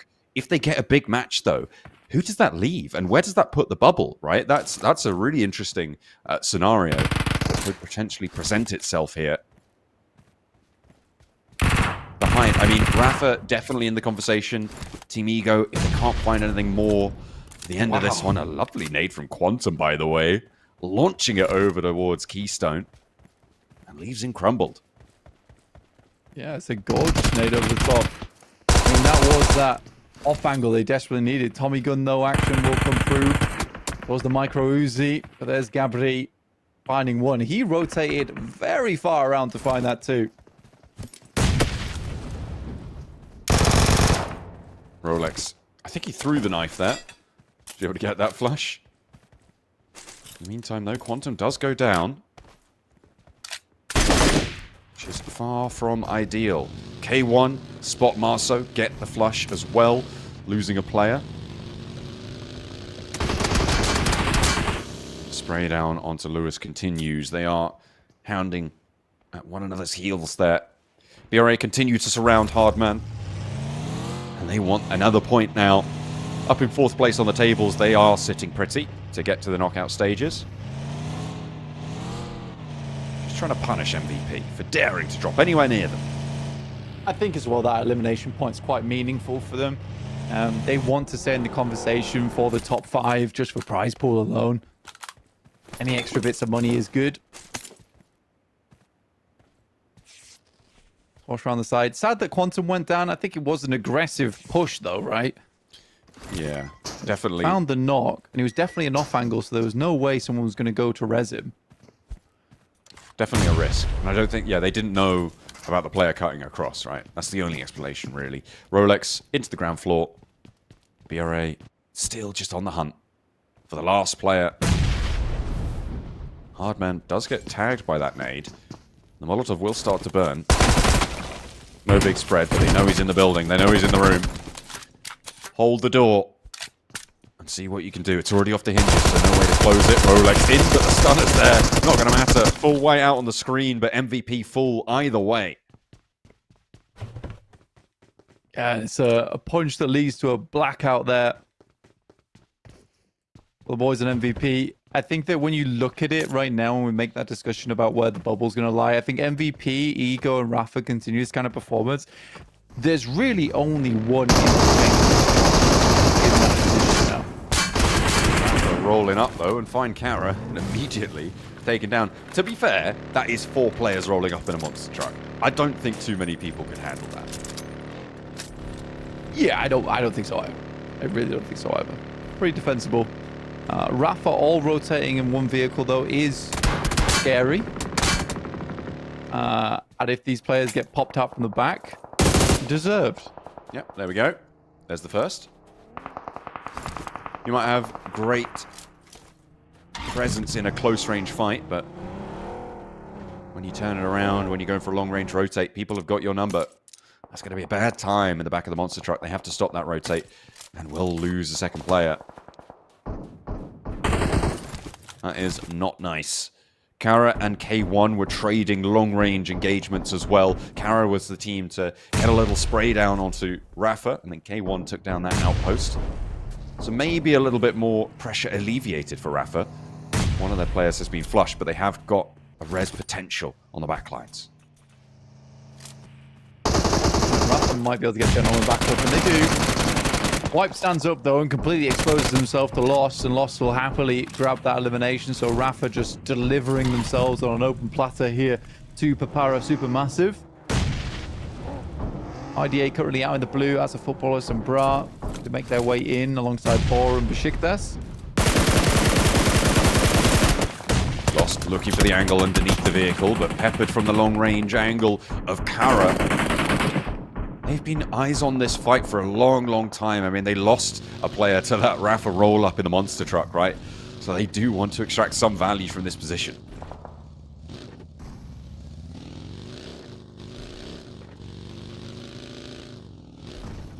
Or a SuperMassive. They lose Lost. He should be resable. And there's our circle heading over towards the north side. With the ridge side that sits through on the north as well. Quite a prominent position. Water treatment. Don't always want to head into there too early. Very low ground to work with. RUKH Esports happier to get further into this one. Take the mantle up on the high ground. See if they can defend it. You've got two teams out on the west side who want to push in from that angle. You've got BWNRX, you've got Team Ego as well, who definitely need the performance if they can get it. So we'll be fighting tooth and nail for a strong spot in this next zone. Beşiktaş as well, a non-zero chance that they enter the fray. Rafa still under pressure. And the sticky on Erangel, the Molotov is there. And that is going to be nicely found. Gentleman explode that himself, I'm not entirely sure. Erangel either way picks up that knock. And Ninja now the last to stand for Rafa. But in comes K1. We know if they hear fighting, they're immediately up to the plate. Sadly, again, a little bit overzealous. He's not there with the off angles, do the damage. Bad boys down straight away. Completely out of position too. Nice spray down. Erangel actually picks up that flush. So another point for Papara SuperMassive. Take it away from Rafa. Ninja. Trying to figure out where to put this nade. Pin back in. And stays alive for just a moment longer. The burnt out husk of the monster truck that once housed all four of them. Now the only shelter for the last remaining. Ninja spotted, sidesteps it, goes for the nade, actually connects on that one. A nice start.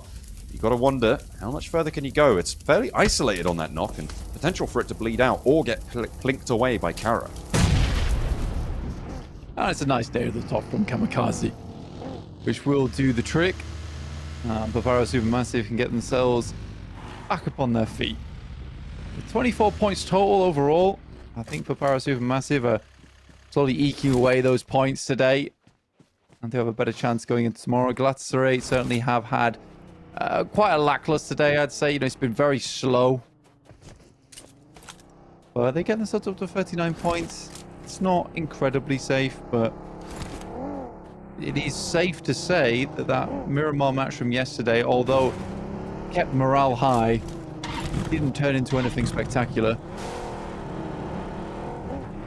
No, that is true, but I will remind you that Galatasaray seemed to be a little bit Miramar specialist, right?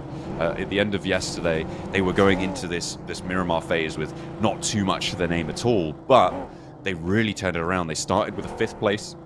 They ended with a chicken dinner on those 2 Miramar games, so maybe able to find something as well here. That is the hope. That is the hope for them. Circle starts to close, and this is a position we were talking about earlier with RUKH Esports find themselves a really, really good position over the ridge side, which forces BWNRX to play into them going forward. Team Ego, very far in the background. I don't expect anything too crazy from them.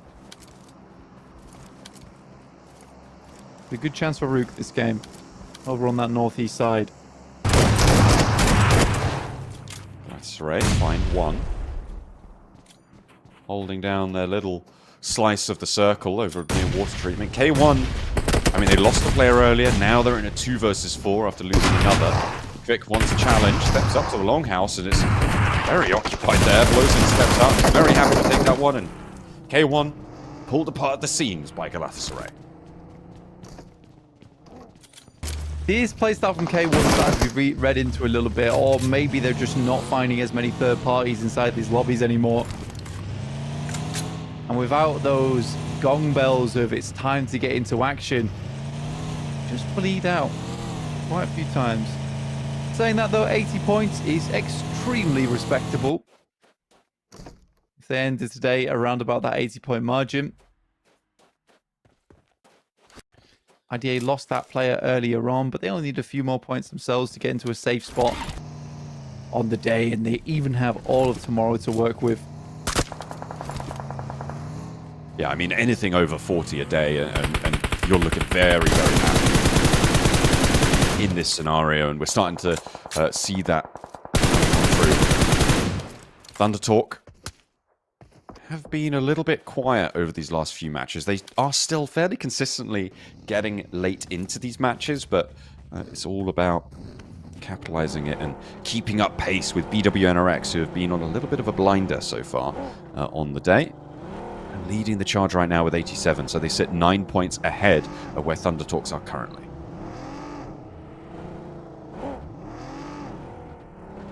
BWNRX yesterday looked fairly good over towards Miramar because of a lot of that long-range action. One macro play required, and with a lot of our games today over on Erangel, it has required a lot of macro. They were able to take a lot of the notes and knowledge they took away from yesterday's 2 games and apply that over towards Erangel today, which is always nice. It has bumped their scores up massively.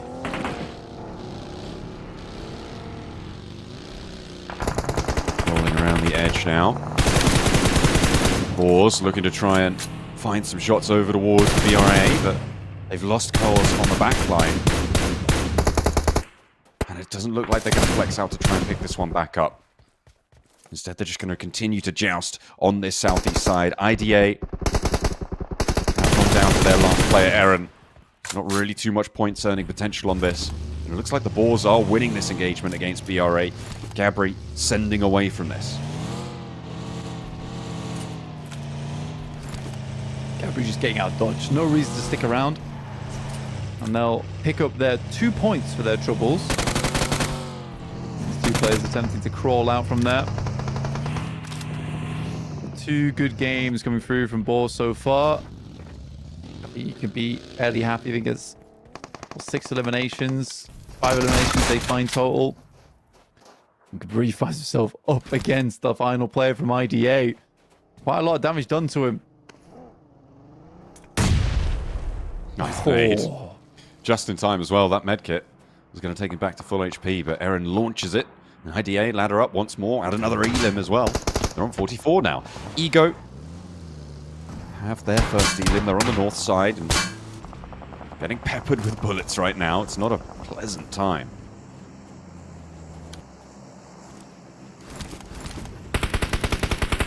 The Storm had to make his way into the circle. Off in the distance, a couple of players to be looked at. Team Ego, they were able to cross that open ground we were talking about earlier, which was going to be very difficult, but RUKH's got their number. We'll be looking for when they crest this ridge line. They're still not quite in the circle just yet, and there is a lot of knowledge of where they're coming through.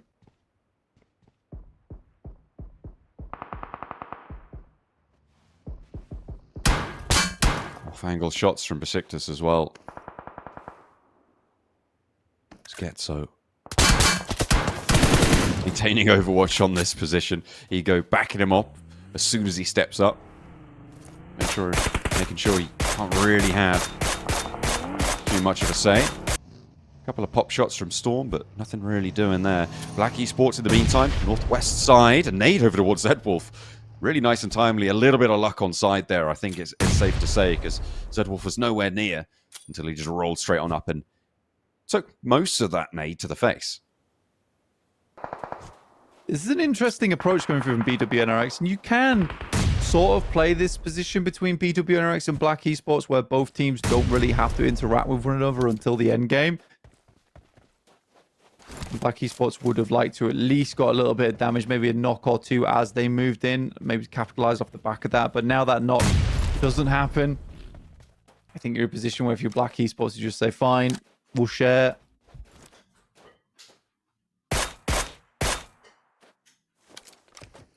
They're happy to do so for the time being, or at least you hope they would be.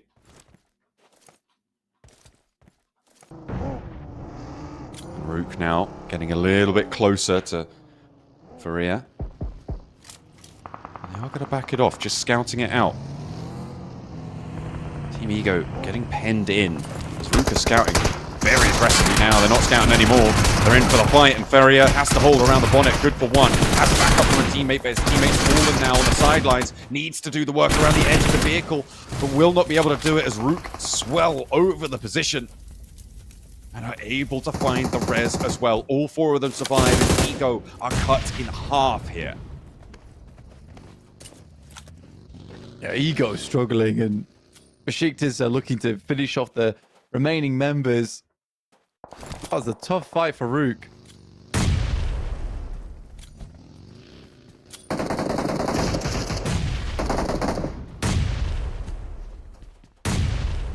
Esports. BWNRX and Black Esports.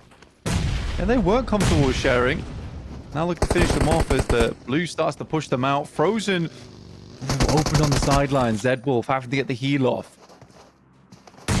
He's had to do that before. He's all too familiar. Another nade in. Lord Cedric launches his last, though, towards the back lines, and Septimus is the one to connect onto Frozen. A nice little pickup with the nade. Now Black Esports have the numbers advantage. They got the health bar advantage as well. Look at how ragtag the feeling. Well, Kakali with a huge triple knock on the nade absolutely decimates Black Esports, and immediately they're going to send towards the back line. It is all salvage now. Lux has been spotted. Frozen's in the way. Is he going to go for the flush? I'm not entirely sure. Kakali now with another, and it is all four for him. A beautiful pickup for the newer addition to the roster. A 1v4. What a play. Triple knock on the grenade is disgusting considering they got peppered time and time again. TTQ's going to try and extract a little bit of a toll out from BWNRX, but it's not meant to be. In a full reset for BWNRX. Wow, Kakali. There were questions about how he would fit in with this roster. I think they've been answered there. That was beautiful coming through from BWNRX, from Kakali especially. And what a misstep to group up on that corner. The nade tears Black Esports apart. They thought they had the momentum, but they all stepped a little bit too close to danger, and they got burnt for it. And the fact that all four of BWNRX are still alive is crazy. Two nades going off at the exact same time. Twin timing on that one. 20. So what is Storm doing? Just laid down in the dirt. 20 though, taking shots from behind as the rest of RUKH starts to move in. Smoke been popped down. Any more shots? Another big old RUKH roll up there, and two players from Besiktas fall to it. RUKH are really stepping up in this match. They've got 18 limits back. They're on 41 points. Galatasaray trying to make their way into the ditch, into the divot. One knock is found, and this is the last player from IDA, remember. He's got to go for a 1 versus 4, and he's found the second. Sidesteps it, looks for the flush, and now Maniac is going to roll on up as well. Can he find it? No, he can't. And that is 3 players alive for Galatasaray, but they didn't need to lose what they did. I mean, Aaron, respect to him. That second nade was hilarious. Threw it down on his feet. I didn't think he'd keep pushing off the back of that. Galatasaray down to 3 players, and the nades start to come over the top from Boars. Bit of damage done. Next circle, we'll center up. Keeps Papara SuperMassive in play, as with Carya. For TTQ, they're just trying to keep BWNRX locked down, but Striker can't stay in this position forever. Needs to start working over towards Nico's position.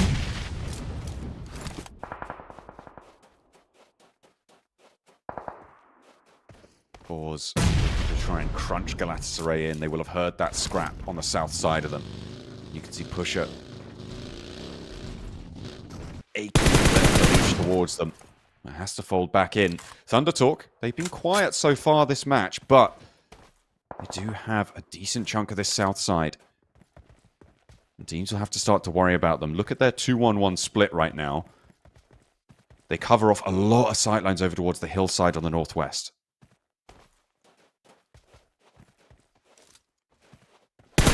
TQ. Shots over towards BWNRX. Striker with an off angle. Papara SuperMassive happy to lay down and let the fights take place around them. Boar still locked in combat with RUKH. Pusher holding this off angle in the back here. But 3 players makes it tough versus RUKH. Playing at 4 with 8 eliminations. Feeling quite spicy on this game. For Galatasaray as well, you do not want to let RUKH overtake you, right? Because then you will be the lowest ranked team from Group B, which puts you even more at danger of going down. Nades over the top, and RUKH continue to add to their tally. They are now even with Galatasaray. The Chicken Dinner currently breaking that tie between the two of them. It doesn't look like RUKH are going to want to stop here. They want more, and that nade goes over in, lands, but that taken away by Galatasaray themselves. Good shots from BWNRX, starting to flex out here a little bit. All the fights are ongoing. Carly gets some good damage in. I'm not sure if that's the knock or not. No, just gets him extremely low and we'll have to back it up. Thunder Talk now putting more pressure on their front stop. Nico trying to spray down Lost, will find it, trade it out on the knock, and nearly having Striker go down in the backlines could have been a little bit of a disaster, but they're able to stem the flow for the moment. Nico though under threat, Zell tumbles out, maybe a little bit overzealous there. Will find the flush, but will fool himself. It's a bold maneuver, and interesting flip on the buggy as well. At least he confirms the flush, I guess. He looked so cool doing it. That's yeah, why. he did.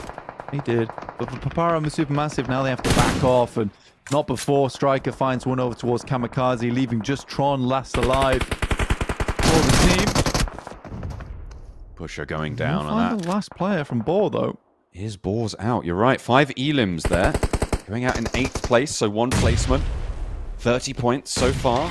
Not too bad. Not too shabby. RUKH continue to rampage. 10 elims now. 4 players still alive. And they are sweeping through. BWNRX may be next on the menu, Blank.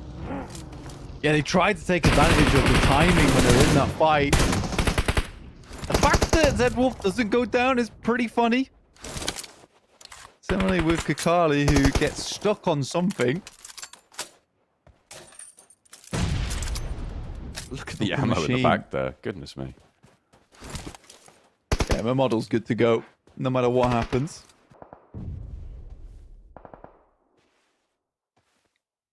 Okay, take it back. Owner with 374, 556 in the back pocket. That's kind of insane. The only reason he's allowed to do that is because he doesn't have any utility. Look at that. No nades, no smokes. Nothing really to speak of. So for Galatasaray, they want to push as far as they can forwards. With RUKH Esports down on 47, it may be quite realistically the case that they become the lowest ranked team in Group B. Very possible here.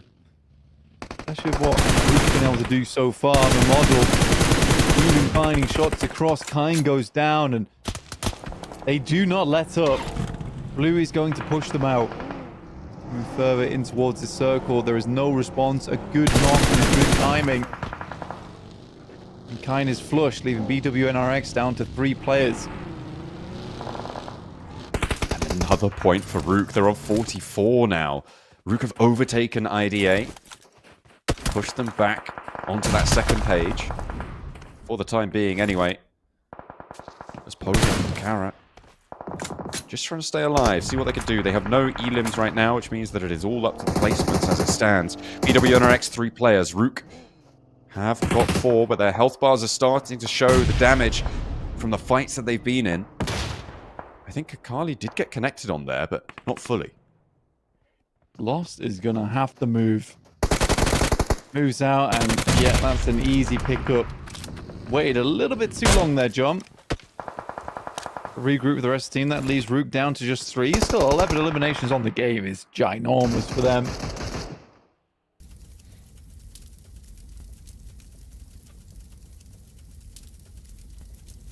Another nade, though, up for RUKH.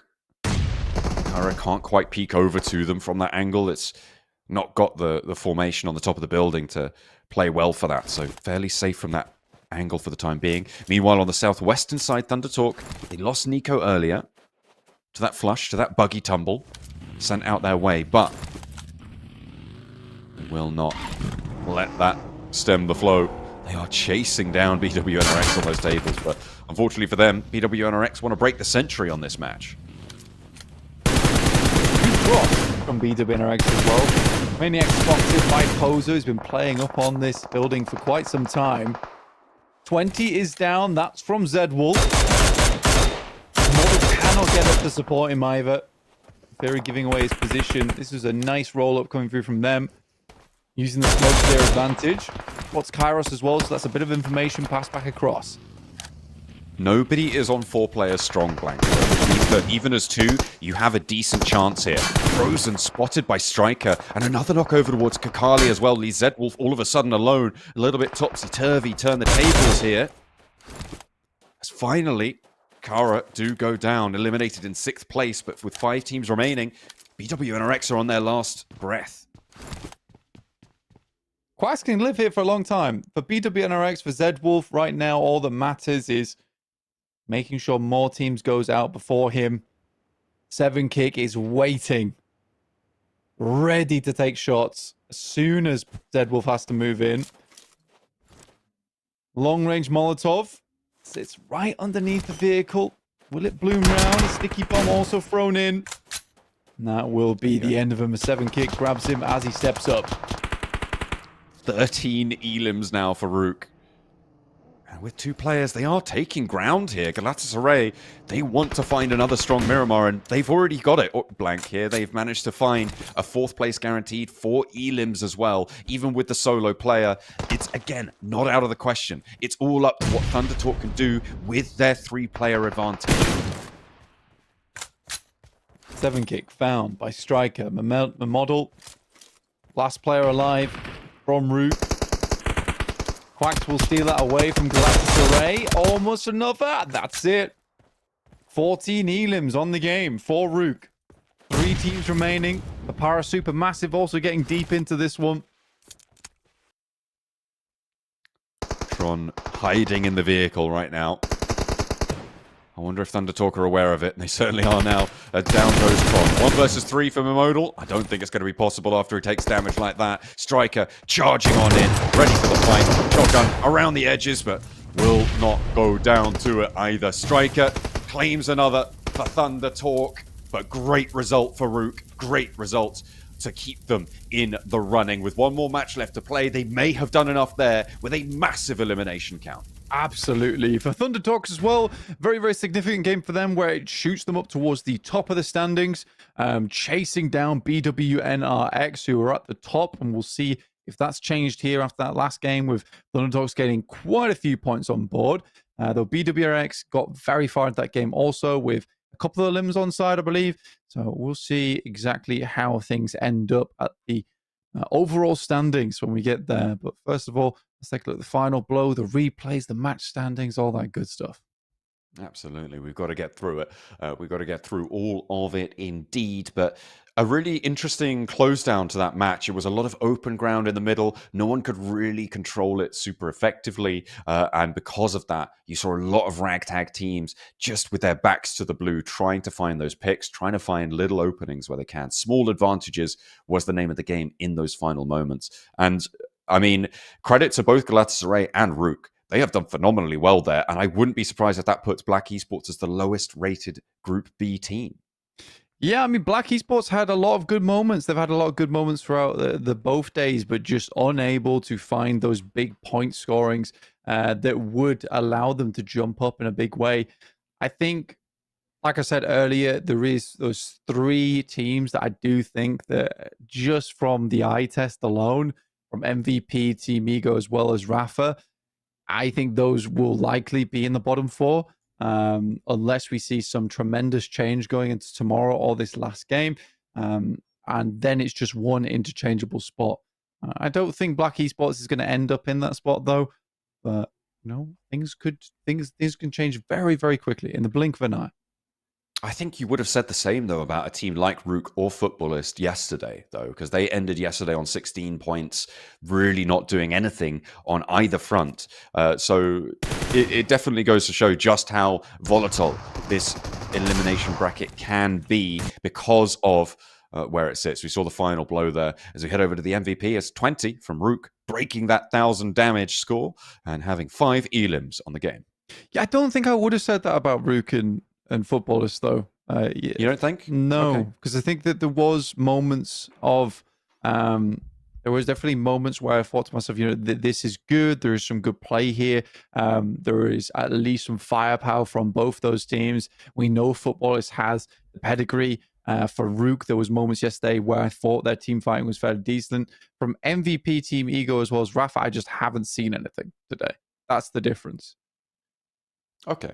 Okay, that's fair. They will be looking out for that for the last game of today and into tomorrow. 5 elims, over 1,000 damage. Of course, he's on there twice. It's 20, top in the tables. Kakali, though, of course, he's got the most grenade elims there. That 3-piece was phenomenal, turning it into a 1 versus 4 as well for the roster. BWNRX going to be very happy about that. They likely would have gone down if he hadn't have pulled that off, and they wouldn't have had such a strong game. Yeah, if they lost that fight, they would have been out. And I think that when you look at it, though, the big difference maker it had there was it sped up the fight massively, which allowed them to think about what their coming macro was going to be, what their next rotation was going to look like. Here's our chicken dinner stats coming through from TTQ. A bit more of a quiet game from this team, only picking up the 7 eliminations to finish things off, but 17-point game would be very, very nice. We'll see how they tally up versus BWNRX as well, considering they were quite close to the top of the tables. Absolutely, they are a little bit, I think, still behind, but they have certainly got a chance of jumping up a little bit higher with those 10 extra points from the chicken dinner.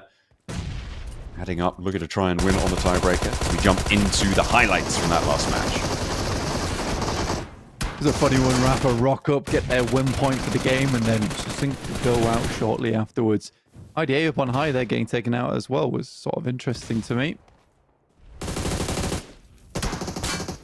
Yeah, there was a couple of misplays, I think, mostly from Rafa rolling up in the same vehicle, and that's what we always talk about, right? Never rotate in the same vehicle if you've got another option. Certainly not in the second or third circle. It's a death sentence waiting to be declared, really.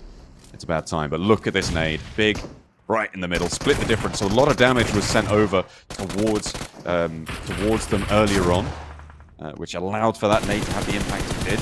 But to be able to plant it exactly as it was, over the top of the roof as well. Really nice stuff. Yeah, it's a grid moment for them. Azel here being a little bit too aggressive, because Papara SuperMassive did have a decent positioning. There was this fight the entire way through, but BWNRX were struggling to get past RUKH. Maniac, as well as Quacks, lived for a long, long time in that game with Galatasaray, so at least kept up appearances with RUKH throughout that one.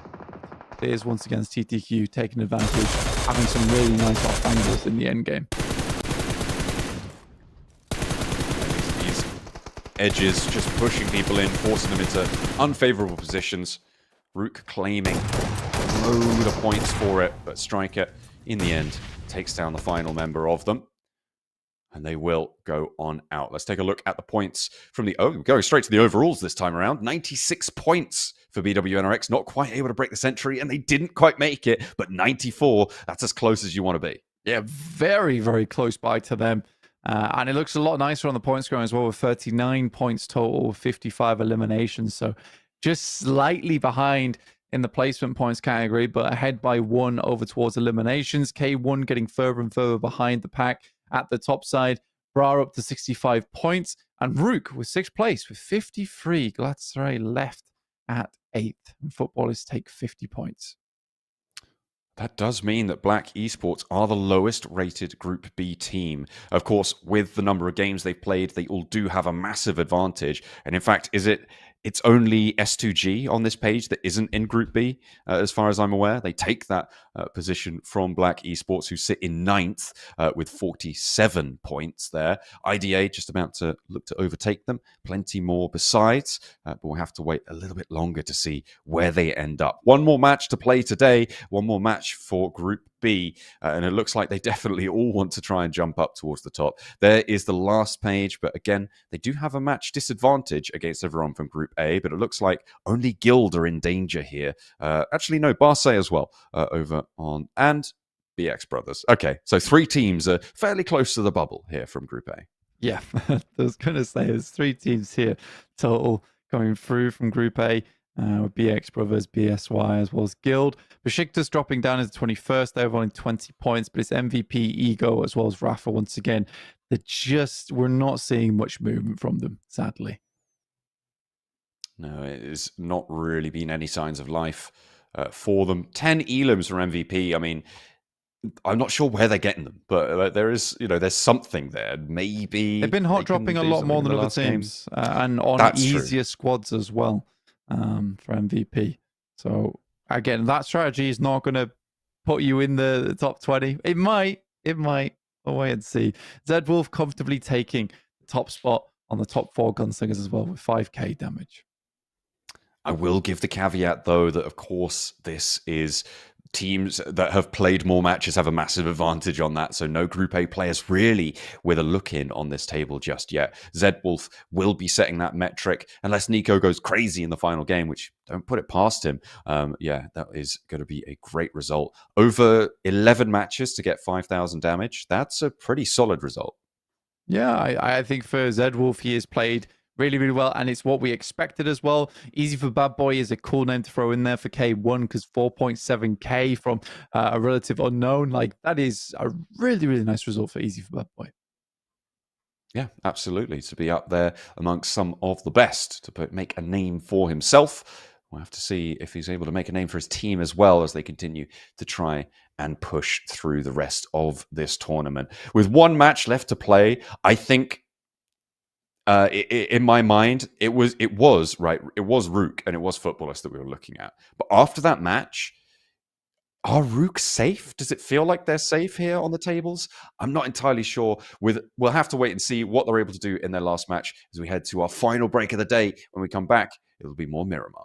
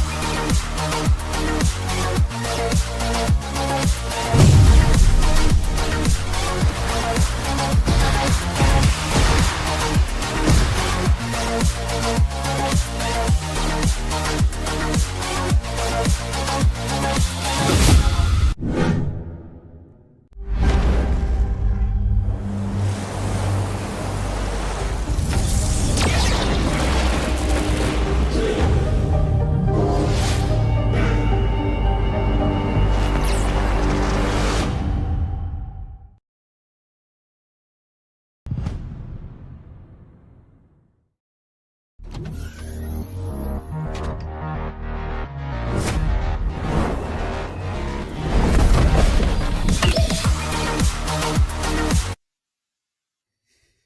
one match left to play, it is... Oh, Whoa. been attacked by my drink. Goodness me. Oh, dear. Oh, it swallowed some of them for a second. You know what? I hope that... you take it. That killed you. Damn. Well, we're getting into our final match of the day here as John recovers from sudden water attack. But we'll be heading into our final Miramar. We're hoping some of our teams can pull up to the plate. We're looking at RUKH Esports to potentially not be that last spot in Group B. I think they've done enough so far, but they'd like to do a little bit more to secure their position. RUKH Esports coming off a great game there on Miramar, and Galatasaray getting quite far into it as well as we expected. So let's see how these teams can do. Can BWNRX hit the century? I think that they can. 4 points in one match. It feels like something you definitely can achieve if you set your mind to it. We'll have to wait and see, though. I'm interested to see what happens to the teams lower down on the table, right? Because of the fact that we're looking at around a 50-point margin here for the bubble, potentially. One big game, and you can absolutely take this back into control, right? And that's kind of what Galatasaray did at the end of yesterday. What maybe we're going to see a team do today as well. We're looking for signs of life from a couple of our teams from Group C, and we're hoping, fingers crossed, that we can see it now. Yeah, I think that we have a lot of teams that are scared a little bit. And I think for Group C, we sort of have this scenario that we had yesterday for Galatasaray, where for Rafa, for MVP, these teams and Team Ego need to have like a big game here to keep themselves in the conversation realistically, because right now it does not look good. They've been quiet the entire time. We're wondering why they're in the conversation in the first place, because it's getting awkward. Yeah, you can't be hanging around like that at the bottom of the tables. You've got to go at some point, Getting kicked out the starting block doesn't mean you stay as close as you can. For Rafa, that means they need to get on the road as fast as possible. So we'll wait for their performance in this next match. Galatasaray in that last match did do pretty well as well, obviously overshadowed by RUKH. But their Miramar strength seems to continue, although it has to be said it was a bit of a salvage game for them to be able to pick up the points they did in that scenario. But as I said before, points are points no matter where you get them from, right? They all mean the same thing when it all falls out. So getting into those late games, that's going to be very helpful. 100%. No matter what you do, as long as you're putting points on the table, it's fine. I mean, take K1, for example. It's a completely different play style to the likes of BWNRX, but it has sat them towards the top of the tables. So if it means you need to hunt down those third parties, by all means, go for it. Especially here in the league stage and knockout stage, where there is maybe some teams here that you can potentially take advantage of because potentially they're a little bit weaker. This is the time to do it. Make sure you get over towards those finals in the first place. See, if you don't win out in the finals, there is a big prize pool on that side of things if you can get over towards the top side of the lobby. Absolutely. It's a 35k in that first place spot if you can get it. Not to mention the ticket to Riyadh, right? To the PUBG Mobile World Cup at the Esports World Cup. It is going to be pretty well rewarded if you're able to get on over there, right? There is a lot of money on the line. Absolutely. Further to that, ginormous prize pool over at EWC. And with an extra slot available because of Regnum Carya over at PMGO, even more chance here for the boys over in Pmsl EU to get something done, to get something online. Absolutely. We've got 4 slots available, which is kind of crazy. We were supposed to only have 3, but the Regnum Carya only went and won the whole bloody thing, and they gave us that extra slot. So that is very nice of them. And because of that, I think that we're probably going to see, 4 Turkish teams make it to PMWC. Maybe. We'll see. I mean, if Falcons can come out swinging, hopefully they can do much better here. They had a good event over in PMGO.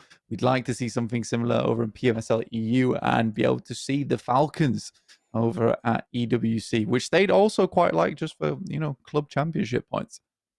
Absolutely. That is true as well. The underlying tournament that sits there. The thing I'm the biggest fan of though is the lock and key things, the triangles that they give all the teams and players. He loves triangles at the Esports World Cup. Look, they're the best shape. They've got so much going for them. You can make most other shapes out of them, and triangles really really great. Either way, they get golden ones. How do you feel when they crush the triangle?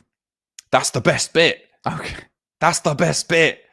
And then they put them in the trophy. It's like, I won. I've beaten you. I've crushed you. God. I touched How that satisfying is hydraulic that? press. Did you? Yeah. It was a Lucky you. very, very cool bit of tech. How did it make you feel? Great. No one was really allowed near it. Yeah, it was. But you touched it. I was like, I'll have a little peek. See how that's cool. I like that. Felt cold. Dangerous things. Hydraulic presses. They Very, are, very dude. dangerous. They are. The hydraulic press channel, I would know. Watch that guy a lot.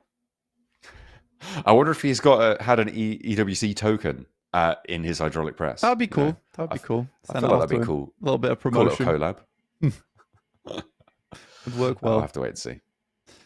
We'll make some calls. We'll make it happen. We will. But we're waiting to get into towards our last game here. Will be Miramar. BW and RX likely going to get themselves another nice game. Hopefully TTQ can jump over the top of them maybe here, end up with that first place, and S2G's got a big day ahead of them tomorrow to try and catch up. Even though they did so fantastically well, ending up with 60 points in a day, almost averaging 10 points per game, which is incredible. Yeah, that is a pretty nuts metric to be able to get on towards with this current point scoring system. To get that 10-point average is really, really quite impressive. So we'll have to wait and see if they're able to push on up there. I mean, at 100 points, that would sit them on 12 matches, just a little bit short of that. So we'll have to wait and see. But I think they'd be closer to 9 average. I haven't run the numbers. But either way, yeah. If they can get up to 110, I would be very impressed with them. That's what I'm hoping. Okay, it's for S2G? For BW and RX. Sorry, I was BW thinking them. Yeah. Not for S2G. Although, 59, staying near that 10-point average. Big time. Yeah, I'd quite like that for BW and RX. I think that, they haven't had the craziest games, but it has just been fairly consistent all the way through. Even in those moments, I think they're playing more of an international style, I'd say, where you're not just running around dominating the lobby. It does feel like they have some careful planning, which is good, because I think that for BW and RX in the past, that was their playstyle, which was just dominating the lobby, finding third parties all over the place. And I think coming into Pmsl EU Spring, they've realized that we can't do that in international format. We got absolutely rolled. So what we need to do is practice now, because we're comfortable and confident we're getting towards those finals. We need to practice now on playing over towards that international level, where we're not taking huge risks, where we're making the right move each time. Well, let's take a look and see if those strats are going to pay out in our last round of Miramar for the day. Make sure you stick around, because I'm sure that Group B teams need your support now more than ever to put their last round of points up on the board. From La Cobreria down towards Impala, John. Definitely a big change from our last game. See where the circle does reside on this one. Last time around, it was around Hacienda, around water treatment. Very open ground, which has been sort of the case of the majority of the day today, actually. It's just very open ground finishes, which has supported teams that are able to be very quick on their feet. Quick adjustments, especially TTQ, who love playing out in the open. Nico with all the confidence in the world to make those plays. Absolutely. I'm going to be keeping my eyes out for hot drops here again, Blank, because we've seen it, I think, more often than not today. Some early engagements popping off across the board. Not quite seeing too much going on right now, and maybe we are finally going to be spared that as a fate, as everybody seems to have extricated themselves from one another. Circle goes over to La Bendita, to Los Leones, and just as I say that, there's a little bit of a scrap going on. So it looks like Ezel has managed to pick up a point. It's one of the K1 players. Yeah, not an ideal start for them. Not feeling super comfortable today, at least on Miramar. We get the circle over towards La Bendita. Start things off. Rafa.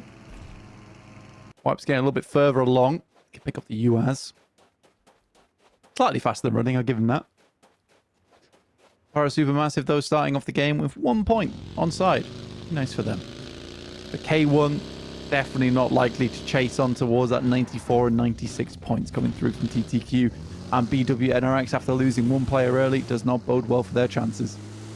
No, but they'll be okay, right? They'll get through to the knockout stages easily, and we'll see them again, surely, heading on into the end of the week. I feel like for Group B, for the teams at the top in Group B, it's actually probably a very favourable little break that they can have, because they'll get 2 days off, right? They'll have both Wednesday and Thursday to get a little bit of a breather, get some restratting done, get some research done towards the knockout stages, and feel a little bit more confident perhaps moving in. There's RUKH Esports on our screens. We talked about them. What have a decent game here. They're only 1 point behind Galatasaray. So there is a chance. There's definitely a chance for them here. It's not too difficult. Depends how early Galatasaray go out. But we know Galatasaray do like to get themselves nice and late into these Miramars. K1 up against MVP. Ooh, a nice little step out there. And that's what you're looking for, Keystone. They find those early scraps, and you know what? For better or worse, they have learnt a thing or two, seemingly, in these early game engagements, and that will help them out nicely. Steps out with the pump action and picks up a point.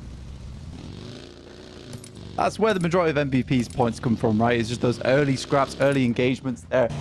Placement points are somewhat non-existent. Not quite as bad as Team Eco and Rafa, but yeah, most of their points are coming through from eliminations. Carya, who we've seen a lot more from today, you know, it has been good to see up to 42 points getting towards these end games. They have pretty decent macro, nothing crazy. The nicest player today was definitely from Lewis, who held his own in fairly high octane moment. But this is the team all eyes are on. BWNRX looking to get 4 points and set up towards that century, and also outrun TTQ. That's what it's all about, keeping that gap. Staying up in that first place, earning themselves a nice little check for doing so. Of course, they've still got to worry about teams like S2G tomorrow standing up and getting the job done. On board with Rafa. Again, are they going to be able to get their point this game? We'll have to wait and see. Yeah, it's been a point at a time. At least for the last 2 matches. Did not look so great before that, though.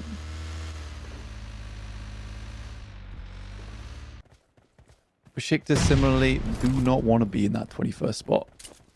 Feels very bad to them. Not a terrible team either. Bandita goes down, is picked up on the back of the vehicle. A nice scoop on that, but it's not meant to be. You know, K1, they're just losing players immediately. Maybe they've kind of phoned it in. They're like, you know what, we've done enough. We don't really care at this point. And it seems like they have just been exposed here in these early points of their last match in the league stage. But as I said earlier, they're totally safe. They will be in the knockout stages. So nothing huge for them to worry about, but still. Not super strong from a team that we were talking about with such high praises at the end of yesterday and at the start of today. Yeah, they've done enough, basically, is what we're trying to say about them. They've done enough, and they can afford to get a little bit weird with it towards the end of the day.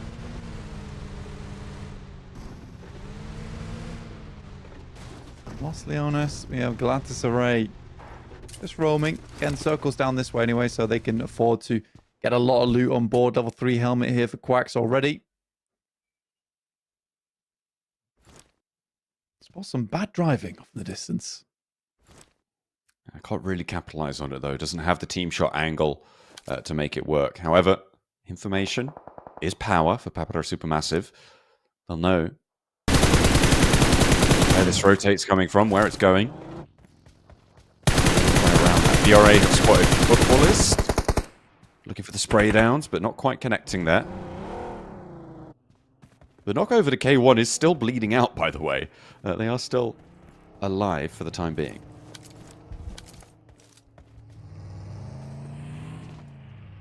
Yeah, I was going to say, surely he's going to go down soon. I mean, that's a full bleed out, right? That was the knock, just fully let it go. Left him alone. It came through eventually. Lewis was more preoccupied with looting. Fair enough to him. Yeah, just waiting for that zone 2 at the moment. That's where a lot of things are going to start to change. Teams will have to get a move on. Especially if he heads over to his La Vendita, we do get a big chunk of the map kind of cut out. We're about a minute away from that. As teams are just posturing around the circle.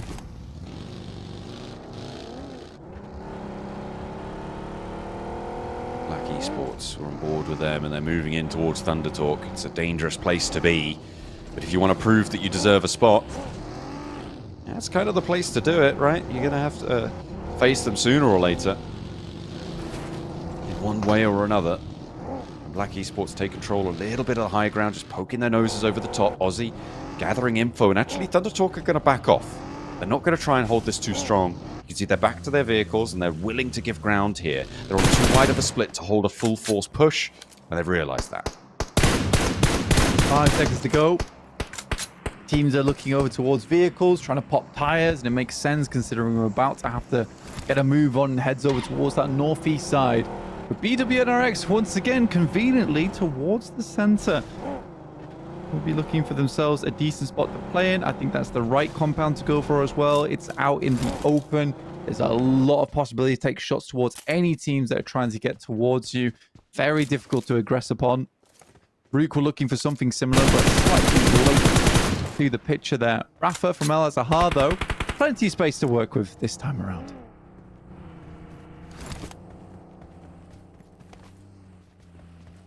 BR8. Moving on out. Trying to get on the road past the graveyard. Papara SuperMassive managing to move in near Minas Generalis, but amongst the crunch there will be a bit difficult for them to make too much headway. RUKH are now parallel. Can they get past them? Can they try and take them down here? K1 now actually fully eliminated.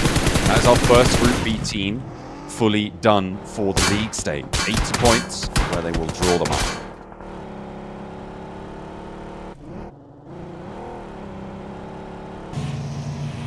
Respectable place to end in, 80 points. Yeah, there's been some silly games the past 2 matches, but whatever. Works out for K1, 80 points. They will be getting over towards that massive prize pool right at the top for league stage, but they'll made it through to knockout. And I think for a team that we didn't have too high hopes for at the start, they'll be very pleased with this. I think they've shown a lot of people in the audience as well as us that this is not a team to be trifled with. TTQ, kind of so. Yeah, and a team chasing over towards BWNRX, already losing a player, but the res is coming through fairly shortly.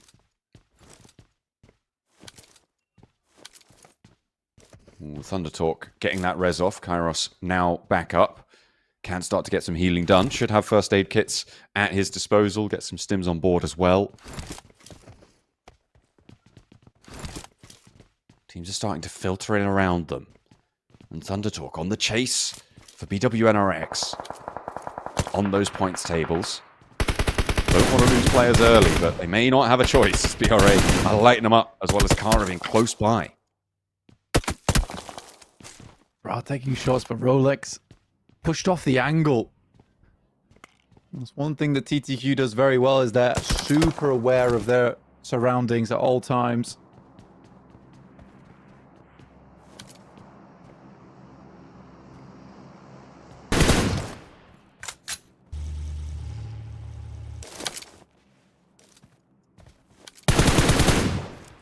Boars on the side. They've managed to make their mark today. We're a little bit worried about them coming in at the start of today. They didn't seem to have what they've displayed in the latter halves. And that aggression has worked out for them. Up on 30 points, they'll be happy. Circle sits up towards the northeast side of Minas Generalis, up towards Truck Stop as well. With Rafa taking residence there, RUKH are going to crash straight into them. RUKH taking no prisoners. RUKH Esports finding Galatasaray, though. Their direct competition here, John. Rafa and RUKH, same buildings. We know 20 certainly can battle in close combat. Guys There's a bit of a warrior. And Aussie will run down Galatasaray. That's 2 players down and out, and RUKH Esports making their way ahead. 2 players to move onwards with. Blows-in and Quacks. Seem to have gotten a little bit safer around that Lavendita crater now. Although that tumble's not going to be too friendly. That's right, on 2. Beşiktaş also on 2. And now we're on board with IDA close by. The team's guarded them out on this northwest side.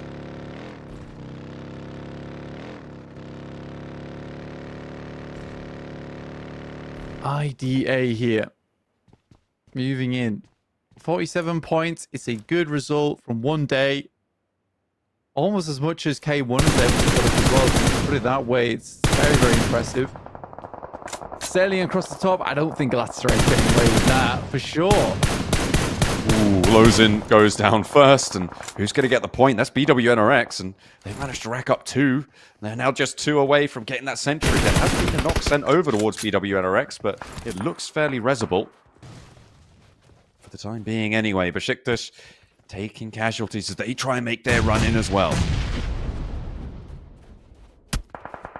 Right, looking over towards Beşiktaş, but there are those shots from the side coming through from Eren, no less.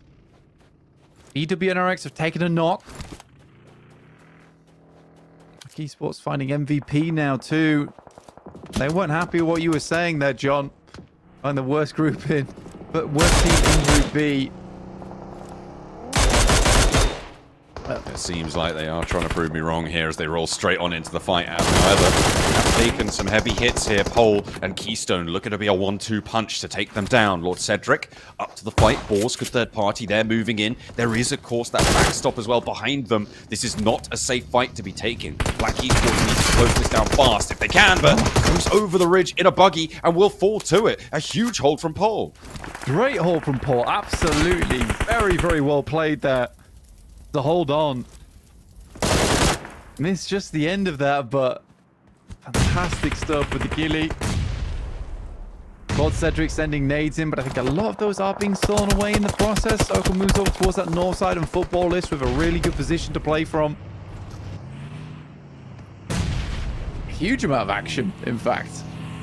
This is the thing, right? RUKH Esports have already gotten ahead of Galatasaray, which means that they are not going to be the first team from Group B to drop down into a potential elimination spot. If you're talking about there already being 3 fairly certain teams in the bottom 4 bracket, not being at the bottom of Group B is a massive benefit to you. So Galatasaray starting to sweat.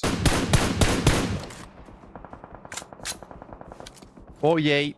It's right on the cusp of being decent. It's a 4-point average. Yeah, you want it up towards that 50-point marker, but 48 will do. Just a question of how much these teams chase tomorrow or Group C. What I would argue is a much harder group to play in. Yeah, playing up against Group A, it's got to be a pretty fearsome prospect.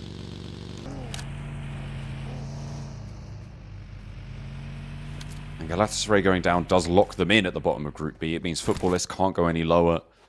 RUKH can't go any lower. This first page will be looking mighty difficult to try and push in towards, but I'm sure it'll happen sooner rather than later. Ninja, no weapon in hand, and RUKH have started to come alive here. Except for A model? Mimodal, who jumps off and knocks himself. Oh no. Wait, are RUKH gonna get these points in truck stop? This is going to be a huge point gain for RUKH. They get their 1 point, but can they make it more? Ooh. He's trying his absolute best to not right now. Stepping in, saying like, there might be a player, but maybe not. They've got their point. But they're there it losing is. a little bit more. Huge. Oh, a second point. Wait, all of them. They got all of them. They got 4 points. That's incredible. There, good clean up over towards RUKH. Get themselves 4 eliminations. Beautiful stuff. Towards Papara SuperMassive on truck stop. And is desperately trying to push forward in the rankings. Up to 33 points now, though. Which is fairly decent. Carya loving these high ground spots. Always playing up towards them. Eren locked on the outside as BRA finding them, though. That's Ego. Taking shots. Finding at least Quantum. Carya is going to take that moment to try and shuffle round. Heading into stage 5 now. Getting ahead of Galatasaray is actually, again, for the teams in Group C, a really great position to be in, right? Because, again, you're confirmed that they're not going to be chasing you anymore. So for IDA to break that tie, get 1 point as they get towards those placements, more and more likely, they are just that step safer and safer. Same story for Carya on this game. There's big potential for them to do pretty well here. They've got that southwest side flank. Yeah, it's good. It's very good. Should be able to pick themselves up quite a few points off the back of it. Though somewhat locked in, with Carya having all the angles to play around with. Depending on whether Team Ego looks to poke their nose in. None of it. Over towards BWNRX as our TTQ. Kind gets obliterated. That's 2 of them as well. I think there was another knock over towards Frozen. That is from TTQ, but the point doesn't go their way. Still, they'll take it. Maybe a rollout. They want to chase this one all the way down.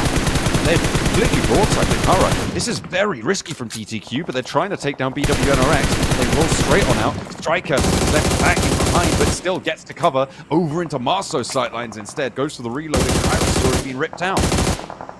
Yeah, again, we're having a scenario come through from TTQ and K1 where they'll see one not go through, and then that will be the bell that they'll hear and go for.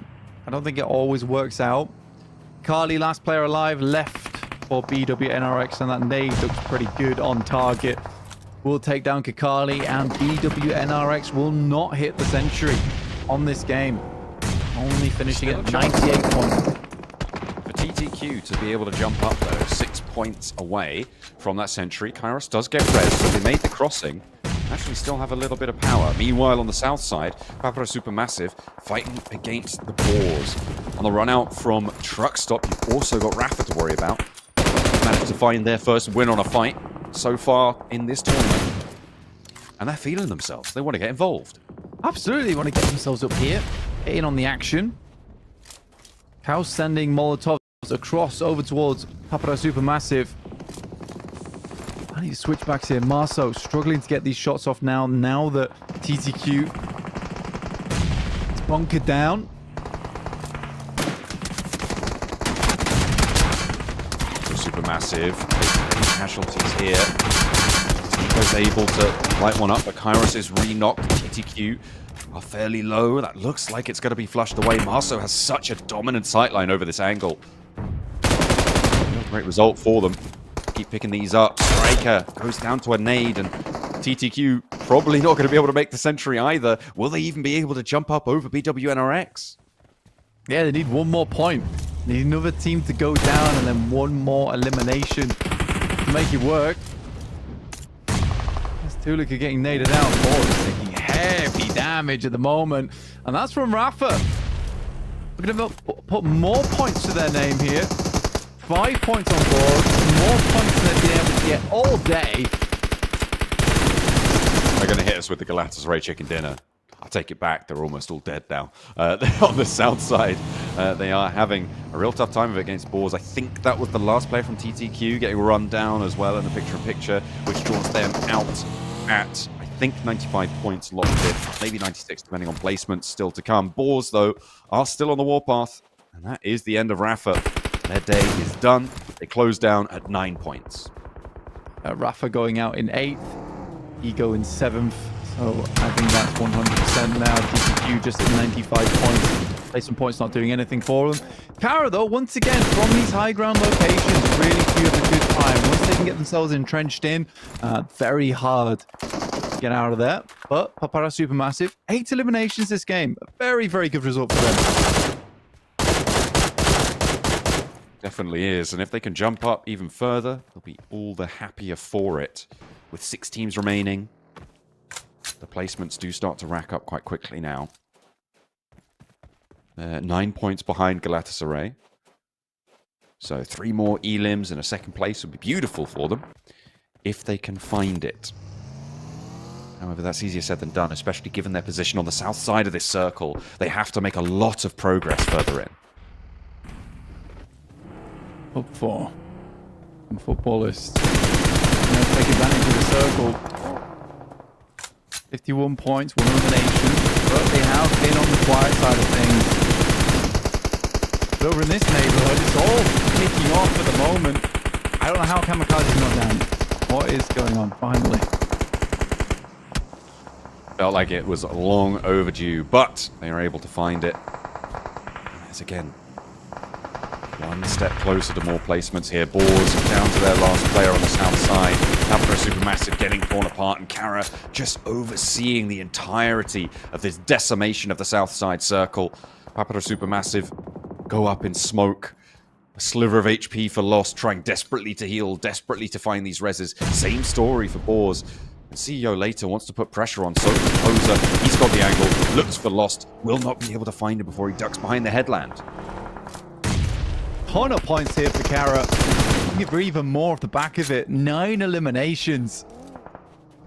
Will finally shut down Papara SuperMassive at 8 elims, but yeah, great result for them too. Does push them up the leaderboard, up towards 41 points there. IDA up to challenge S2G's day from yesterday. 59 points was the barrier. Carya looking pretty strong. I wouldn't put it past them to be able to make this. Yeah, it's been an astounding day so far. They have good control. I think footballers is really their only hurdle, but they're not quite warmed up as they are into this game.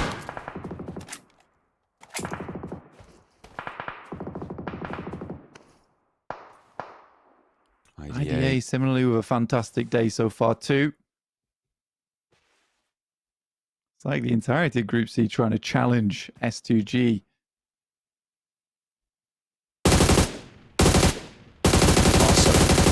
Finds a little tag over to Rita. Not going to find the full knock though. As the circle goes fairly central on this one. Again, a little bit of open ground in the middle of this circle. Something we've seen be a theme throughout today. Yekta just trying to scout out. You have that really nice ridgeline to work with. You can see here that Carya move across open ground. IDA should be able to hold them here. But it's been very careful. Gifted 2 loot crates as well, which is ludicrous. That is very friendly to them. Good achievers. Excellent result. Boars Gaming. Really trapped up on the edge now. Nowhere really to go. Has to run a gauntlet through it. Not much option. Just try for it. See what you can get done. Playing up on this roadside, there is nothing they can do. They have to take this fight. They have to hope that IDA gets involved here. The footballers across the way also take shots out towards Carya. I mean, for Bra, it's somewhat over, right? Havlik has to step out at some point. He's not in the circle just yet. Lewis will pick up one more, pushing them up over towards 10 eliminations, but their cross is difficult. Theo later makes the first move, baits out some shots, and realizes instantly they have to move back. This is a very passive endgame because no team really wants to give up on their position depending on Zone 8 and Zone 9.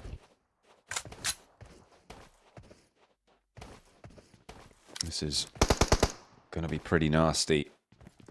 As soon as this next circle pops, we're going to know exactly where the game will end. The center of the next circle will be the full close position. I think it's not going to go that far. Havlik steps up. CEO later handles it. Boars are down. 3 teams remain.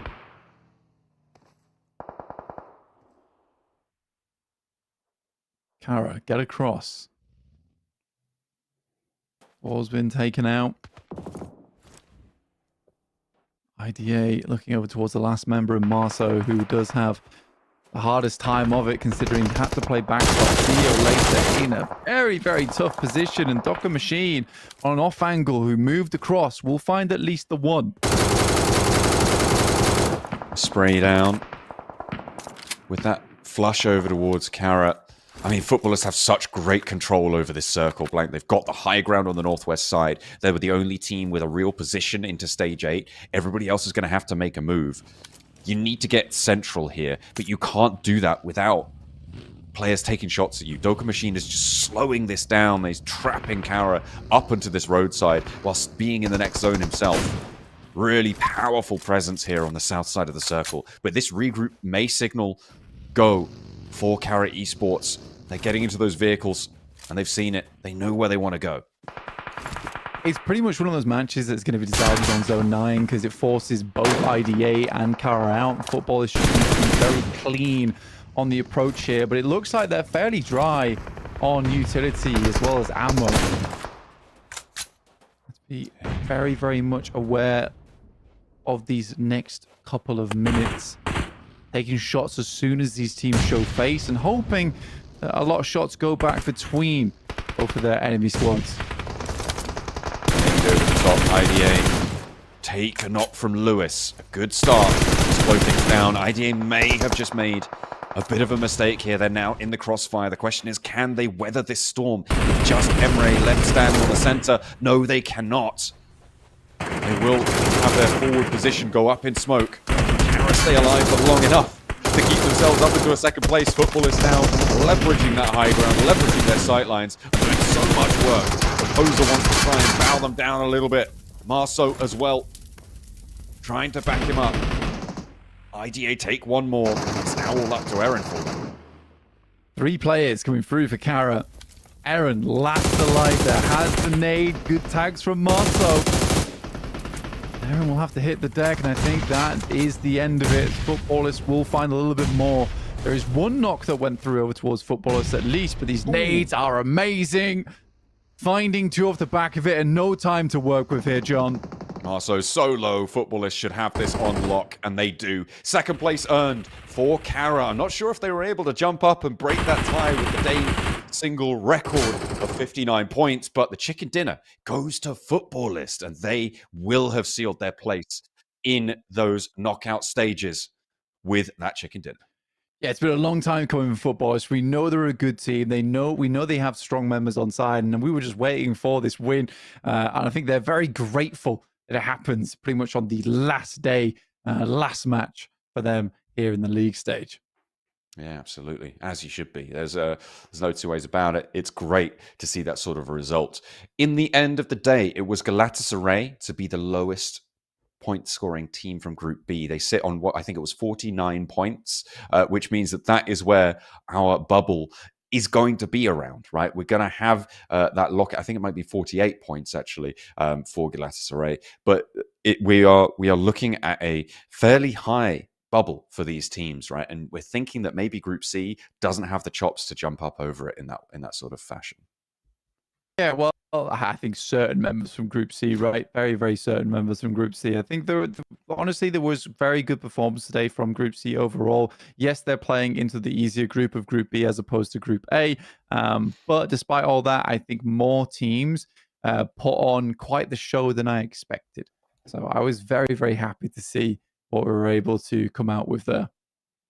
Yeah, it's nice for the close downs towards the end to get those little bits extra. I'm interested to see if Carya were able to get up to 59 points on their single day, right? They will be going toe-to-toe with S2G tomorrow, and I'm wondering if they're going to be able to have that sort of a performance. It felt quite sneaky from Carya, right, over the course of today. It feels like they've kind of snuck up on me as just doing incredibly well, sort of out of nowhere. And maybe that's because we've had some pretty feast or famine performances and things like BWNRX kind of stealing the limelight, but they've obviously just been there consistently. I think Carya plays very well into their own play style, right? Which is to take like a little bit of a split, take high ground, and just maintain control over those areas of the map. And that's what Carya does best. And I think they realize that quite quickly and just set themselves up in those positions time and time again now. And it has assisted them. Again, very, very good team play all around, which is nice to see. Definitely can tell these players have been working on that quite a lot. Just the calls in general. It feels less like that's like a team that's drilled these performances, more like a group of friends who are very much used to playing with one another, which is super useful when you go into a finals format and you really, really want to alleviate a lot of that pressure. And playing with your mates can definitely do that for you. Certainly is. It's important to have a strong team around you, right? To play off one another's strengths and to figure out where those strengths are is the function of finding that sort of coaching, that analysis, and can be really, really important to make or break a team. So credit to all the support staff from all of our teams who are working, I'm sure, around the clock, just as hard, if not harder than the players, to be able to bring those sorts of strategies together through it all.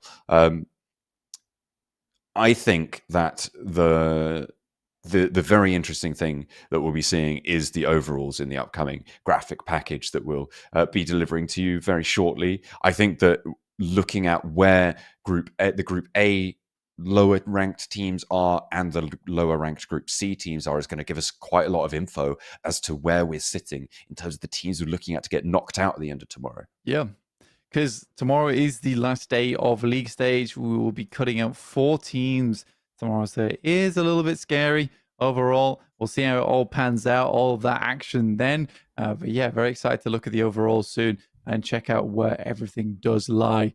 But we are here now at the end of the day. Final Miramar is done. Some incredible performances all around. Extremely pleased to see it.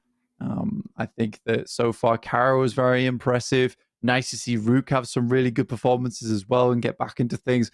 Also, a few boys over towards Rafa to grab as many points as they earned today and more in just one game is a very big highlight of mine. Yeah, I mean, you got to get some points at some point during the game, during the tournament, right? But still, as it stands, they are just making sort of fairly basic mistakes when it comes to playing in these lobbies, rotating as 4, sort of not really getting too much information, not getting any scouting done, kind of just making decisions on a whim, it seems. I'm not entirely sure what's going on in their roster, but the highlight of their day will be getting that squad wipe, right, against RUKH, who, to be fair, turned up in the latter half of the day. Yeah, they did. They got themselves plenty of points. And here is our final blow of the match. 2 nades did the trick here into Marceau, struggling to get out from behind cover. And it will be the end of him. Not only that, but vehicles blowing up behind him as well. It was a very cinematic end to his performance. And our MVP will be Lewis from that match from Carya with 4 eliminations and almost 1,000 damage done again. So he had really had quite a nice day today. And I'm excited to see how these players shake up the top damage dealers in our lobby overall. Absolutely. We are currently, I imagine, still with Zedwolf at the top of the tables there. Coming on through for the Gunslingers table, but that is because he has had 6 more matches than 2/3 of the lobby, so it's a little bit easier on that metric. He might have been top damage, but he wasn't highest eliminations. That goes to Dokkan Machine with 4 playing for Footballist, and the Chicken Dinner went their way. Footballers, we were worried about them because they weren't getting many eliminations at the start of that, but they were, like I said, on the quiet side. They had a very chilled out game. It was fairly obvious to me that this was going to be the team that won as soon as we hit zone 7, but it was just how much value could Carya extract after that. And here are our Chicken Dinner stats overall, with Dokkan Machine with 4 elims, 4 knockouts. Enzo didn't get too much done that game, but it was Dokkan Machine who was roaming all over the place in that match. Yeah, absolutely. Doing a lot of work for them. Their position that they had in that final circle, they were the only team with real cover, and they had the high ground in stage 8. So, I mean, it's no surprise to me that they were able to take home this Chicken Dinner. The other 2 were kind of fighting for second place. And in the end, it was Carya who was able to get that second place. But no further will they go in the face of Footballist. No, Footballist now done. And we'll see where they end up in the overalls. Getting the replays of the game now. There were some pretty cool moments. The RUKH Esports were able to get ahead of Galatasaray, leaving them now as the marker to catch up to from Group B for Group C going forward, as well as Group A, with a couple of teams that are still behind. But there were some good teams over in Group A. I'm kind of worried a little bit for Guild. We'll see how they show up tomorrow. But they had quite a few elimination points, I will say, yesterday. And they didn't look terrible. But they do need to get a move up tomorrow. It is a question of what can be done with tomorrow's matches. There will be 6 more to play. Group A and Group C will take to the battlefields at the end of it all. Here's Carya's attempt to cross the road, but you can see how trapped they were, how squashed. IDA, I mean, they made a valiant attempt to get into the middle. I thought for a minute they were going to make it, but no, they did just get crunched on out. And then, yeah, these nades, they just sealed the deal. There's really nothing you could do in that scenario as Carya to make this one work, barring having 30 smokes already deployed to be able to get forwards a little bit safer. But here's the match ranking: 19 points for Futbolists, but 17 for Carya. Yeah, 17 total for Carya there with the 11 eliminations they're able to pick up. And we'll see how that affects their overall standings, as it certainly should in a big way. And for a first day of innings, lovely stuff. Futbolists with the 19 points, though, good way to close things out.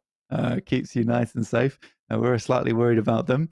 Papara SuperMassive have definitely been getting better in these matches as well. And Boar with a good show up, honestly. 4 placement points, 6 eliminations, 10 points. Looking a lot better as the day went on. Yeah, they have managed to find their feet a little bit, and they do need to maintain that structure in towards tomorrow, facing off against Group A and some of the strongest teams we theorize in this lobby. So we'll have to wait and see. Talq closed down with a fairly weak performance on 1 point, but they will be fairly safe as we take a look at our overall rankings. 98 points, not quite beating 100 for BWNRX and TTQ on 95. Look at that, Carya with 59 points.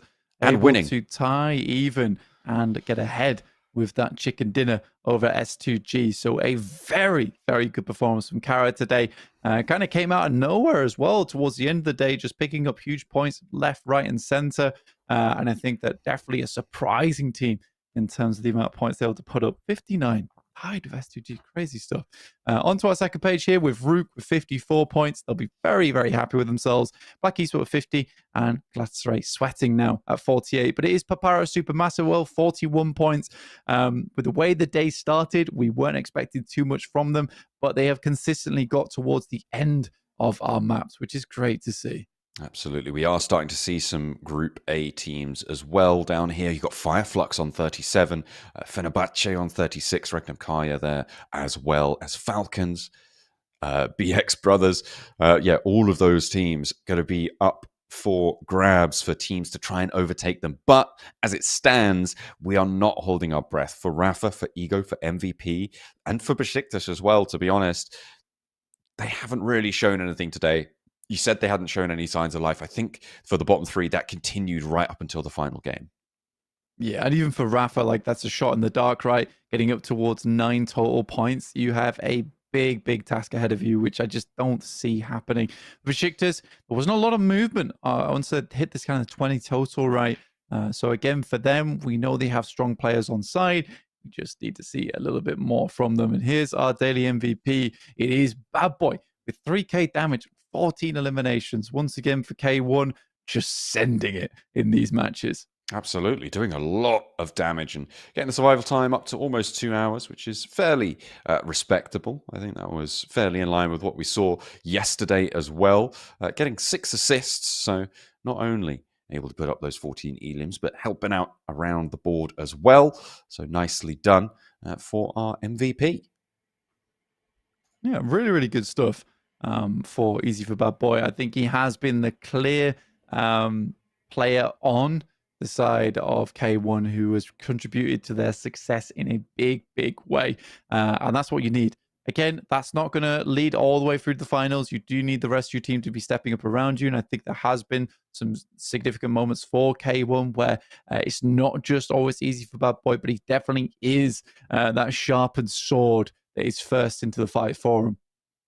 Yeah, he's definitely been efficacious for K1, and they have reaped the rewards for it. So nicely done, nicely done.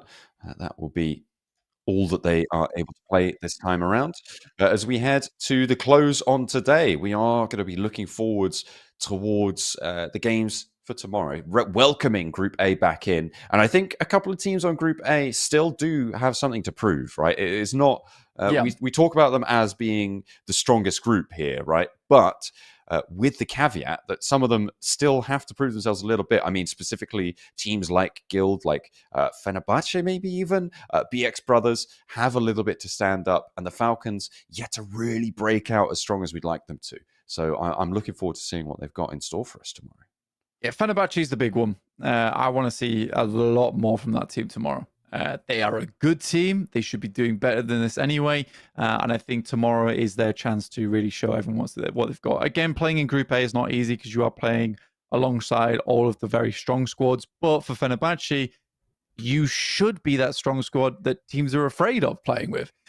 So yeah, we'll see what happens tomorrow. But Fenerbahçe, I have high hopes for them.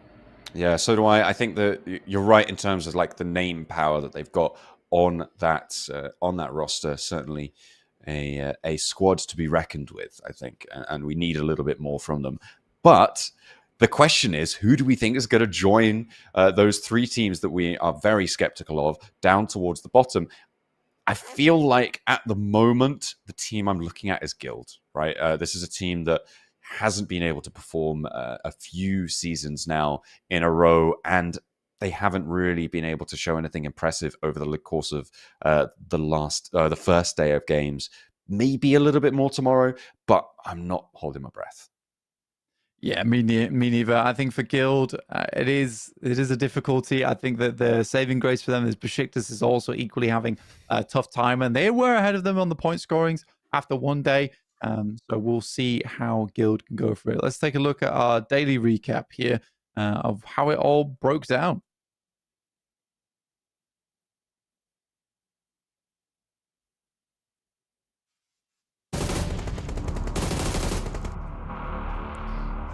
These are all the plays